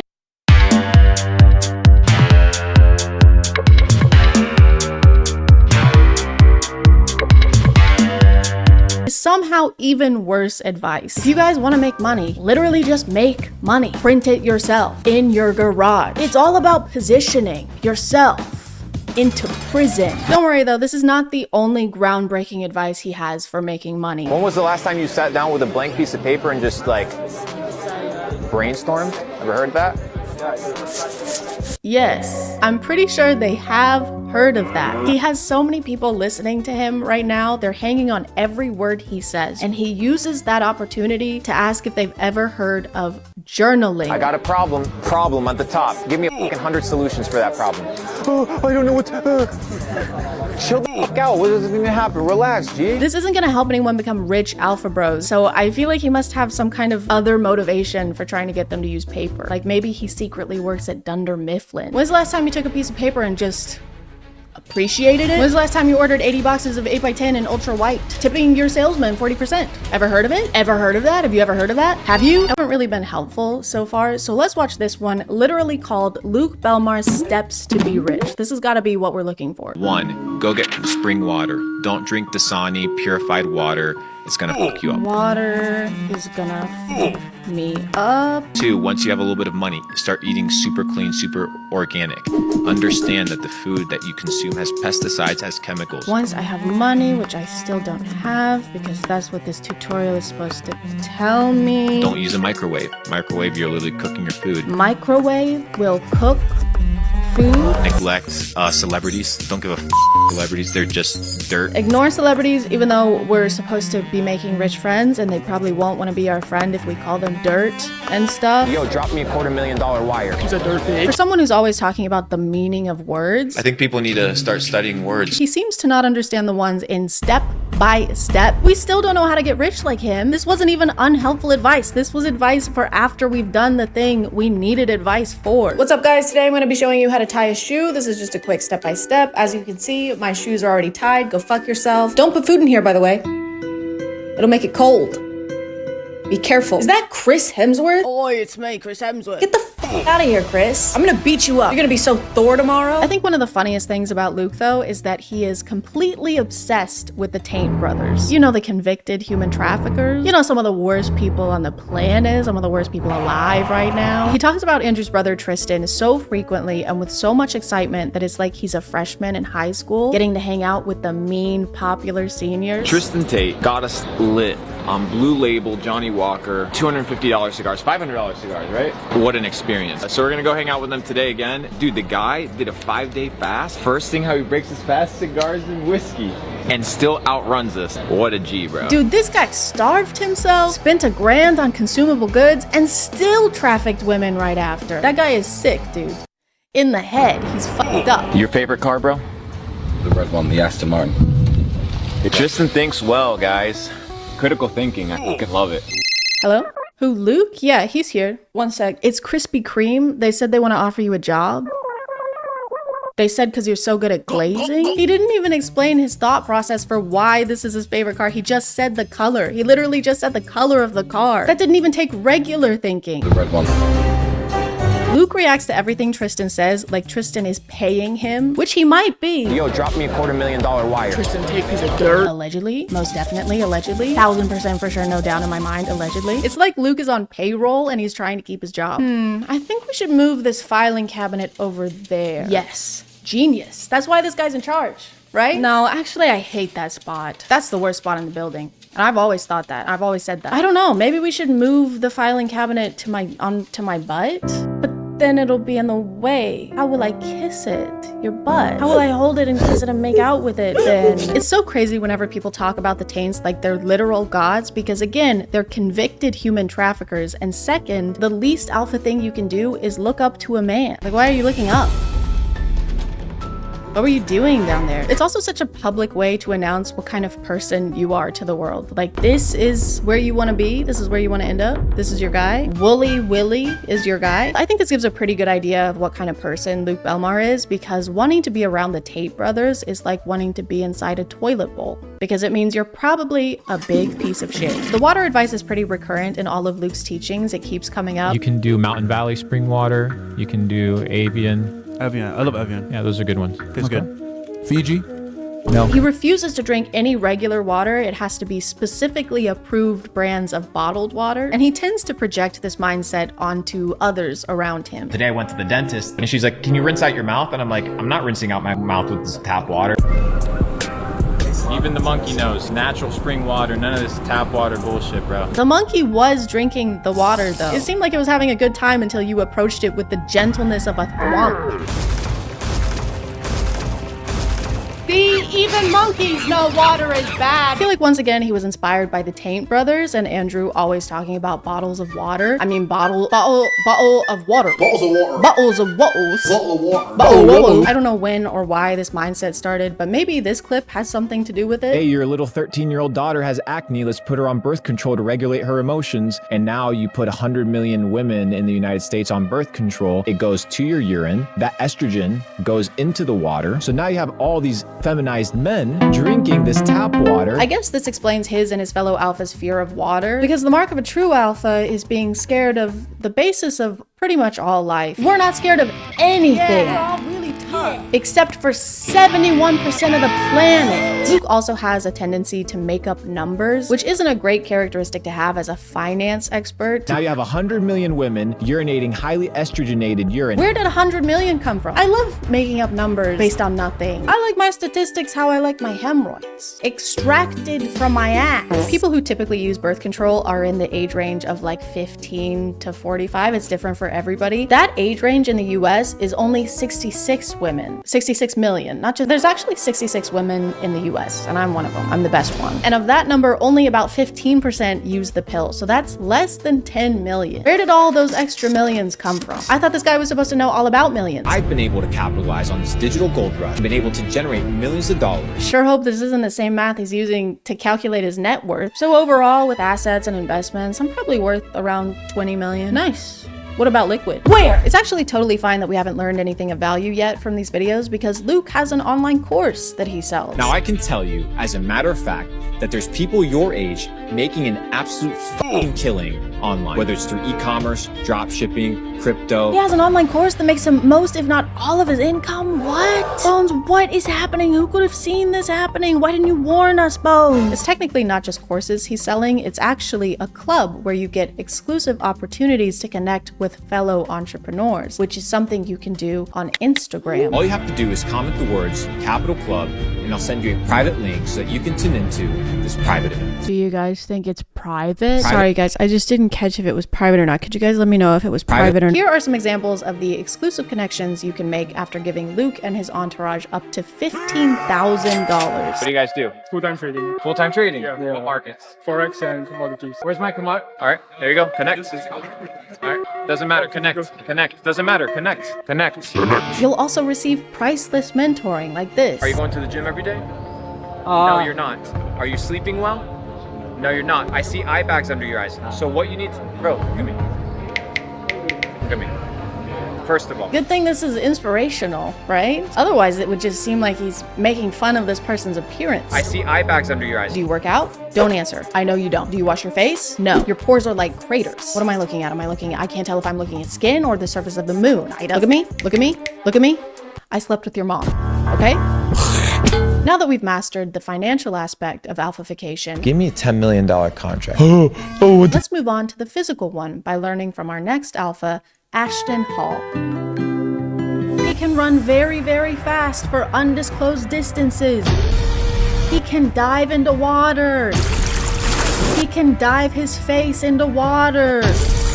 Ashton Hall is a daily routine influencer who shows himself throughout the day as he gets ready to go places and then does things at those places.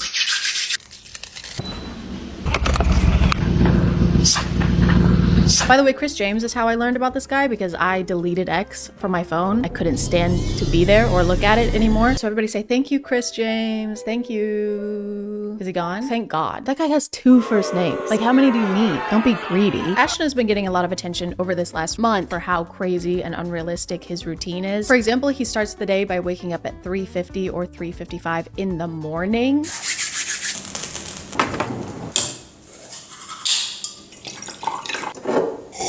And there's really no reason to do that. The sun's not out, so you can't see anything. Businesses aren't open, so you can't go anywhere. The worms aren't even awake, so he can't even get one of those even. I'm a little biased though, because I hate early risers. I don't mean I hate rising early. I mean I hate people who rise early. The people that I know who wake up absurdly early in the morning only do it so they can tell me about it. Obviously, if your schedule demands it, that's different, but I hate when people act like waking up early is a productive achievement in and of itself. You're just waking up at a different time. That doesn't mean that it's a better time, especially if you're like Ashton Hall and went to bed at 7 p.m.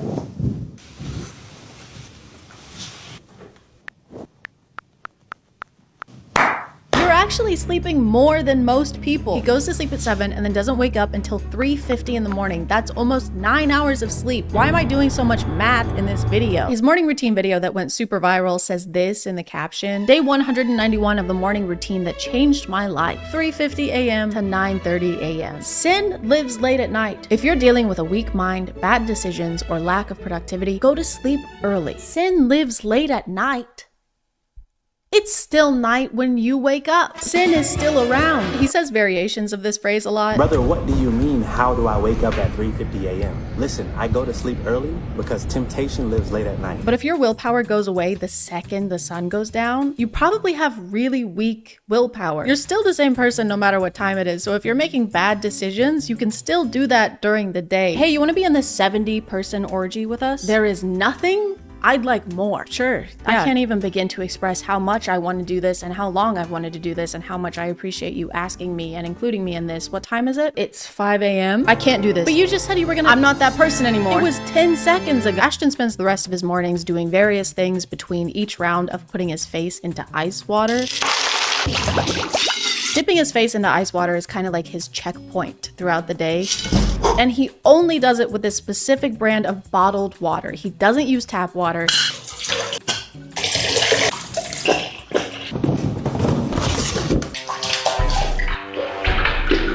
He doesn't even use tap water to rinse his mouth after brushing his teeth. Luke Belmar is beaming. I'm not rinsing out my mouth with tap water. He's smiling with his teeth that are untainted by regular plain water. The only taint in his mouth is Tristan's. Sometimes Ashton will show himself doing his skincare and hair care routine.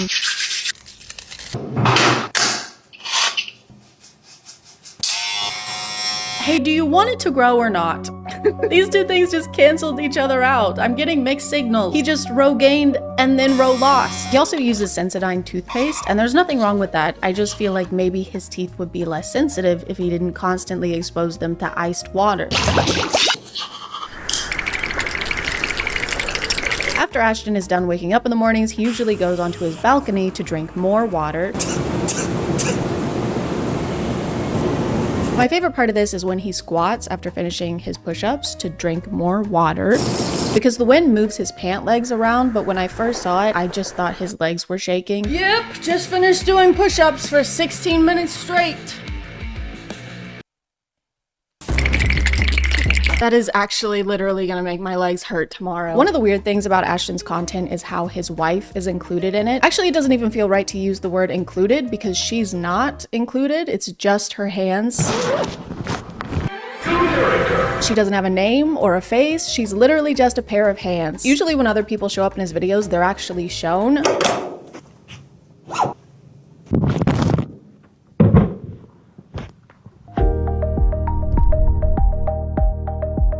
But not her. She's just here to serve. She brings him water to dip his face in, obviously. She serves him his meals, and he doesn't even look at her. Thank you. Why does he need someone to bring him food anyway? He's been awake for 5 hours at this point, and he couldn't find time to scramble an egg. He could have just done it here when he stood in place for 4 minutes straight.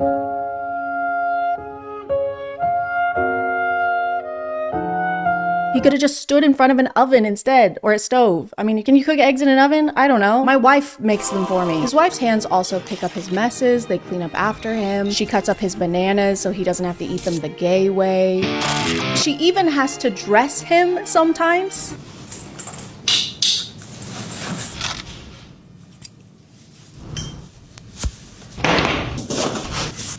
Thank you. The way these are filmed makes it seem like he is a knight preparing for some kind of jousting tournament, and she's a squire. She's just there. Your chain, sire. I am but a lowly street urchin, and it is my greatest honor to place this adornment upon your regal nape. Break a leg, break both, I fucking hate you. And this is definitely intentional. He definitely wants to come across as if he is basically royalty, with people escorting him places and carrying his stuff for him. He even has his wife draw him a bath.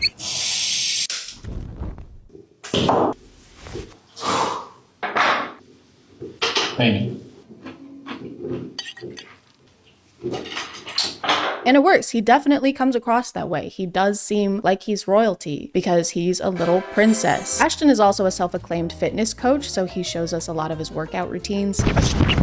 And I say self-acclaimed because literally anyone can say they're a fitness coach. You don't have to have any kind of certification to say that. You also don't need any kind of certification to have an app where you sell fitness courses for $20 a month or $90 a year. You can just do that. Fitness coach. Yeah, he's fitness coach into the back of his car.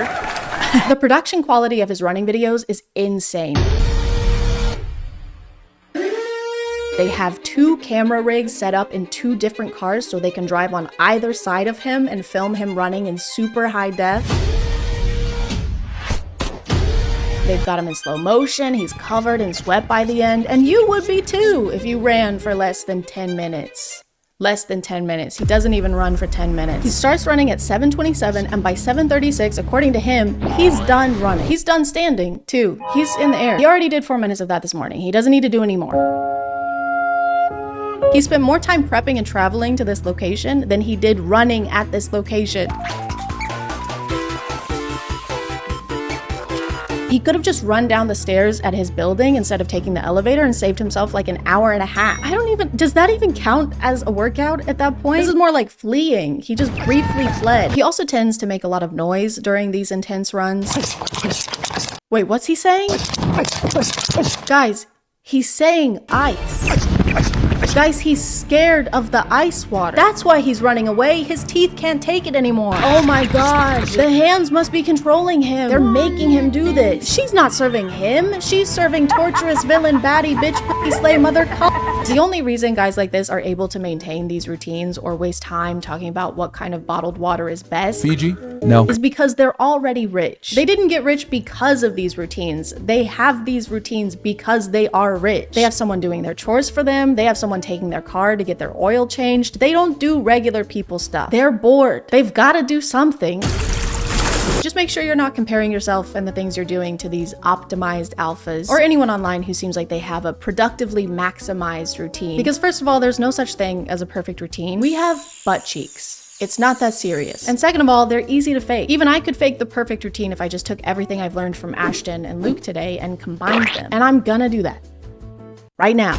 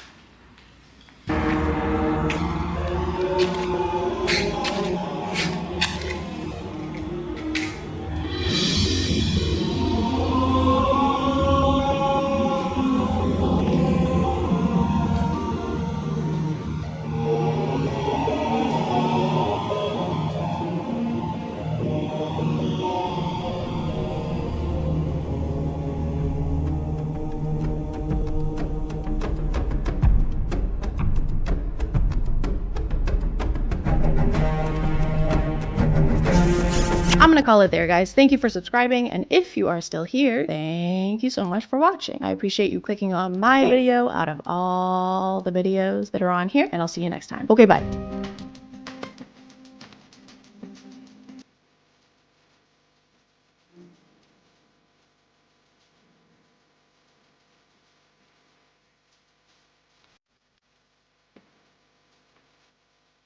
Mega church or mega cringe or mega mind.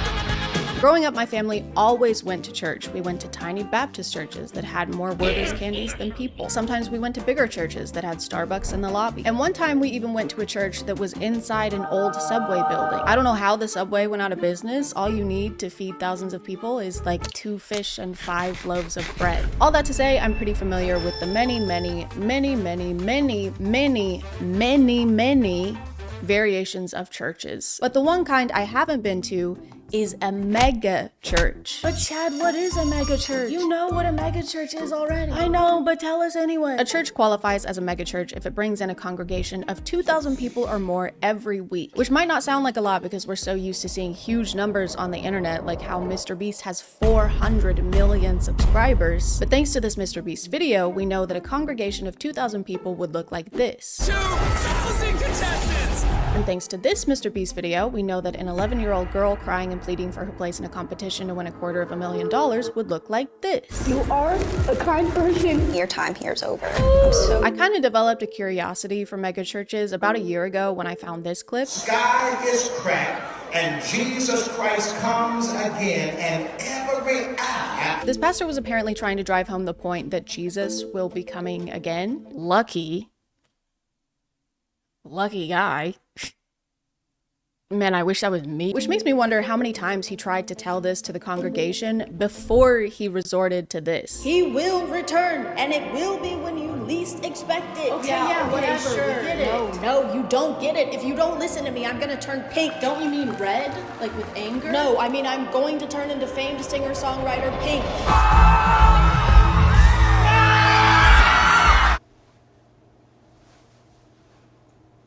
But I started seeing a lot of videos similar to this one from an account called Pastors with Props that post some of the craziest, over-the-top sermons that you ever did see.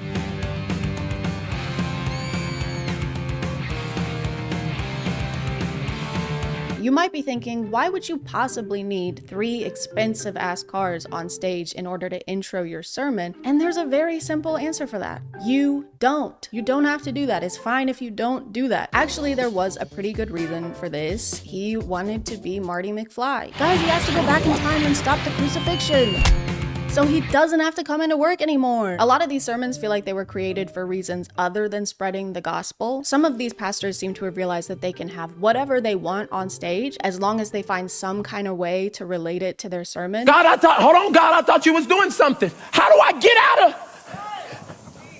I'm your anchor. Oh, brother. Did you really need to spend probably tens of thousands of dollars on an ocean set with rain machines and an entire real boat just to say that God is your anchor? That's one of the least groundbreaking messages in the gospel. Or water breaking, because the anchor goes through. I don't know if they get to personally keep the items they use on stage and if this is some kind of way to get things they already wanted while getting to write it off as a church expense, but it's kind of really hard to think it's not. We're all going on a journey, walking through life. When it comes to who Jesus is, what direction are you headed? I don't know, but I know what direction you're heading. None. You're not going anywhere. There is no way, allegedly, that he didn't just see the TikTok trend of people buying these under-desk treadmills and wanted one for himself, and then use this sermon as an excuse to buy it for the church. He's literally standing on a massive stage by himself. He could have just done this. You know, sometimes it feels like we're just walking through life. And then other times we're not getting enough steps in, so we need a compact treadmill for our home office. He literally walks to the treadmill to demonstrate walking. And you know what? He didn't even need to do that. We know what walking looks like. It's not like we were struggling to picture what he was talking about. You know, the other day I was thinking, while I was on the toilet, this is what that looks like, by the way. And I started thinking, you know, we're all just kind of farting our way through life. For some reason, vehicles seem to be the most common things for these pastors to incorporate. I don't know why. It couldn't be because those are some of the most expensive things you could incorporate into a sermon. It couldn't be that. It couldn't be that reason. Obviously, we have Marty McFly, we have the boat, but we also have a full stage of motorcycles, which might seem like a flashy, pointless expense, but they're actually part of the choir. You should hear him sing. They've got crazy pipes. And then we have this. Man, that was amazing. Was that? Woohoo! I did double loops. I did not expect a double loop. I mean, I guess this is fine as long as he's got some kind of way to tie it back into the message and it's not something obvious and dumb, like life is full of ups and downs. You know what? Life is full of ups and downs. Never mind. When I was going through these videos, this roller coaster just kept showing up.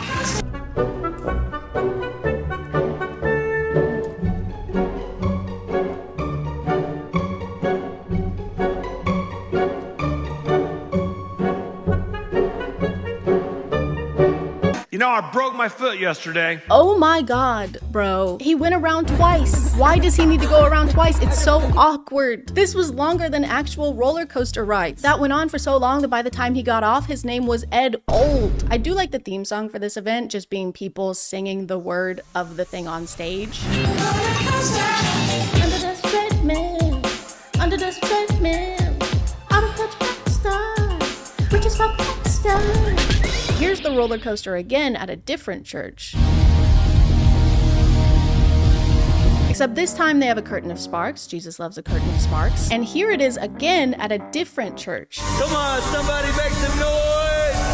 Come on, everybody, give it up for for Jesus today. This prop is even crazier to me because there's barely an attempt to hide the fact that this has nothing to do with preaching. This is just a way for them to make a grand entrance like they're headliners at a concert. He does give this line to try and tie it back in though. It's amazing to have a creative God who has creative stuff going on, and when the world is in chaos and they're all flipping upside down, we're just having a good time. Thank you. Thank you guys. Please be seated. You know, it's great to have a creative God who makes creative things like roller coasters. And next week, he's gonna create me a Porsche. My favorite part though is when the crowd doesn't cheer enough for their extravagant entrance and he calls them out for it. What? Come on, you can do better than that. We know that a lot of you in the crowd today can't afford to take your families to Disney World, so we decided to spend thousands of dollars recreating one on stage to right in front of your impoverished faces. Now clap louder. I tried to look into the church that had this roller coaster, but it turns out this is one big church group conglomerate with a bunch of locations in 3 different states. So I assume they're shipping this one roller coaster around, which I'm sure is easy to do since it's so tiny and small and skinny and light. I also tried to find out how much it would cost to make this thing and found this ride manufacturing company saying that a small roller coaster can cost up to $50,000. What the fuck do you mean? I don't really care if it got more than one use by being shipped to their other churches. There was no need for it to exist in the first place. $50,000 could have helped everyone in your congregation that couldn't afford rent that month. Or a car. You could have bought a whole car for a family in your community that needed one. I don't care if you get more than one use out of something that's useless. Hey man, when you're done with the giant broken and also empty gumball machine, can I borrow it? Ah man, I would, but I actually loaned it to Paul. What? I'm sorry. Why? Yeah, and I'm not gonna be done with it for a while. But Paul, I need it to... Well, too bad, because I'm using it for... Bitch. All right, that's it. Oh yeah? What are you gonna do? Come on, guys, Paul. please, don't. Come on, bring it. Paul, when I catch you, come on. Don't run it in place at each other, guys. I wish I could say we were done talking about mega churches bringing vehicles on stage, but we're not even close to that. I haven't even talked about this yet.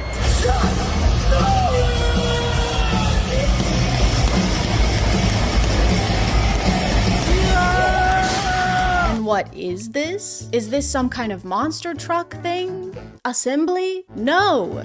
This is a men's church event. Church. This is church. This is the annual Stronger Men's Conference hosted by James River Church, which has 16,000 regular attendees. This is the craziest thing I've seen in my life. Why are there trucks? Why is there so much fire? Why are there flames?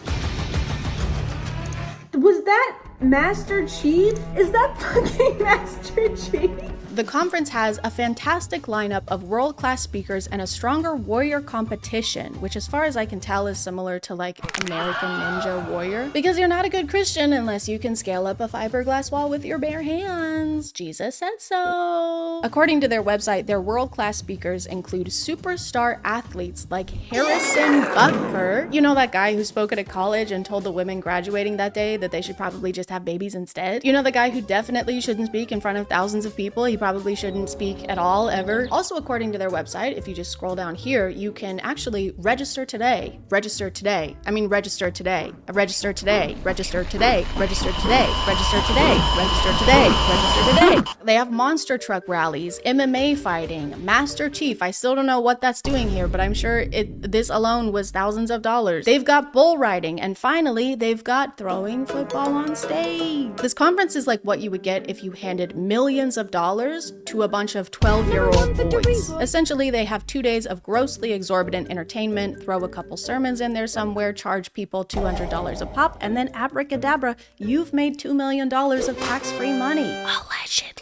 But maybe I'm being a little unfair. I mean, the whole point of this is to become better fathers, sons, friends, and husbands. And you can't put a price on that. Babe, I know you want me to be a better husband by like taking out the trash sometimes, or maybe talking to our kids. But the only way for me to do that is to go to church and become a better man by watching a monster truck crush other smaller trucks. I saw this comment on the tank clip and it says, "What if I told you thousands of salvations come from these conferences? It's great people share these clips, but what about the clips of all the men worshiping God together? Strange that you never see the best parts shared. Instead, out of context snippets cut down to support a childish claim." And I think that's funny because the account that posted this clip didn't have a caption. There was no claim. It was just a clip of the conference. Hey, you can't show this clip of me picking a wedgie out of my ass in Walmart. This implies that I would pick a wedgie out of my ass in Walmart. I'm sure there is some amount of worship happening at these conferences. I would hope so, since that's supposed to be its entire point. But I think if it took being lured in by monster trucks and fire and sparks and MMA fighting and motocross competitions and tanks for you to find God, then you probably didn't want to find him that bad. Dear God, please. I can't focus. I need some white noise.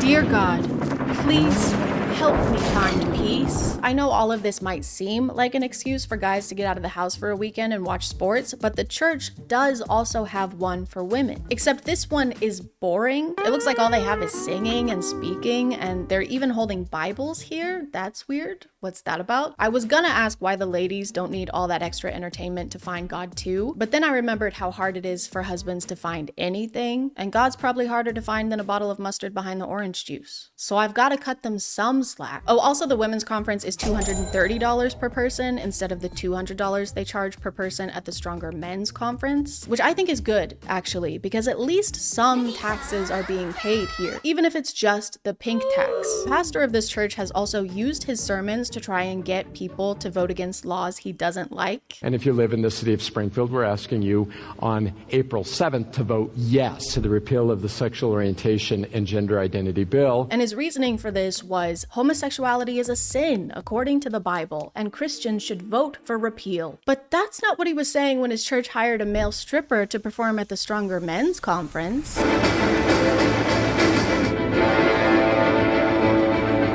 I don't really see how male pole dancing will strengthen these husbands and fathers. I think the only strengthening happening here is probably in the pastor's pants. Anyway, moving on to a different megachurch.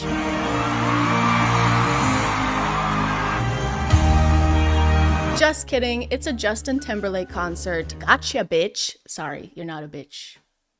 Just kidding, yes you are. But the fact that you almost can't tell a difference between a church service and a famous celebrity's concert, I think is a very bad sign. I feel like this is all in an attempt to get more people to come into church. I'm sure there's a lot less people physically going into church every Sunday nowadays, and this is how some of them are trying to adapt. They think they need to make things louder and flashier. They think they need to have Master Chief. I still don't know why that was there. But to me personally, this has very much the opposite effect. This doesn't do anything except boast how much wealth some of these churches have, to the point that they're able to toss it into these pointless theatrics instead of actually helping people the way their religion teaches they should. And I don't know exactly what Jesus would do, but I'm pretty sure it wouldn't be this.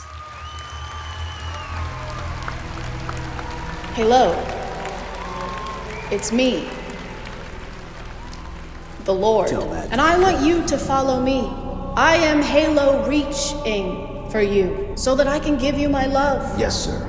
Which is Halo Infinite. All I want is to be there, Halo for you. And you never have to be afraid, because I will fight your Halo wars. Together we will be unstoppable, because I am the Master Chief of the universe.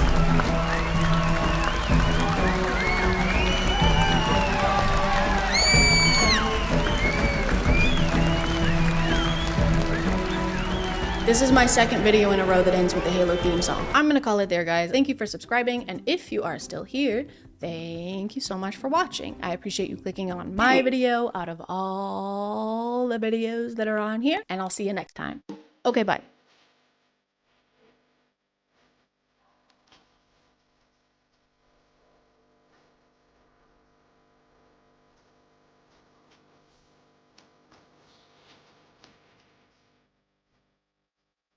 Hey guys, and welcome back. Welcome back, Hey guys. everyone, Come on. thank you. Wow, thank Welcome you, back. thank you. Welcome. It's Oh, good it's to see well, you it's an again. honor to Thank be you back. For coming. A twinge of cringe. My name is ChadChad, and we've all heard of Wattpad, especially you. Yeah, you. With the shirt on. You know what you read. You're sick. You make me sick. I was homeschooled, so I wasn't allowed to be on the internet or watch TV or movies or leave my house. So I never really got to read Wattpad. I never got to throw my hair up in a messy bun and then run down the stairs where my mom is making breakfast and she goes, go pack your things. And I go, why? And she goes, because I sold you to pay my gambling debts. And then One Direction comes in and they go, yeah, hurry up, Chad, go pack your things because we're in a big time rush. But don't worry about me, okay? Because now we have Wattpad stories on TikTok. I was scrolling on there the other day and got like 3 ads in a row for this show called Fated to My Forbidden Alpha. I reject you, Celine. Being rejected by an alpha must be brutal. I accept your rejection, Jackson. So obviously that is amazing, and I had to find and watch every single episode available by downloading a whole separate app and spending more money than I do on my monthly Hulu subscription. The show is like a werewolf fan fiction. In fact, I think it's based on one. It's kind of like Twilight minus the vampires and the After series minus the budget, which means that the werewolves want to do each other constantly. Every werewolf wants to do every werewolf everywhere wolf. Ow! This is Celine, by the way. She's the main character, and you can tell because everyone is unreasonably mean to her all the time. She's kind of got this Cinderella thing going on where she's mistreated and forced to do chores because her parents are dead. Meet me in my office, which I'm picking the shit up. Celine! Wine! That's just a mandatory thing when you become an orphan. They come to your house and they announce it like a sweepstakes. Congratulations, your parents are dead. How did you find out about that? That happened just like a second ago. Here's your I don't need any of duster, that. here's your I don't need Batmobile. What am I supposed to clean with that? The streets. After today, I never want to see you again. I've been waiting years for you to say that, Jackson. So we find out this scene happens after Celine turns 18, which is when you get your wolf, but also when you find out who your mate is. This guy is called Alpha Jackson, and it's very important that we put Alpha in front of his name every time we say it, or he gets really mad. And you wouldn't like him when he's angry because he turns into a really creepy guy who tries to kiss you. Why won't you call me Alpha? Are you jealous? Is that what this is? Okay, so I know what you're thinking. This is kind of familiar. Didn't Curtis Connor just make a video about this? And no, he didn't. You're kind of acting a little crazy right now. I don't know what you're talking about. This is the first video that's been made about this TV show ever on YouTube, so you're acting a little insane. You need to calm down. Also, me and Curtis, Creator Clash 3, let's go toe to toe, finger to finger. That's all I'm gonna say, okay? Enjoy the video. The first video about this TV show on YouTube ever, starting now. Go. Alpha Jackson and his fiance are horrible and mean to Celine. They make her bathe with a bucket. Where are you going with that? Just trying to shower. Not a bucket and a mop. Just the bucket. They also like to remind her she's an orphan, you know, just in case she forgot. Know your place, Celine. You're an orphan. Hey, when you're done wiping down that mirror, can you please remember that your parents are gone forever and you have no support system? I already did that this morning. Gonna need you to do it again, so hop to it. The show wants to make it very clear to us that every alpha in this universe is super rich and comes from old money. In a world where werewolf packs survive on centuries-old fortunes, a fragile peace treaty is about to shatter. How was that? Was that good? I don't know how they got their money since werewolves are burned by silver. So that's kind of like if Jeff Bezos was allergic to wire transfers. Ow! Ow! Stop sending me money! Stop using Amazon, guys. Please. Everyone has a title that precedes their name, so it's Alpha Jackson, Luna Tiffany, Orphan Celine. By the way, guys, Celine is an orphan. Don't forget that, please. And my personal favorite. Sorry for interrupting. This guy is named Beta Luke. We get to meet the alpha of another pack, Alpha Alexander, and we learn that he is coming. Just Alexander Kane, just RSVP'd.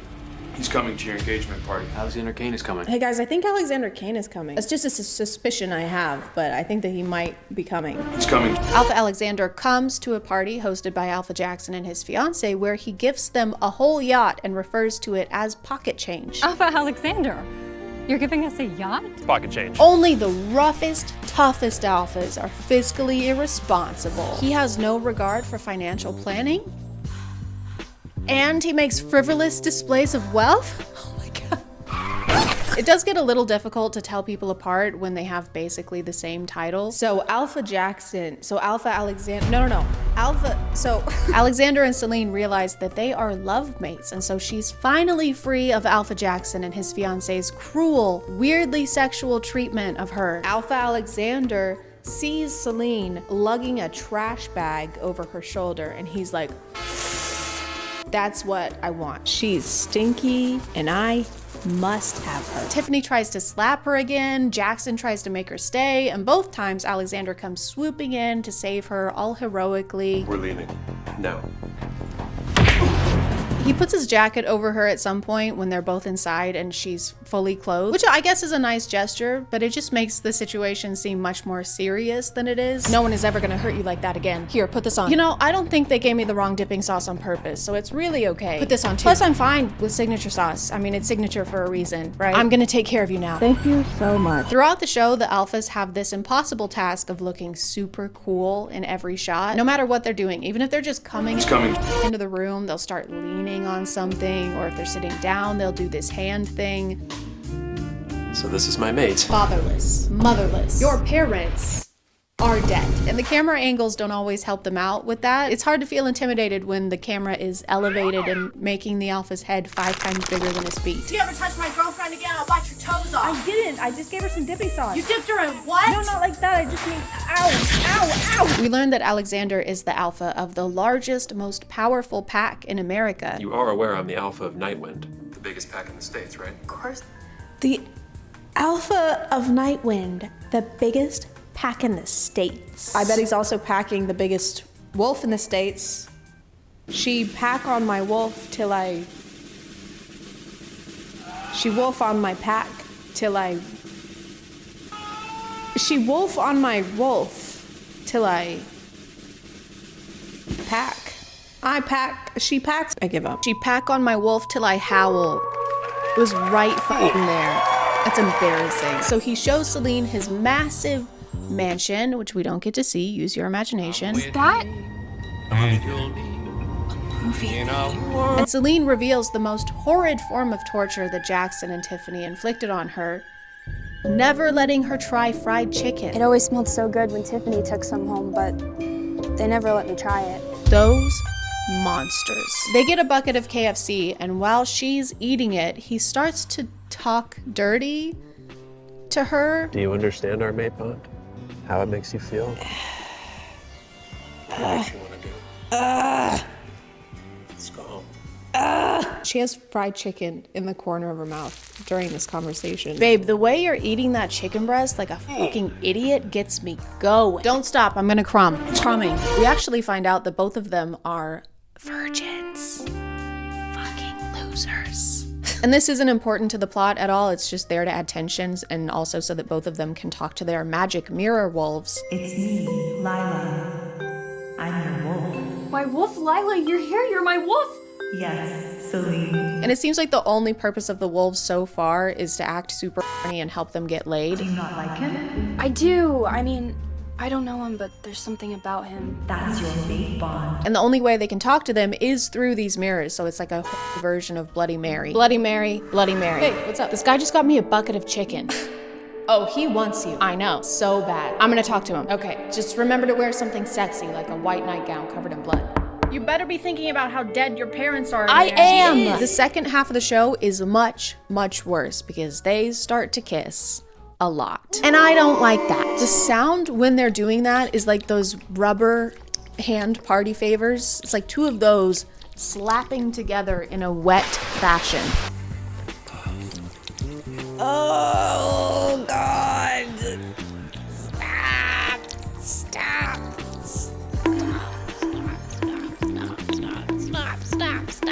Stop banging, please. I missed your scent the whole day. You're back.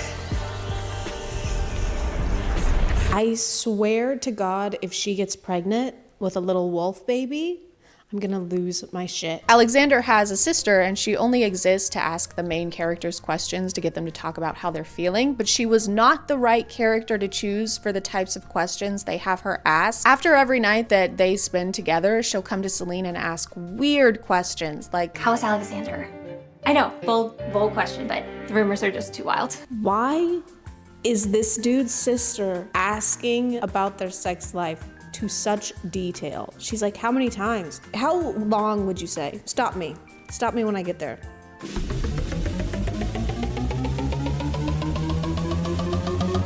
Celine ends up visiting her old home, and Tiffany, who is pissed because her fiance still clearly has a thing for Celine, poisons her in a very clever, very secret way. I come in peace and with drinks. If you're gonna poison someone, do it in like red Solo cups. Don't use medieval chalices that Romeo and Juliet would have used in Act 5. To prove that she didn't poison Celine's cup, she goes, "What? You think I poisoned your cup?" You know, like an unsuspicious person. Okay, your exhaust pipe is fixed. Great, thanks. What, you think I put a bubble machine in it? Why would I think you— Good, because I didn't do that. You know what? I'm out of here. Yeah, get out of here. You need to stop throwing crazy accusations around. Celine cannot be tricked though, okay? She is sharp as a whip. She's not gonna fall for that. Just kidding, she does fall for that. She falls for that almost immediately. Alpha Alexander can feel his mate's pain through their love bond and comes to her rescue by finally transforming into a strong, terrifying wolf.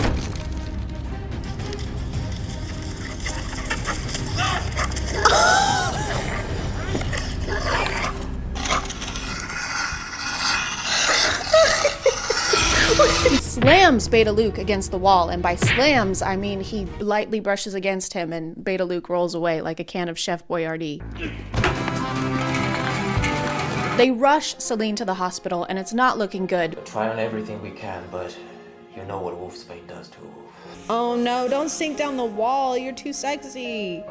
Oh no, don't have a flashback to how you guys fell in love, you're too sexy. But she pulls through because she's actually also a super powerful alpha. Doctor? She has the blood of an alpha. Holy shit. And she has super powerful alpha parents. That's right, they were never dead. She was never a stupid, stinky orphan. She was just stupid and stinky. Alexander's sister is there when Celine wakes up, and she explains how heartbroken he's been since she's been unconscious. Just fought an entire war for you. Wait, the war's already over? I don't think he's eaten either. Skill issue. Apparently while she was asleep, all of the wolf packs went to war with each other, which we don't get to see. Use your imagination. So, Alexander went apeshit on Blood Moon and led the entire Nightwind army to attack the day you were admitted. Since she's a very powerful alpha, Celine can read everyone's thoughts now, and we first discover this when she and Alexander go to dinner to meet up with her parents. I want to strip Celine naked. What? Celine, we're gonna make so I can finally be inside. Ew!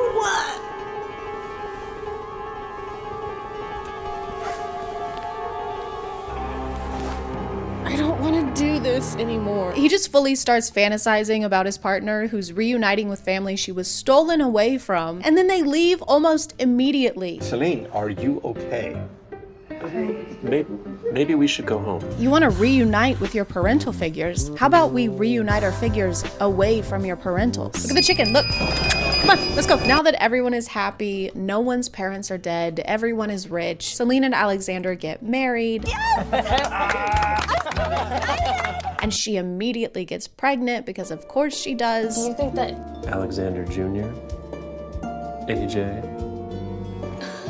I swear to God, if she gets pregnant with a little wolf baby, I'm gonna lose my shit. Don't tell me you need to shower.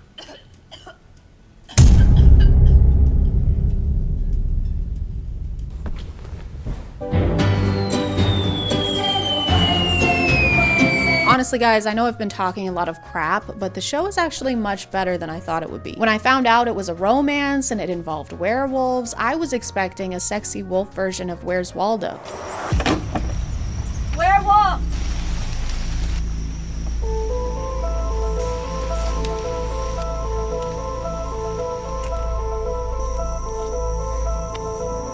Werewolf!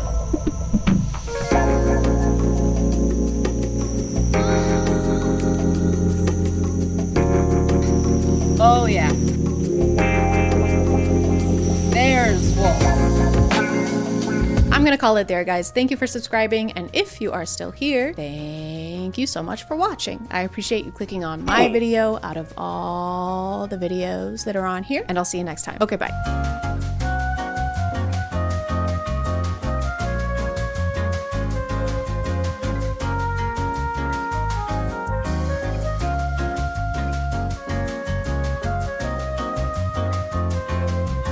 Comedy. What is comedy? Why is comedy? Where am I? Help. Comedy started with those court jester guys with the shoes and the bells, and they dance around and fall over. And now we have people on TikTok who do crowd work where they're like, are you two together? Are you dating? Your siblings? What a misunderstanding that I made up. One of those guys is Matt Rife, and if you get stand-up comedy clips on your FYP, you've probably seen him around. He looks like this. He's the one with the eyes. He stumbled into a little bit of controversy recently, and not so recently. Netflix just released a comedy special featuring Matt Rife, and one of the opening jokes he makes is a bit insensitive. The hostess who like seats you at the restaurant had a black eye. Couldn't get over the fact that we're like, this is the face of the company? Like, this is put her in the kitchen or something where nobody has to see her face. Yeah, but I feel like if she could cook, she wouldn't have that black eye. Thank you. Wow. Thank you. It is so great to be here. Thank you for coming. Domestic violence. That's my time. I'll be here all week. What?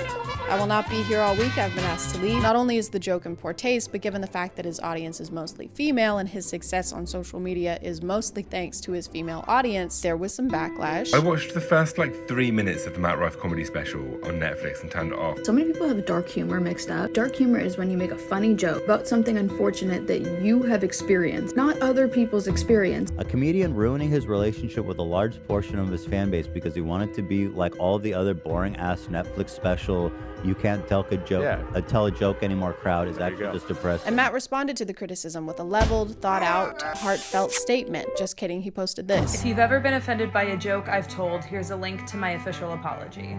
And the link is to Special Needs Helmets. Really putting the median and comedian there. Hello? It's 2016 YouTube. They said they want their... Oh! Okay, they're just yelling slurs now. One of his main things is that a lot of people find him attractive, especially Matt Rife. Matt Rife finds Matt Rife very attractive. I mean, people don't want to laugh at physically attractive people. You don't want to walk on stage and have people looking at your arms rather than listening to your jokes. I think it just makes me work that much harder on the material and the jokes that I'm trying to tell to get people to focus on the real show at hand. He thinks it hinders his comedy in some ways. He has to work harder because he's attractive. It's like a hurdle, how hot he is. Our hearts go out to him and his struggles. May he overcome. It just makes him seem like he'd be the kind of guy to stop and look at his reflection in every car window he passes by. Hey, I think that guy's trying to break into my car. No, I'm just sexy as fuck. Okay, well, no funny business. Oh, I'm already in that business. Matt's been doing comedy for a pretty long time, but he didn't find a lot of success until he started posting on TikTok. He didn't do anything? Did he not have a job the entire time you guys were together? He did. He did? He worked in the ER? Oh, I'm sorry, you broke up with a hero?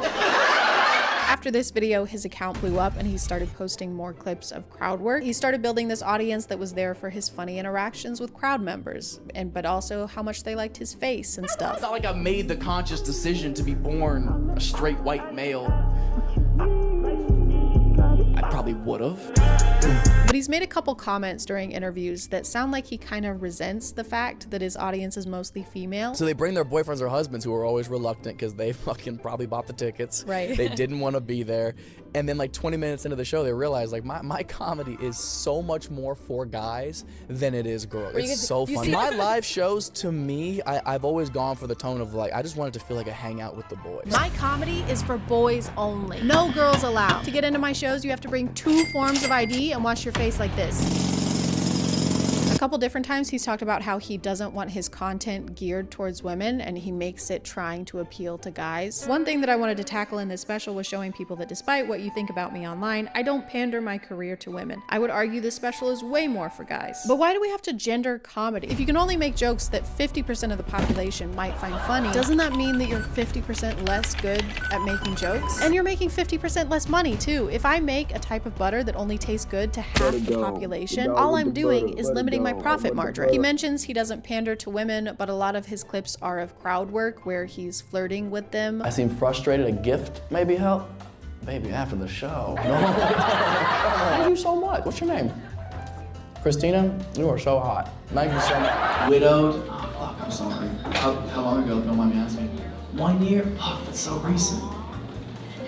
back on the market or what? His website has a shirtless picture of him on the homepage for the boys, for the guys. And the preview for his Netflix special is him getting arrested for being too hot to be a comedian. Everybody knows they only go into your shows for those traps, those tattoos, and them cheekbones. You know, it sounds like y'all don't know me at all.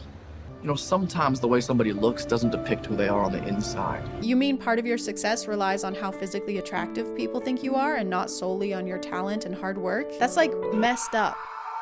That's really annoying. He also talks a lot about how much he hates social media, which is fine, understandable. Yeah, I reluctantly started posting on TikTok beginning of last year. I've always hated social media. But when social media and women are the main reasons for your success and you like to complain about both of those things so frequently, do you like what you do? It's just strange to resent basically everything that got you to where you are, I think. Oh my God. This is amazing. This is everything I've ever dreamed of. These boots, this jacket, this tent, this axe, this rope. I fucking hate rope. It seems like he's trying to separate himself from the crowd work comedy, which I think he's good at, and transfer over to the dark, edgy humor comedy. You guys ready to be offended? Because we don't have enough of that. He called his tour the Problematic World Tour because he's problematic. He loves problems and having problems and making problems. Pythagoras is jealous. He's quaking. And it kind of seems like it's working. I keep seeing comments from dudes on TikTok calling him a legend now. I didn't like Matt Rife until this video. Is Matt Rife for the boys now? He might be losing fans, but also gaining new ones. That helmet joke was solid. And if you want a new audience that thinks PewDiePie did nothing wrong on the bridge, then there you go. This wasn't his first dance with controversy. There was a podcast clip that got him into some trouble where he compared female genitalia to chewed up gum. I don't love a giant. I don't want your pussy to look like the gum from Sausage Party. You know what I mean? He also tried to make fun of Mason Ramsey in 2018. You know, the cute, sweet kid who yodeled in Walmart? He replied to a picture Mason posted on Twitter and tried to make fun of his birthmark. Focus on your forehead. Some gum? Yoda lady, hey, don't bully that child, please. What is it with this guy and gum? Why does he hate gum? Then he tried to backtrack and say he actually wanted to know. Was genuinely curious, LOL. I've got your new single on repeat, little man. No, you didn't. What, you just had a sudden interest in dermatology? Hey, what the fuck's wrong with your face? I have a skin condition. Okay, Jesus, I was just curious. Take these twice a day and it should clear up. Okay, thanks, Doc. This wasn't a controversy, but he posted a clip from one of his shows where a woman starts having a seizure in the crowd and the screen cuts to black and starts playing this peppy ukulele music. Oh, shit. Yo, can we get a paramedic real quick? Paramedic, please.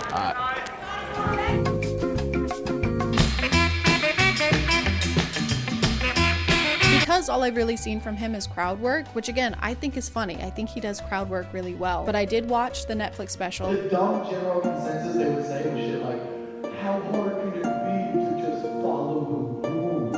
I watched most of the Netflix special. We have the infamous opening joke that started all of this, and he follows it up with that line that comedians do sometimes where they're like, just making sure y'all are a fun crowd, just making sure y'all are fun. Testing the water, seeing if y'all are gonna be fun or not. Just wanted to see. Why can't the fun be like party favors? Why can't it be a pinata? Since you think hitting is funny. He spends a whole segment talking about how dumb women are for being into astrology and how stupid they are for believing in anything like that. I'm so tired of you ladies blaming your poor decision-making skills on planets. And then a few minutes later, he has a segment about how he believes in ghosts. He says, "Do you know what I mean?" a lot. You know what I mean? You know what I mean? Why do comics say that? Has anyone else noticed that? Why do they do that? They're not actually asking if you know what they mean. It's like the stand-up comics version of saying, And so yeah, I jerk off into socks. You know what I mean? No, I don't. You know what I mean? No. Anyway, I felt pretty inspired after watching this, so I decided to make my own stand-up special. Thank you, thank you. Thank you for having me. Wow, what a great looking couple. Oh, you're siblings? Oh, man. Sorry.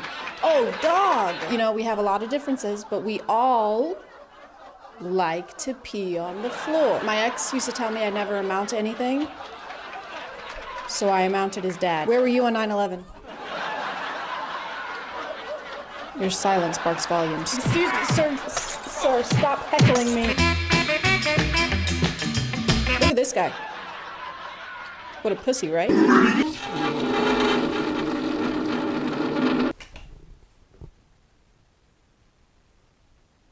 Stand-up comedy. That's my time. Thank you. Stand-up comedy. I'm gonna call it there, guys. Thank you for subscribing, and if you are still here, thank you so much for watching. I appreciate you clicking on my video out of all the videos that are on here, and I'll see you next. Okay, bye.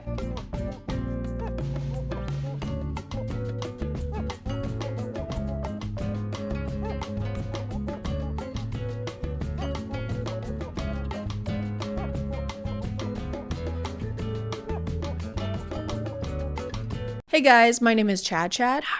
And today we're going to boot camp. I am so excited. I can't wait to learn more about boots. Chelsea boots, hiking boots, cowboy boots. Drop and give me 20. What? I said drop and give me 20, you worthless piece of Okay. Nobody likes you. Your mom hates you, your dad hates you, you hate you, I hate you. What does this have to do with leather footwear? Stop. A twinge of cringe. Are you a bad person who does bad things and who wants to stop doing bad things? What if there was a course that helped you level up in life and become the alpha you were always meant to be? Well, fear not, because for the low cost of $18,000 and your physical and mental well-being, there is. Start listening to my commands. The shit's gonna get bad. It's only during the hardest time that men get to see what they're really made of. Do you have any doubt that I'll make you crawl here for hours and hours and hours? This is Project Modern Day Night, and you may have heard about them before. Gunnar made 2 very good videos about it, so you should go watch those. Thank you for letting me copy your idea instead of finding my own video topics. Very cool, very chill, thank you. Project Modern Day Night is a boot camp for men who want to level up, become the 2.0 version of themselves, or flip the switch, as they like to say. As they like to say,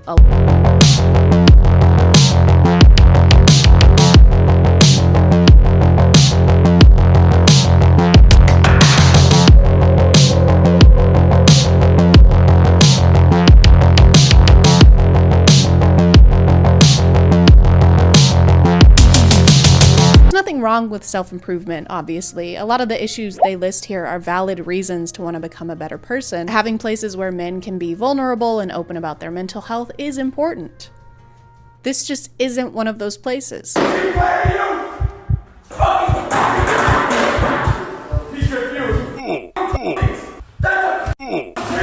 This bootcamp helps men reach their full potential by going through an intense 75 hours of physical challenges like crawling through mud, lifting heavy things, not sleeping, and being verbally berated by instructors. Shut up! One more word, you're gone! Clearly, their main priority is to harbor an environment that boosts men's confidence. What's your name again? God bless you. Like you sneezed. To have a sense of belonging. Are your eyes crossed? What the f is the matter with you? Are you looking at me right now? No. Yes, sir. But are your eyes crossed? No, sir. You're looking at me right now. Yes, sir. To feel like part of a brotherhood. Don't look at me with your 1,000-yard stare. It ain't gonna f***ing work. This is why f***ing motherfuckers like you go through divorces and your f***ing wives leave you. You gotta be the dumbest f***ers I've ever met. So if you want to see a man in his late 40s get pissed about being looked at, don't look at me, then this is the perfect investment for you. Did you just look at me? Yeah. Don't look at me. I'm shy. We've been over this. I have to look at you to film. That's so just embarrassing. It's your job. I said stop looking at me. Whoa, okay. All right. You know I'm I'm sorry. camera shy. The project's challenges are meant to put you through extreme adversity, so you learn things like how to become a better father, how to control your emotions, and according to their website, how to become financially free. And by financially free, they mean that you are financially free to give them a shit ton of money. Sometimes it's hard to tell what is a challenge and what is the instructors going on a big power trip. They shout no matter where they are, so I think it's the only way they communicate. They do this thing where they watch these guys in pain or exhausted, and then they stand off to the side and smoke a cigar. I don't know what it is about alphas and smoking cigars. I guess they just can't resist putting something long, hard, and hot in their mouth. But sometimes they go to even greater lengths just to really rub in the guys' faces how much less miserable than them they are. Just are so used to being comfortable and being complacent with your f***ing life and your family that you're not willing. And that's why you're here. We know why you're here, because we did the same thing. We just need you to be better. Hands behind your back, keep crawling. If you think that a man who spent $1,400 on a hoverboard has anything to teach you about life, I urge you to reconsider. I'm pretty sure this is the same instructor who constantly berates them for being out of breath. Quarter of a mile. People are, oh my God, oh my God. Are you kidding me? It's not that hot out. Block it out and remember why you came here. Keep up with me or things are gonna get bad real quick. Do you understand? I'm not even breaking a sweat yet. That is so weird. I can't imagine why you're not tired yet. What do you guys mean you're out of breath? I feel great. And I have a rock lodge in my back and I can't stop bleeding. Quit whining. The only whine I want to hear is more rosé hitting these ice cubes. Because room temp makes my stomach hurt. The founder of the Modern Day Night Project, Bedros Keuilian, is a serial entrepreneur according to the About the Author section of his book Man Up, which I'm pretty sure is usually written by the author themselves, which makes it even funnier that it goes on to say, Bedros is known as a hidden genius that entrepreneurs and business experts turn to when they want to scale, boost sales, and increase profits. Yeah, some people say he's like a frickin' genius. He's like the expert for the experts. He is the first person that people come to, not the second, not the third, the first. Why are you talking in third person? No, I said first person. Some of their reasoning for why you should flip the switch or attend the boot camp is kind of messed up. Throughout their website is constantly referring to them and how they don't want you to be a real man. Look, the opposition is trying to keep men weak, anxious, depressed, docile, and dependent. That's how they want the average man to be. Who is the opposition? Who is they? Is they here? Is they in the room with us right now? Basically, the entire website sounds like it's giving us a vague prophecy from a fantasy book. You must take this ring and you must hide it in a safe place. Why do I have to do that? Because they will try to take it from you. Who will? Those who oppose us. Who opposes us? The opposition. How are they opposing us? Opposingly. Is that a cock ring? They can't have it. It's mine. It's my cock ring. All right, my precious. Right. Okay, man.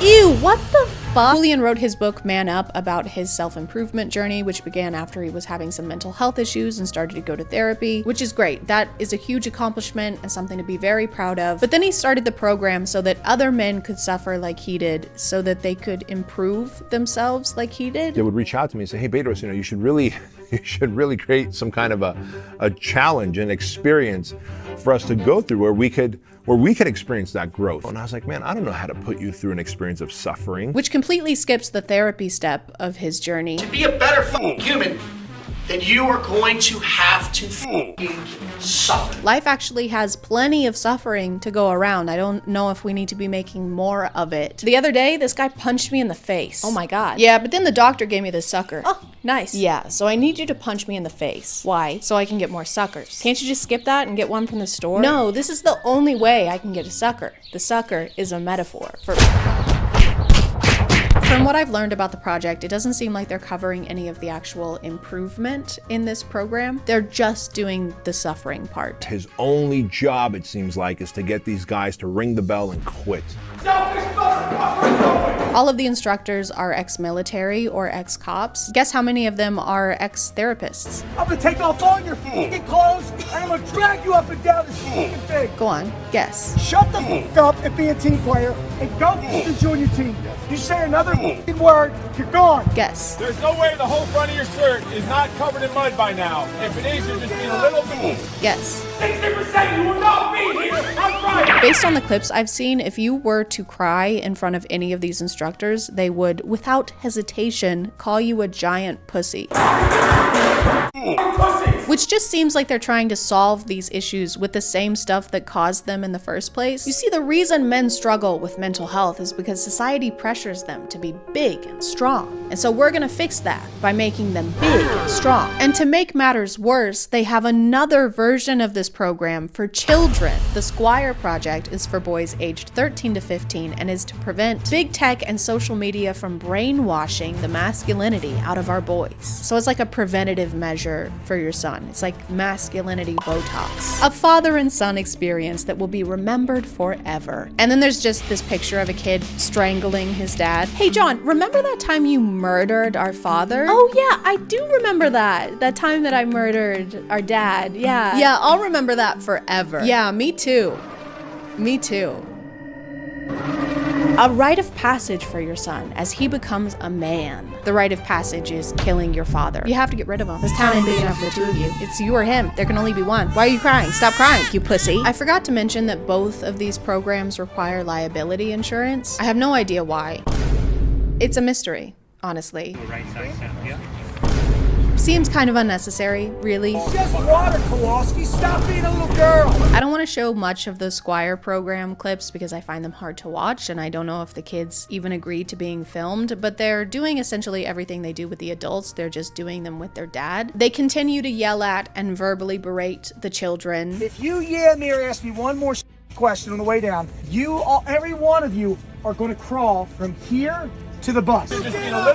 Don't worry, they get the deluxe childhood trauma package. Their website says as a result of this course that your son will stop acting like a child, which is the saddest thing I've ever heard. The ages for this course are 13 through 15. That is very much still a child. Now it's a child that has crawled through a lot more mud and is a lot less likely to speak to you as an adult. I really have no idea why they would list this as a positive thing that happens. Like, what parent wants that? Okay, bye, Bye, Dad. son. Have a good time at camp. Dad? Oh, hey, now we are talking. What happened? Yeah, that's what you get for acting like a little kid all the time. So old. No kid of mine is gonna act like a kid I'm like of mine. 100. I don't feel so good. You were getting on my nerves.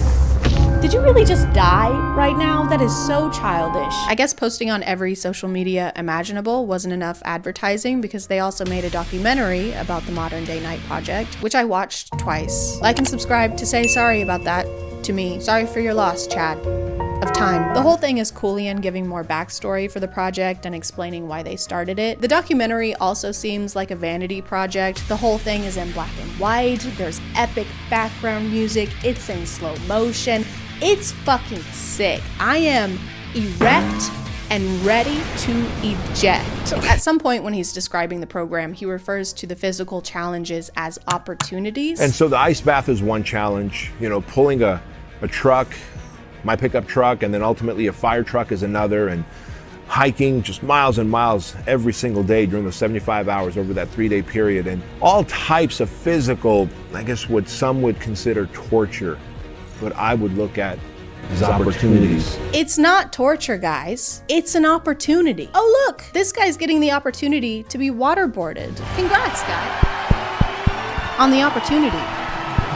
Congrats. The graduation for the boot camp happens after your rebirth ceremony where they make you dig and lay in your own grave. This began because he and his wife were hanging out one day and then thought to themselves, babe, what if I gave men the opportunity of dying? What if I put them in a body bag and then charged them money for it?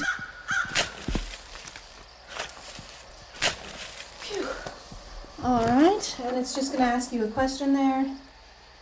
So you can just answer that for me. All right. Thank you so much. Have a good one. You too. And I get it, in a way it's appealing to have a prescribed time where you can say, I did it, I've accomplished it, I have improved myself. When in reality, that's a never-ending battle. It's easier to spend the huge amount of money than to accept that the 2.0 version of yourself is a lifelong project and not a 75-hour one. And this is a nitpick, but it's kind of funny that it's called the Modern Day Night Project, because if there were modern day nights, they wouldn't be doing any of this. It would be a lot more like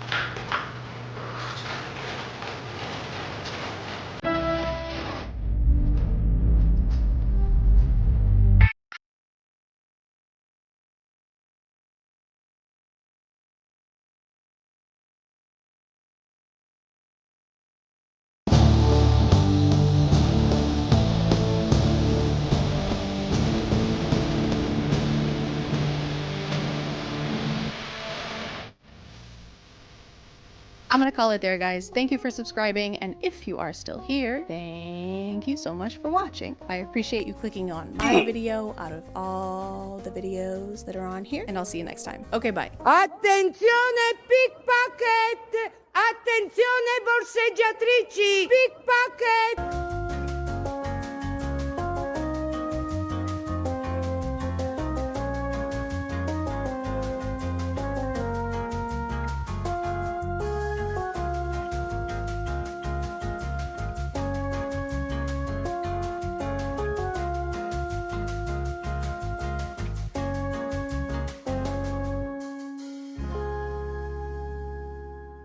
Hello, son. Did you finish your homework? Oh no, not yet, Dad. I'm not feeling...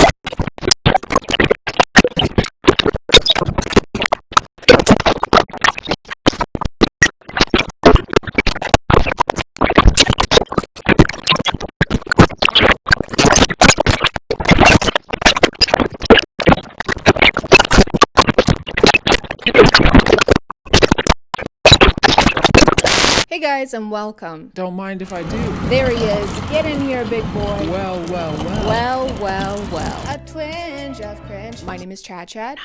And today we're doing sales training. We're gonna learn how to sell so freaking good. We're gonna weigh anchors, we're gonna hoist things, we're gonna poop on so many decks. I'm just kidding. What we're actually doing today is way more fun than that. We're gonna learn how to sell things to people who probably don't wanna be sold to. Heck yeah. And who better to teach us than the #1 salesman in the world, Andy Elliott. Andy is a world-renowned salesman who found a bunch of success in sales and now has courses so he can pass along his knowledge in the industry. On TikTok, he posts a lot of clips from his seminar, which is called The Master Closer, and that is referring to closing deals, not someone who gets off by leaving the room.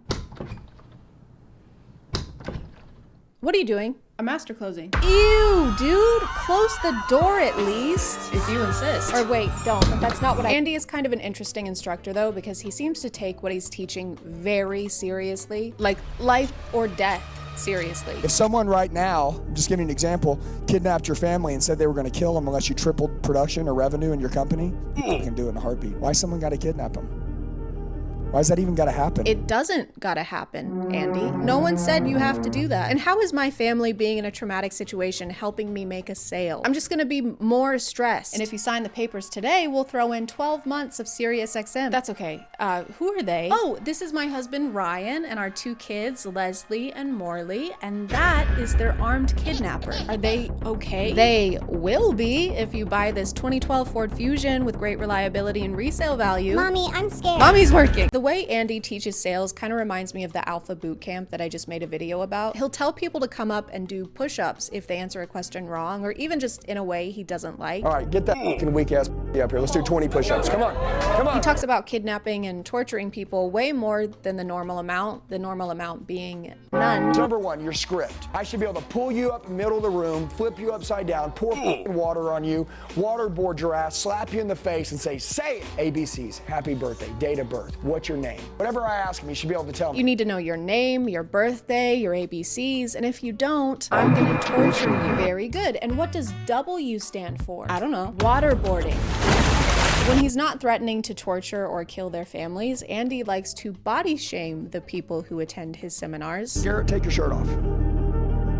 Come on, Garrett. Take your shirt off, Garrett. Bringing a volunteer on stage for anything is awkward enough, but then asking them to take their clothes off? Imagine attending a sales seminar and then being asked to strip in front of Mr. Clean. I may only kill 99.9% of germs, but I kill 100% of my deals. Now get up here and show me your balls. He actually takes it a step further and touches this guy on the waist while asking if it bothers him. Does this bother you? Yes, sir. Okay, doesn't bother you enough. But the only thing that bothers me, Andy, is the way you're freaking chomping on that gum. Okay, doesn't bother you enough. Because if it did, you wouldn't have it. Am I right? You're chewing with your mouth open and you're talking into a mic. That's like seeing you're on the Jumbotron and then beginning to pick your nose. Andy's weird obsession with people's physical appearances doesn't stop with the people attending his seminar, though. He actually has the same expectations for the people he employs. I'm going to tell you this, my entire company, my entire team, if you don't have a six-pack, you don't work for us. No, I know. It's called, everybody say standard. It's called having standards, guys, and not a huge HR violation. How does that help you sell anything? In what situation is someone gonna see your stomach during a sales pitch? This is one of our new fiberglass models. It's a little more expensive, but I think it's just what you need. I don't know, I can barely afford the funeral expenses as is, plus my car just broke down. How about now? Oh my God, I'm Still broke. I can't buy it. But I'm so sexy. He always excuses his weird physical criteria for people as being standards, and if you don't meet them, you're just a freaking loser. It's called, everybody say standard. How about we raise them? How about we raise them? How about we raise them? So he's either really into abs or he's really into dried grapes. How about we raise him? How about we raise him, guys? Guys, why don't we raise him? We should be raising. This clip isn't even the only example of him making someone take their shirt off on stage. This is a recurring thing. I know you see the word solar on my shirt. I don't see solar up on your roof, dude. So up until now, what's been holding you back from pulling that trigger? He made this guy come on stage, take off 50% of his clothing, and then asked him to pitch solar panels. This is kind of what I hear him doing today. This is kinda why I'm here. I get that the whole point of the seminar is to get feedback and become better at pitching, but do you have to write his mistakes on the board? Do you have to get the whole room to laugh at him? But don't worry, guys, it's not degrading. In everything that I'm saying to you right now, I'm not tearing you down, I'm not degrading you, I'm not insulting you. He can make $500,000 if he wants to. So glad we cleared that up. I'm not insulting you, dude. Even though what you just said was dumb as fuck. It's almost like he needs to prove how much better at sales he is than any of the people he brings up on stage. So he has to make them take their clothes off or do something embarrassing so that they don't pitch well. It's like cheating. You ready to play baseball to see which one of us is better at baseball? Oh boy, am I. Okay, but you can't have a bat though. Okay, or a ball. That makes sense. I win. Man, you're really good at this. So he wants everyone's nips out, which is already weird, but he also can't stop talking about slamming people into walls. He's broke, am I right? He needs to put his back against the wall. You guys need to put your back against the wall. They're trying to play it safe, and I am literally pounding their ass in the ground. Oh, Andy, I think you're at the wrong conference. The sexual euphemism seminar is down the hall, okay? In room 69. With all of these rants going on, I'm not really sure when he has time to teach sales. He mostly talks about how you'll be instantly better at sales if you just look better. Let me ask you, if you lean down and you let all that muscle come through, dude, you'd be twice as good looking. You'd be making twice the money. Maybe some of you in here didn't know that being better looking would make you more money. Which is egotistical when you think about it, because he claims to be the world's best salesman. So it's basically him saying, how do you make more money? Just be sexy. Like me. Have you tried being a suave womanizer who wears shoes like a court jester? You don't even have bells on your toes? I'm out of here. Their website says that Andy personally guarantees the seminar will improve your life and easily triple your income. And yeah, if I took my shirt off, I could probably triple my income too. I'm just kidding, that's not happening. Unless, I'm just kidding. But even when he's not going on rants, his sales advice still isn't that great. Okay, you ready? 30 seconds, close the room on buying insurance. Ready? Hey, let me ask you a question. Do you got a family? Do you got a family? Do you got a family?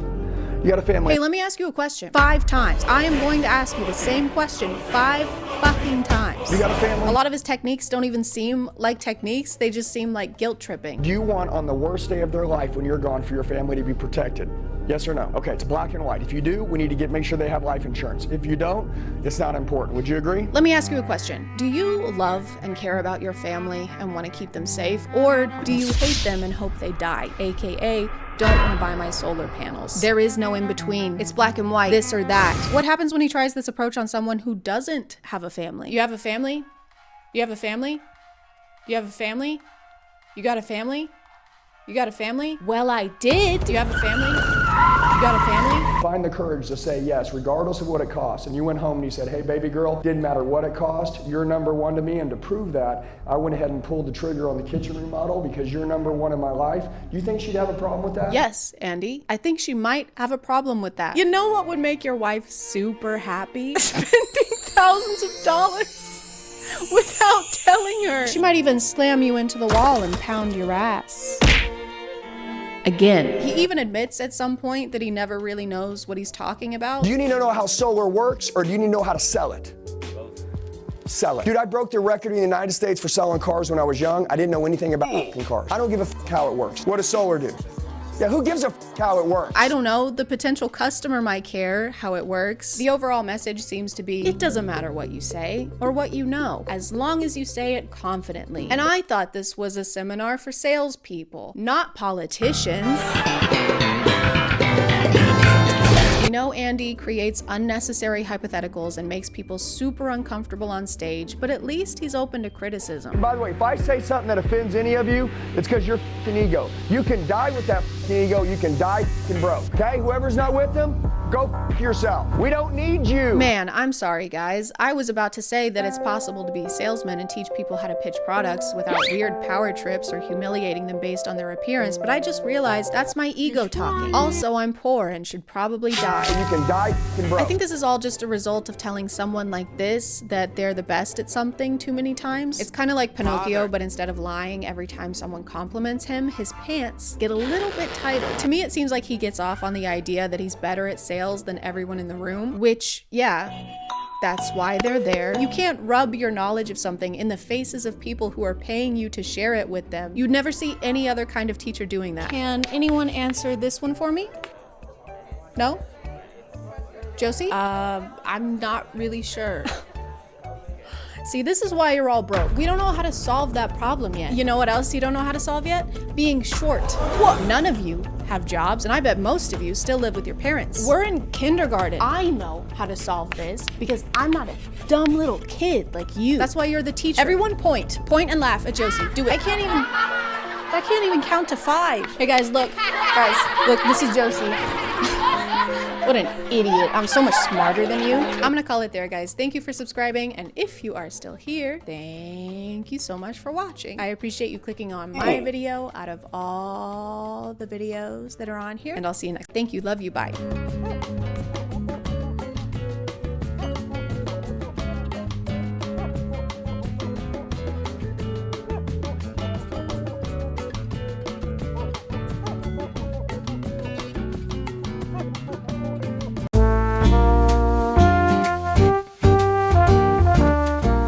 Hey guys, my name's Rob. And my name's Gary. Today we have a letter in from Mitchell, and he says, my friends want me to share my snacks at school, but my mom only packs enough for me. How do I tell them I don't want to share? Uh-oh, Mitchell. Now, Gary, what does the Bible say about this? Well, Rob, it says in Ephesians 12. Hey, Rob. Hey, Gary. Oh, hey, Willie. What are you doing here? I just stopped by to drop these off for Gary. You left them at our house last weekend.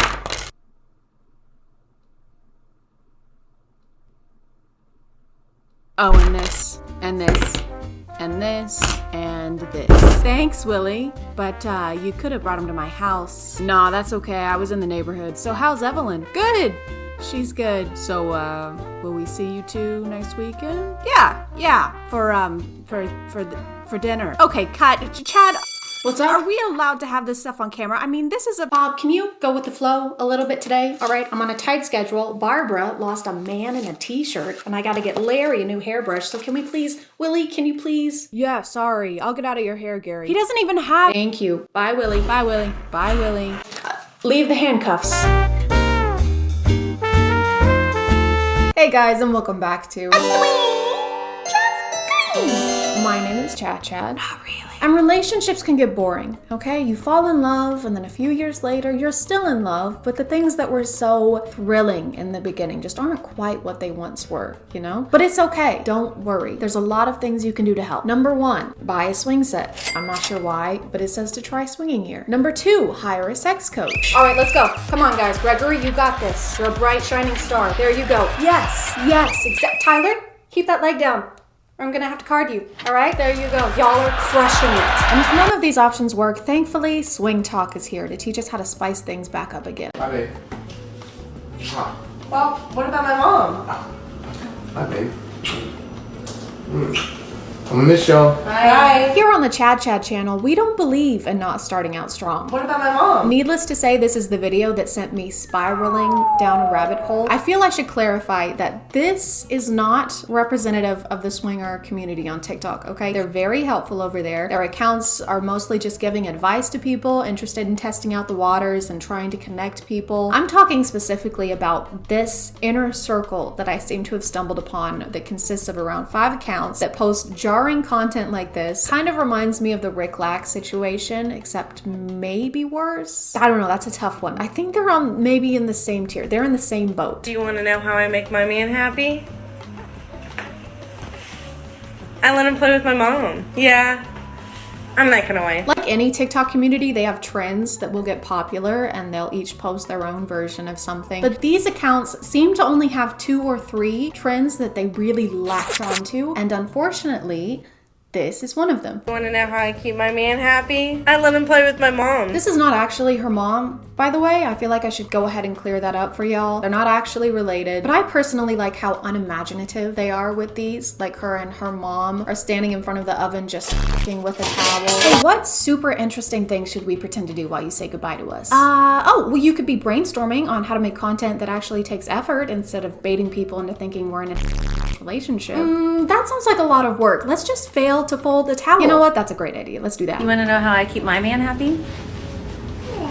I let him play with my babysitter. Aren't most babysitters like high schoolers or young college students? Yeah, I'm that kind of wife. You're what kind of wife? The kind that's going to prison? She looks incredibly uncomfortable here. Please blink if you're in danger. This looks less like a sensual interaction and more like one you would have with a family member you're not comfortable with who's trying to tickle you. Oh, you're no, so Aunt Michelle, I'm not. Oh I'm not my ticklish, God, you've so- grown so much. I said stop, Michelle. Yeah, I'm that kind of wife. I love how she says that. Like, that's the kind of wife we should all be striving to be. Like, you and your spouse, you can do whatever you want. That's fine. But it's also fine if you would prefer your spouse to not grope at a woman like he's gonna skin her for Cruella de Vil. You know what makes me such a shitty wife? I cheated on him with our babysitter. Like, for real? No, Hunter, nothing is for real, okay? Keep up. We need you at the top of your game, all right? Blonde is my mom, the redhead is my cousin, and the brunette is our prisoner. I mean, babysitter. But can you imagine this being the way someone tells you they cheated on you? I don't know what my reaction would be, but I'm pretty sure his is too tame. You want to know why I'm the most horrible, awful, disgusting wife on the planet? Because I killed his best friend. What? For real? Yup. Took a big old silly goofy axe and walloped his head right off. You're a monster. Yeah, I'm that kind of wife. Another trend that I saw frequently is one where they will awkwardly plan a get-together, and that's it. That's the TikTok. Hey babe, what do you want for dinner tonight? You want to invite over Jason tonight? Yes! And Chloe? Of course. Do you think they'll like chicken? Everybody likes chicken. You hear that, vegans? Sorry, but you're gonna have to eat chicken now. Everyone loves chicken. Alright, make the call, babe. I guess I just don't understand why this, out of all things, became a trend, because nothing noteworthy is happening. This is just someone's Friday evening. I can maybe understand staging a dinner where you're hanging out with Jason and Chloe, but to stage the planning of the dinner, like, I don't even want to listen to dinner plans when I'm going to be eating the dinner. So for creativity, I'm gonna give it a 4 out of 10. It could be a solid 6 if you pointed the camera at the TV and let us watch Hotel Transylvania instead. You can't get rid of me. I'm not going nowhere. I'm not going nowhere. Oh. Wow. So you cheated on your partner multiple times, I'm assuming, and they wanted to leave the relationship, but you instead convinced him to be swingers. I'm not saying gaslighting had to be involved in that process, but there has to have been gaslighting involved in that process. I mean, come on. Also, why is she saying this like she's proud of it? Like, she couldn't stop cheating on her partner, but she convinced him to stay. Like, it's an achievement. The only achievement she has is a cheat. Stop. I wrote that at 3 a.m. And I vow to love you and cherish you in the monogamous relationship we've mutually committed to, and then breach those vows and publicly post about it on the internet. That was beautiful, baby. In sickness and in coercion. Yeah. Oh, I was patient. I can scream that we made it. Yeah, you made it. Made him become swingers with you. If it takes you years to convince someone to do something, breaking news, they don't want to do it. I legitimately do not understand why you would use this for TikTok clout. This is like trying to sell cupcakes and then bragging about how you like to shit in cupcakes. You want to know how I keep my man happy? Not really. You want to know how I keep my man happy? Not really. You want to know how I keep my man happy? Not really. Can someone please find these 5 accounts a new trend to latch onto for the next 6 months, because this is getting out of hand. I'm going to adopt this method of content creation. I'm just going to repost this video over and over again, but I'll be wearing a different shirt and kissing my mom.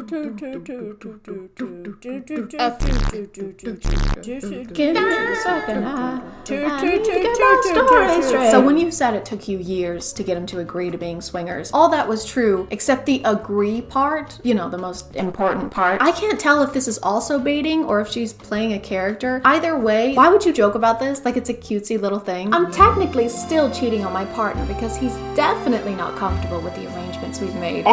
Silly old me. Don't know the words to this one, so I'll say what's relevant. I don't give a fuck about none of that. About none of that shit. Ma'am.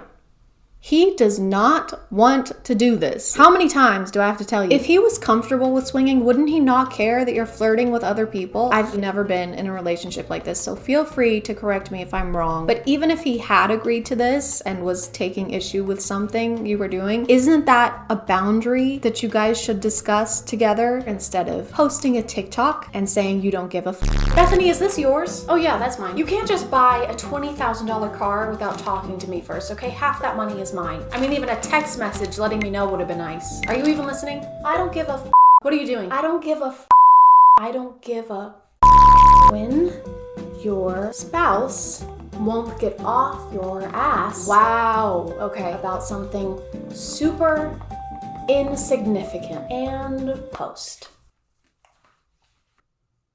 I'm sleeping with your mom. I'm gonna call it there, guys. If you are still here, thank you so much for watching. I appreciate you clicking on my video out of all the videos that are on here, and I'll see you next time. Okay, bye.